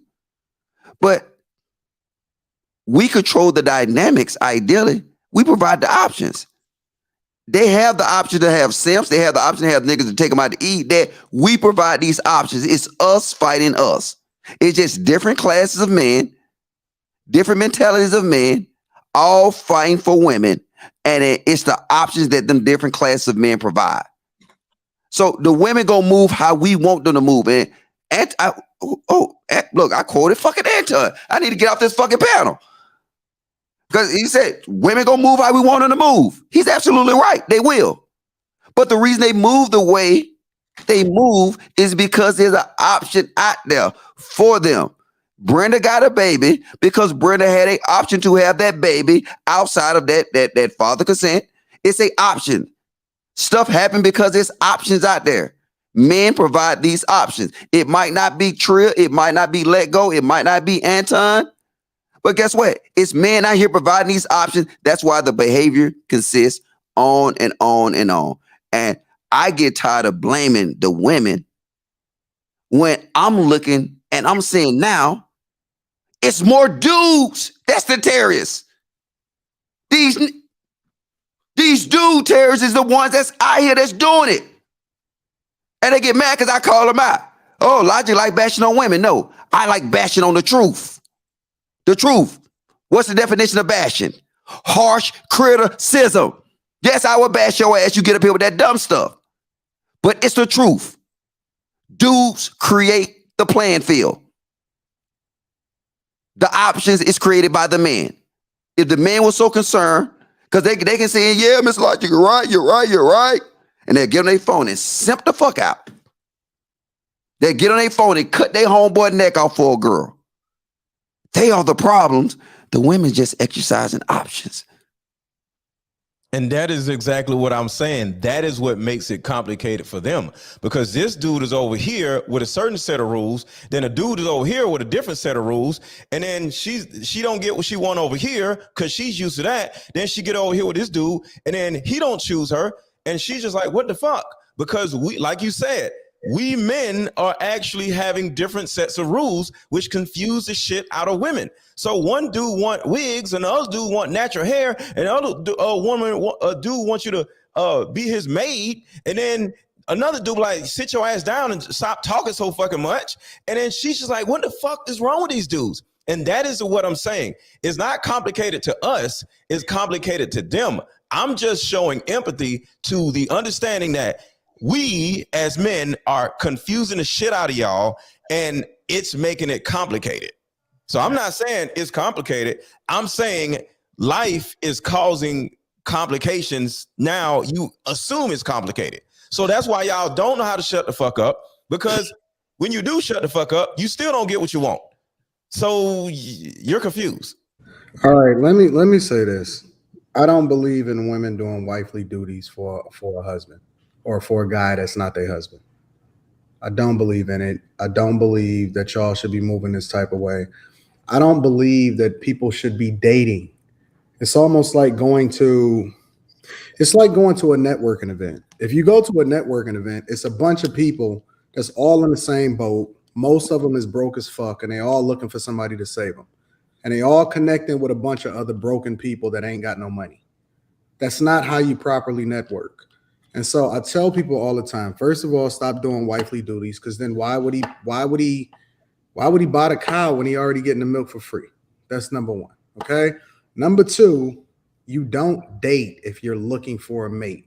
Most people, if you look at the people that are successfully married, aligned with somebody that they wasn't even initially interested in, or was just a part of their network, or was around them at the time, and then ultimately they built a friendship or something relative to what it was that they were doing, as far as they're both aligning with a becoming really, really good friends and seeing each other outside of the dating field. All dating is trying to weed through all of the visibility issues and somebody putting their best foot forward in order to try to impress you.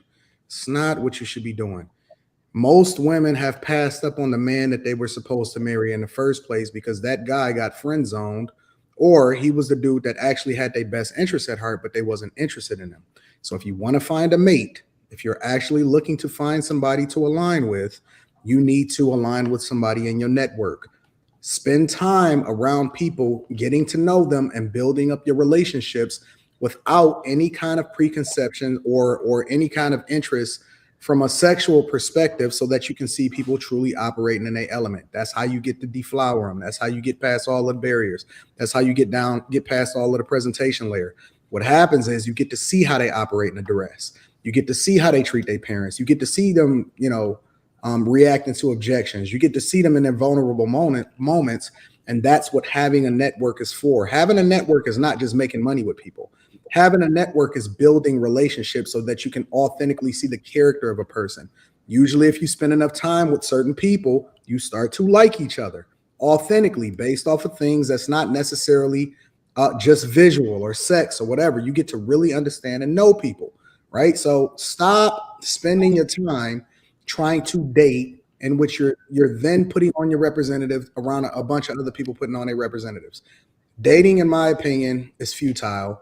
Stop doing wifely duties for men, trying to get them to marry you, because it is not going to happen. Spend time with people that authentically have value for you. Marry your best friends. Rock out with the people that actually care about you, and then you will be successful. And as a matter of fact, I would also advocate, just to put the cherry on top, that most people that I know are married don't even have similar interests. They're not necessarily going in the same direction. They don't necessarily like the same food. They don't necessarily care to travel to the same places. But you spend the time, you spend 95% of your time championing and spending time around people that have your best interests at heart and championing the things that you actually do love to do together. I don't spend, and me and Rita completely opposite. I don't spend any amount of my time trying to change her into being what it is that I want her to be. I spend 100% of my time enjoying the parts that I love about her. And the parts that we don't. Listen, she flying right now from Vegas with her mom. Go to Vegas with your mother. I don't care.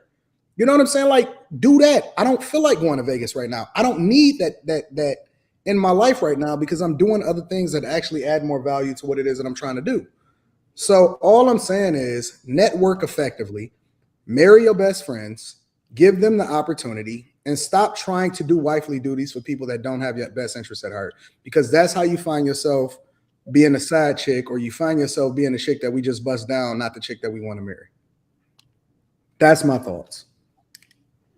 Yeah, I mean, I think bro hit the nail on the head, man. It all boils down to accessibility without reciprocity. Like I say, man, when women really like a dude, they jump through hoops. I'm talking about make themselves overly accessible to where I can hit you at 3 a.m., I can hit you at 3 p.m. You're gonna answer the phone with the same fervor. And it shouldn't be that way if you're not getting reciprocity on the back end. And you say, what does reciprocity look like?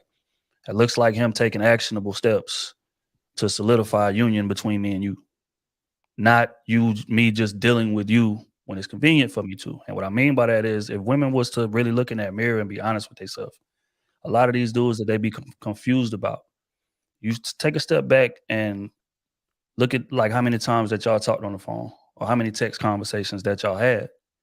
If you be honest with yourself and take a step back and look at it objectively, you'll realize that you probably initiated 8 or 9 of those. And you know what's so funny about that, Trill? Mm-hmm. Is that some of the women that's like real cool, I didn't like kicked it with them, text them on the phone, call, like, what is you doing? Why you ain't in the bed at this time? Like, it's just on some genuine, yo, I rock with you. I care about your well-being. What is you doing late up at night? Whatever, so on and so forth. Like, it ain't, oh no, I'm not even looking at you from that lens. But then you get to see authentically what the character of a person is when you spending time authentically around them instead of spending time around them because you're looking to get something out of the situation or you doing this presentation layer. A lot of people don't get that. And they spend more time with people that actually don't have their best interests at heart instead of spending more time around the people that actually value them and value what it is that they're doing. That's facts. And even more importantly, the key thing about what Anton said, which I don't want to get missed, is he took initiative to do it. He wasn't just responding when you hit him. And that's what women get shit confused. Yeah, we talked 10 times and I may have initiated 8 or 9 of them, but he answered every time I called. Well, he responded to my text in a decent time. So now you thinking, okay, there's interest there. No, interest lies in a man's willingness to initiate, especially the men that y'all want. Because we didn't already say it. Women want top 10% of men. You know what that means? That means there's a lot of options. That means he has a lot of women buying to be in the spot that you are trying to be in, right? So it means something for him to initiate these conversations. But like I said, if women to be honest with themselves and just think back to like the last dude that you felt like wasted your time and analyze how many times that y'all talked and how many of those did you initiate? Yep. That's gonna give you your answer. Look, I got a question though. Because I'm looking at it in a different perspective too. And I love to address the bad behavior of women, right? I love to address this stupid shit. Good entertainment, right? And dropping facts, drop gems. But don't we not understand that for every bad woman behavior that exists, is also multiple men tolerating that? How many men is sent back right now, whether it's uncles, whether it's brothers, whether it's fathers, whether it's other dudes, that's condoning the bad behavior of these women. And I'm to the point that, you know, they're going to say they don't care. They're going to do it because it's more options out there that exist that'll support their bad behavior. You know what I'm saying? Carmen right now can go and bust my window out right now. Bust my window out and she can goddamn do all kind of crazy shit to me. It'll be 10 men that gonna tolerate, that gonna cuddle her, that gonna find some type of way to tell her she was right. Which one is our worst enemy? Carmen or the man? Because the men only care because they trying to get something from Carmen, right? She's exercising power. But she's exercising power that men afford her. The men afford her this power. We're a small, isolated group. And y'all know I talk about tribes all the time. Everybody else talk about community. I said be tribal. Make subdivisions. And organizations of men with collective thoughts and collective movements. And until we do that, that's like, I don't know. I just think we just, you know what I'm saying? We're talking. And we got to talk to the men and saying, look, it's easy to throw a man on a bolo before you throw a woman on a bolo because she got more options. Let's outcast his ass. They are the problem. The ones that we call the simps, the betas, we know they exist. We know they out there. Huh? They out there. We don't never say none of them. We let them get away scot-free. I don't think it's nothing to say to them, no Logic, to be honest with you, bro. And the reason is, it's almost like a pimp, you know what I'm saying, and a trick. In order for the pimp to exist, you got to have a trick. Like, they serve a purpose. They serve a role. The reason why you so valuable is because they exist. But then we gonna always have this behavior that we never gonna fix the issue. The issue gonna always be discussed because, like, I mean, look, just think about this. You can put anything on the market, but who controls the market? The consumers, right? These women with these bad weeds and bad attitudes and 30-inch lashes, long as the market still exists, they got consumers. That's the reason it exists. And we can talk, and I'm with all the men up here. We gonna talk till we blue in the face, but we don't talk about the consumers. The consumers of these women. Hey, Mr. Let Go. Wake up. Yeah, he need to let go. No, I'm looking at I got my phone right here. Y'all tripping. But no, Logic, I'm gonna ask you the same question that you asked us earlier, bro. Is that Wakanda land that you're speaking of in terms of it not being simps and betas? That shit ain't gonna never happen. I'm gonna ask you the same question you asked us. But we normally don't talk about it from the consumer's perspective, though, right? True. We normally talk about it from the aisles and the bad body, bad, you know what I'm saying, baby mama aisle. You know what I'm saying? We got aisles all over this grocery store. But we're going to sit here and complain about the products that's on the shelf, but we're ignoring the niggas that we see shopping in there. This niggas going to say, I'm trying to tell you, you're not going to make you're not going to make the man do nothing different, Logic. I don't know why you thinking that what you think you going to... I don't know, man. I just probably had like a little, what you call that shit? A revelation or some shit? You're not making no man do nothing different than he already doing. Why would he? Why you and how could he? Because you got to break down the reason that he moving like that. Because it's tiers of men. Fact is, he ain't on no high tier. So when you on that low tier, you're gonna take whatever you can get. That's just like somebody living on the street. Like if you try to send like your home, bring your homie a meal or something, he's like, bro, I got food in here already. Compared to somebody living on the street, you gonna take anything you give him. So and we say it in these spaces all the time. What is it? 30% of men are projected to die virgins and by all of that, right? So that means that they don't have options like that. So when those elite men that those women chase, It's like, hell no, that shit ain't flying over here. They gonna go where they can get positive reinforcement. It's gonna always be a market for these tricks and these simps. And that's why we don't address it, because it's pointless. They ain't never gonna change. But that's actually the problem right there. Women being addicted to the positive reinforcement. It goes back to how women be screwing other women up. Oh, girl, you're beautiful. You're girl. You know, they're never going to point out like, yo. But a problem for therapy.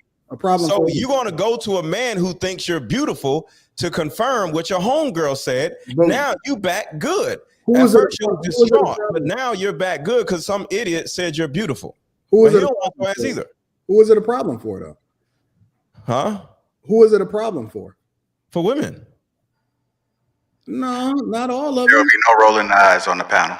The women don't want. They like I said, they on their 30th dick. They tired of this shit, and they trying to figure out what to do about this problem. But listen. I don't know what euphoric world that y'all think that we living in or that we gonna. Wakanda. But since the beginning of time, there has always been concubines, women that get buzzed down, women that's the side chick, women that get married. There has always been slots and hierarchies. Yo, since the earliest piece of literature that even in the Bible, it was the sad chick, it was the concubine, it was the chick that was jealous of the other chick, that was the first wife. Like some of the biggest, yo, I don't know what y'all, this has been in existence since the beginning of time. I don't know what y'all think y'all gonna solve. Anton, that is not the problem though. The problem is they want to know. Once a woman understands what slot she's in, she'll be able to make changes accordingly.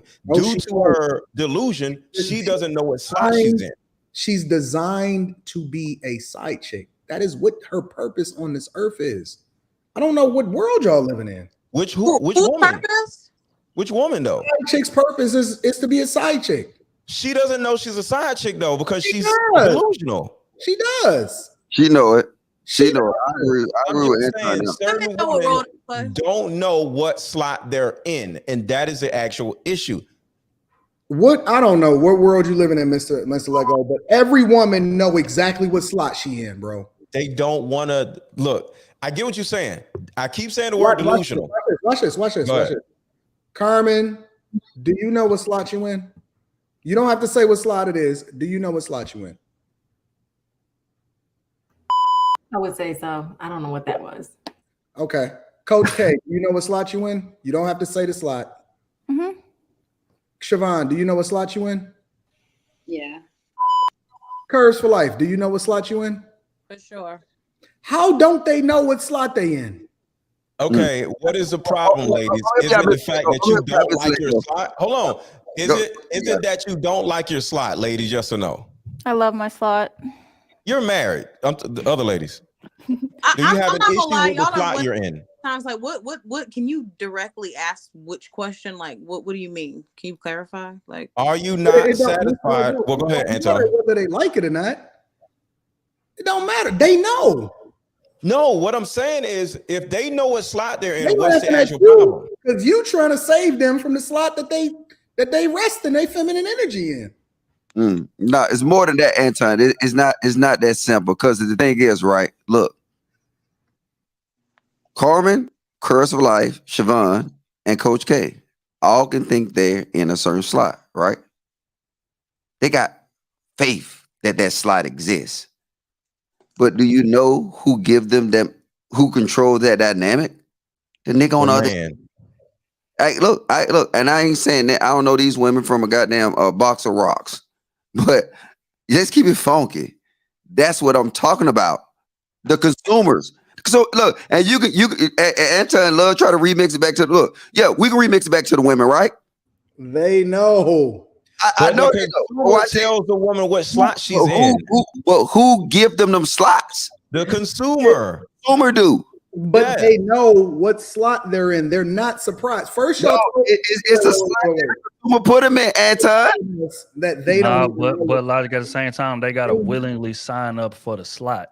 That's what we're not leaving out. Like these women that you're speaking of, they have the option. Like once I realize that I'm not in the slot that I want to be in, they have the option to walk, but they choose to be in these slots. It's the same thing with men.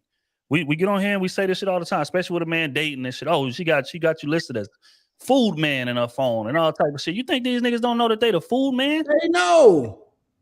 They know. But see, they what I'm choose. saying, But look, they continue that's why I said in the food slot. But that's So what The food man doesn't want to be in the food man slot. But he know what slot he in. But the problem is people don't want to be in those slots. It's not about being aware or not being aware. It's But we don't care what they want. This is what they is. But isn't that where isn't that where the delusion comes in, where the woman knows the slot she's in? I agree with Anton. She knows where she's at, but she doesn't want to be there. Want to accept it. That's what I'm saying. Look, I'm telling y'all been out the game too long. So JR, you need to drop Trill, Angry Man, and Anton, and let me goddamn. Hey, I told you, Anton, Trill, and JR. Once we get to step 4, now, Anton, Trill, and Angry Man. Once we get to the step 4 of the process, we'll call y'all back up. But right now, y'all niggas need to sit out. This is what it is. Niggas tell women what they want to hear. Facts. Now, yes, I agree with you. The planet of delusion, though. But who's the master of the planet of delusion? It's niggas. These motherfucking see, and for you, look right here. When you start moving up in different tribes, yes, you know you're in the delusional place. If a project host suck little Boosie goddamn dick in the parking lot of a concert, that is a delusional place. Got it. We're not talking about that. We're talking about a majority of people that dudes will tell women what they want to hear to get some fucking draws. And so let me ask you logic. Wait. Logic, can I want to let me finish? Anton, we're not ask you a question, brother. We're not, bro. You and the married niggas, we gonna call. Wait, hold on. So you don't want me to ask you a question? This Mr. Logic. I'm trying to reach the Anton and Anton Daniels hotline. Get this nigga off of here, and we'll call him when we get to stage 4. I got a question for you, Logic. I got a question for you. When these dudes tell these chicks what they want to hear, right? Mm-hmm. You don't think that these chicks know that these dudes is finessing them and they allow these dudes to finesse them? No, it's off of a feeling. They are getting, it's confirmation bias. The woman thinks she's this, and the woman tells her she's this, and she feels good because he's telling her. Hold on. We got a woman on the panel. Go ahead, Siobhan. I know you're trying to. Yeah, I said not all the time. Why y'all always have not all the time? Let me say this because this is goofy. Okay, first of all, Logic, I disagree with what you said about the married guys. That's bullshit. But no, you niggas arrested. You niggas haven't shot a jump shot in goddamn 10 years. You niggas the game. Bro, Angry Man, no dude. Hey, look, I got notes right here of shit that Angry Man and Trill, all you niggas on the panel say, you got your own note section, right? Wait. But right now, you niggas arrested. The jump shot is weak. Look, I'm gonna call y'all when we at step 4 because you niggas give rusty advice. I'm telling you. You niggas. Wait. Let me say this, Angry Man. You know part about this? I went down to DC with Logic, right? So he don't want to tell you this part. He don't want to talk about this part. Go tell it. I went down to DC with Logic. And Logic was talking mad junk, and we went to whatever the spots is that Logic wanted to go to. And I said, all right, Logic, take your pick. What you want me to do? Pick one. Pick any of them. Pick 2 at a time. He pointed them out, and I showed him exactly how we move.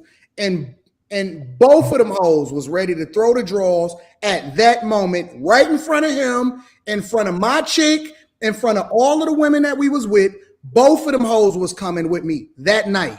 Am I lying or am I flying, Logic? you're not delivering context, so you lie. See, look at this bullshit. Look, hold on. Here's the thing. Look. Logic. He don't need no sidekick. I'm gonna tell it. Wait. If there's not enough context, he could be lying. Go ahead, Logic. What happened? I'm gonna tell you what happened. Right. This is what Anton do, and it works. Hey, how you doing? I'm Anton Daniels from AntonDaniels.com. I'm the host of the. You capping, Logic. You know it's cap. I let you cook. Let me. If you hand a prostitute some money and don't say you handed her some money, you taking out context. Logic. No, that's cap. He know that's cap.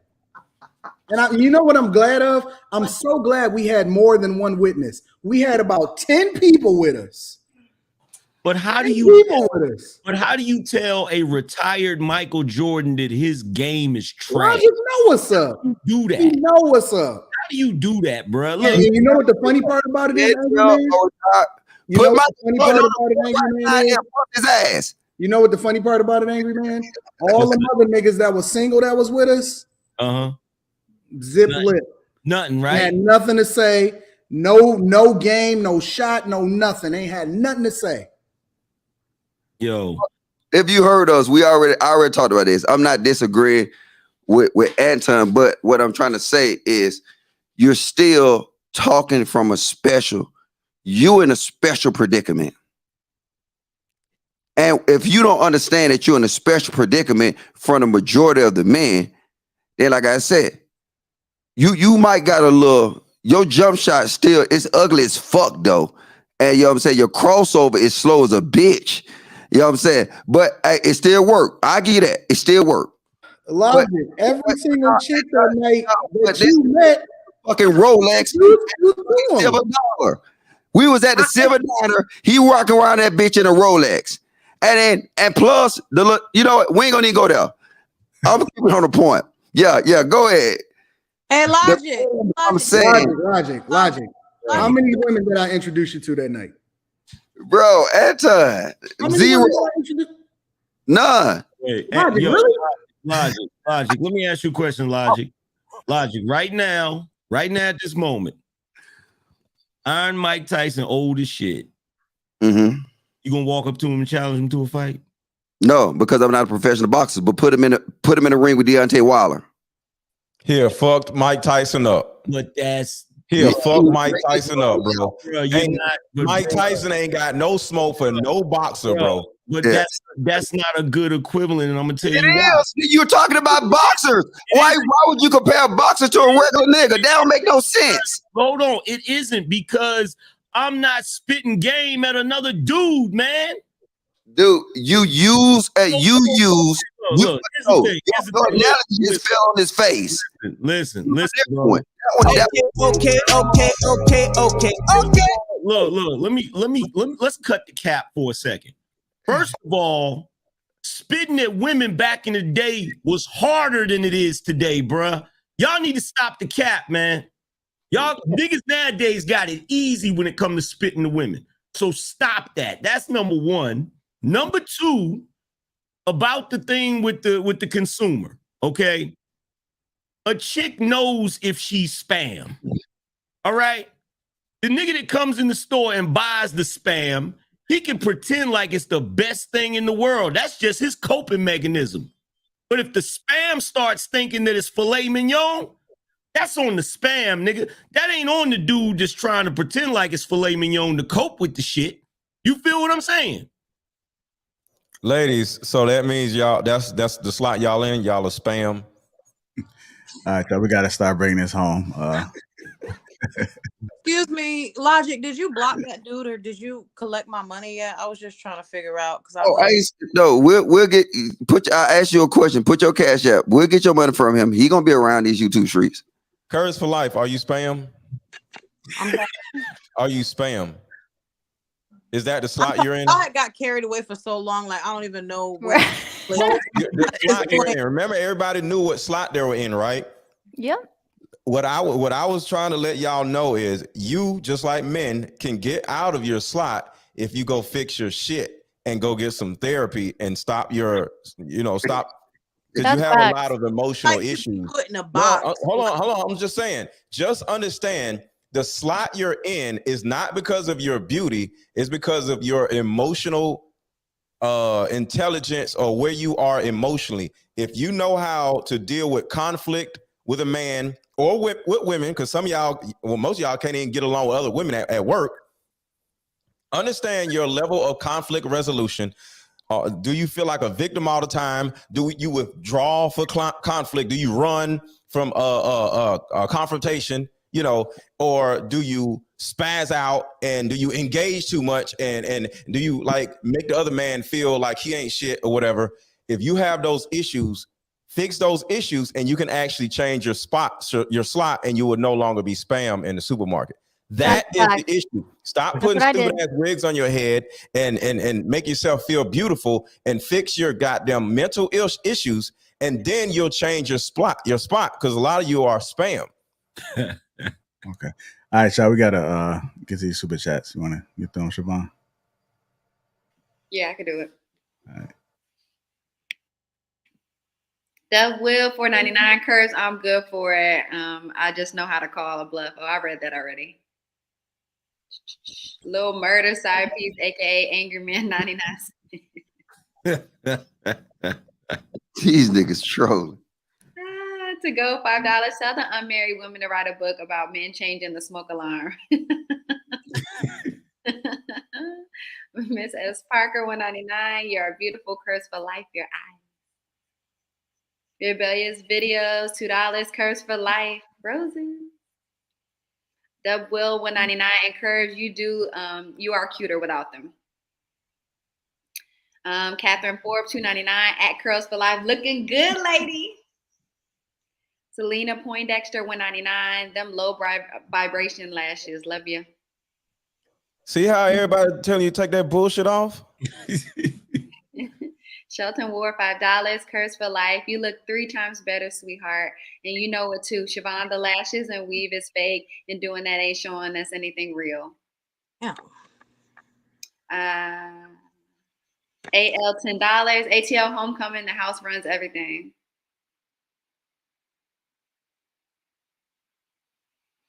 T War, $1.99. I choose Carmen, JR. I need the hookup. Jonathan Barenfeld, $9.99. Therapy is awesome when you have a great therapist. Great therapists help you think. They don't affirm or provide their personal opinions. In my experience, I found therapy to be extremely helpful. Robera, $2.19. I sent this super chat to emphasize that Curls for Life looks so much better without lashes. Ladies, you are more beautiful than the way you were created. A little makeup does not hurt, yet your natural state is the best. Pound truth. T War, $1.99. No lashes, good on you, Curls for Life. Keep that up. Chemo, $4.99. They make rules for betas and break them for alphas. Rolo Tomasi. Ladies, keep the same standards across the board from start and see what happens. Ronnie, $4.99. Y'all gotta bring the caves back. These ladies fine, but they ain't got no hands. Jonathan Barronville, $9.99. Nah, Anton, that wifely duties point makes no sense today. Why would I marry a woman who hasn't proven she's a wife? Men shouldn't be taking that risk on the women today. Jonathan Barronville, $9.99. Marriage today is risky as fuck as is. You got to prove you're a wife first, or you're getting, or you ain't getting this ring. We live in different times. Vonda, $4.99. Wow, Curse for Life. Come through with that natural beauty. Love it. My hubby said that's enough. $5 super chats for tonight. Awesome show panel. Arissa Michelle, $1.99. Facts, Anton. Listen to a man who has a wife, ladies. Marsden, GVM, $100. BW not chose because want men to settle for their issues. Chemo, $4.99. Non-logic. Men will tell women that they want what they want to hear, but women are masterful at checking for a man's congruency. They know what's up. They like it. Chemo, $1.99. Next topic for King Talk, dark triad traits. Nathaniel Down, $5 super sticker. Dub Will $5. I already asked for the Cash App curves. I pay my debts. If you don't want to say it here, check Instagram. Bet. Thank you. I'm gonna need a loan, Curves. I'll let you hold something. Nathaniel Downs became a Green Gang member. Did you hear how she turned on the sexy voice when it was about money? How did I sound any different? Nah, you was like, bet. You're just trying to find something. Nah, you know what you did. I'm gonna let you have it, angry man. He said Dub Will $5, but with all these compliments you getting for taking them off, Kurt, you should be paying me. Thank you. Tyron Davis, $5. Anton, I rock with you, but Elijah got this. It's the men. All right, solid super chats, man. I want to give a special thanks for everybody that popped on the panel tonight. You guys' perspectives was phenomenal. Salute to you, Angry Man, for showing up, and Mr. Let Go, bringing us some of that seasoning on the panel. Since the ladies was quiet and reserved, they was trying to be innocent, trying to play it safe tonight. We are. Make sure you guys hit that. Yeah, make sure you guys hit that like button. Also, make sure you subscribe to the channel. Again, shout out to the sponsor, Teach Hanley. Catch us next Thursday, same time, same place. And Ricky Williams is live tomorrow, so make sure you guys tap in for that. Oh, hell yeah. Oh, hell yeah. That's right. It's the end of the show, y'all. I know it ran over late. Appreciate you guys' patience, but we got to get up out of here.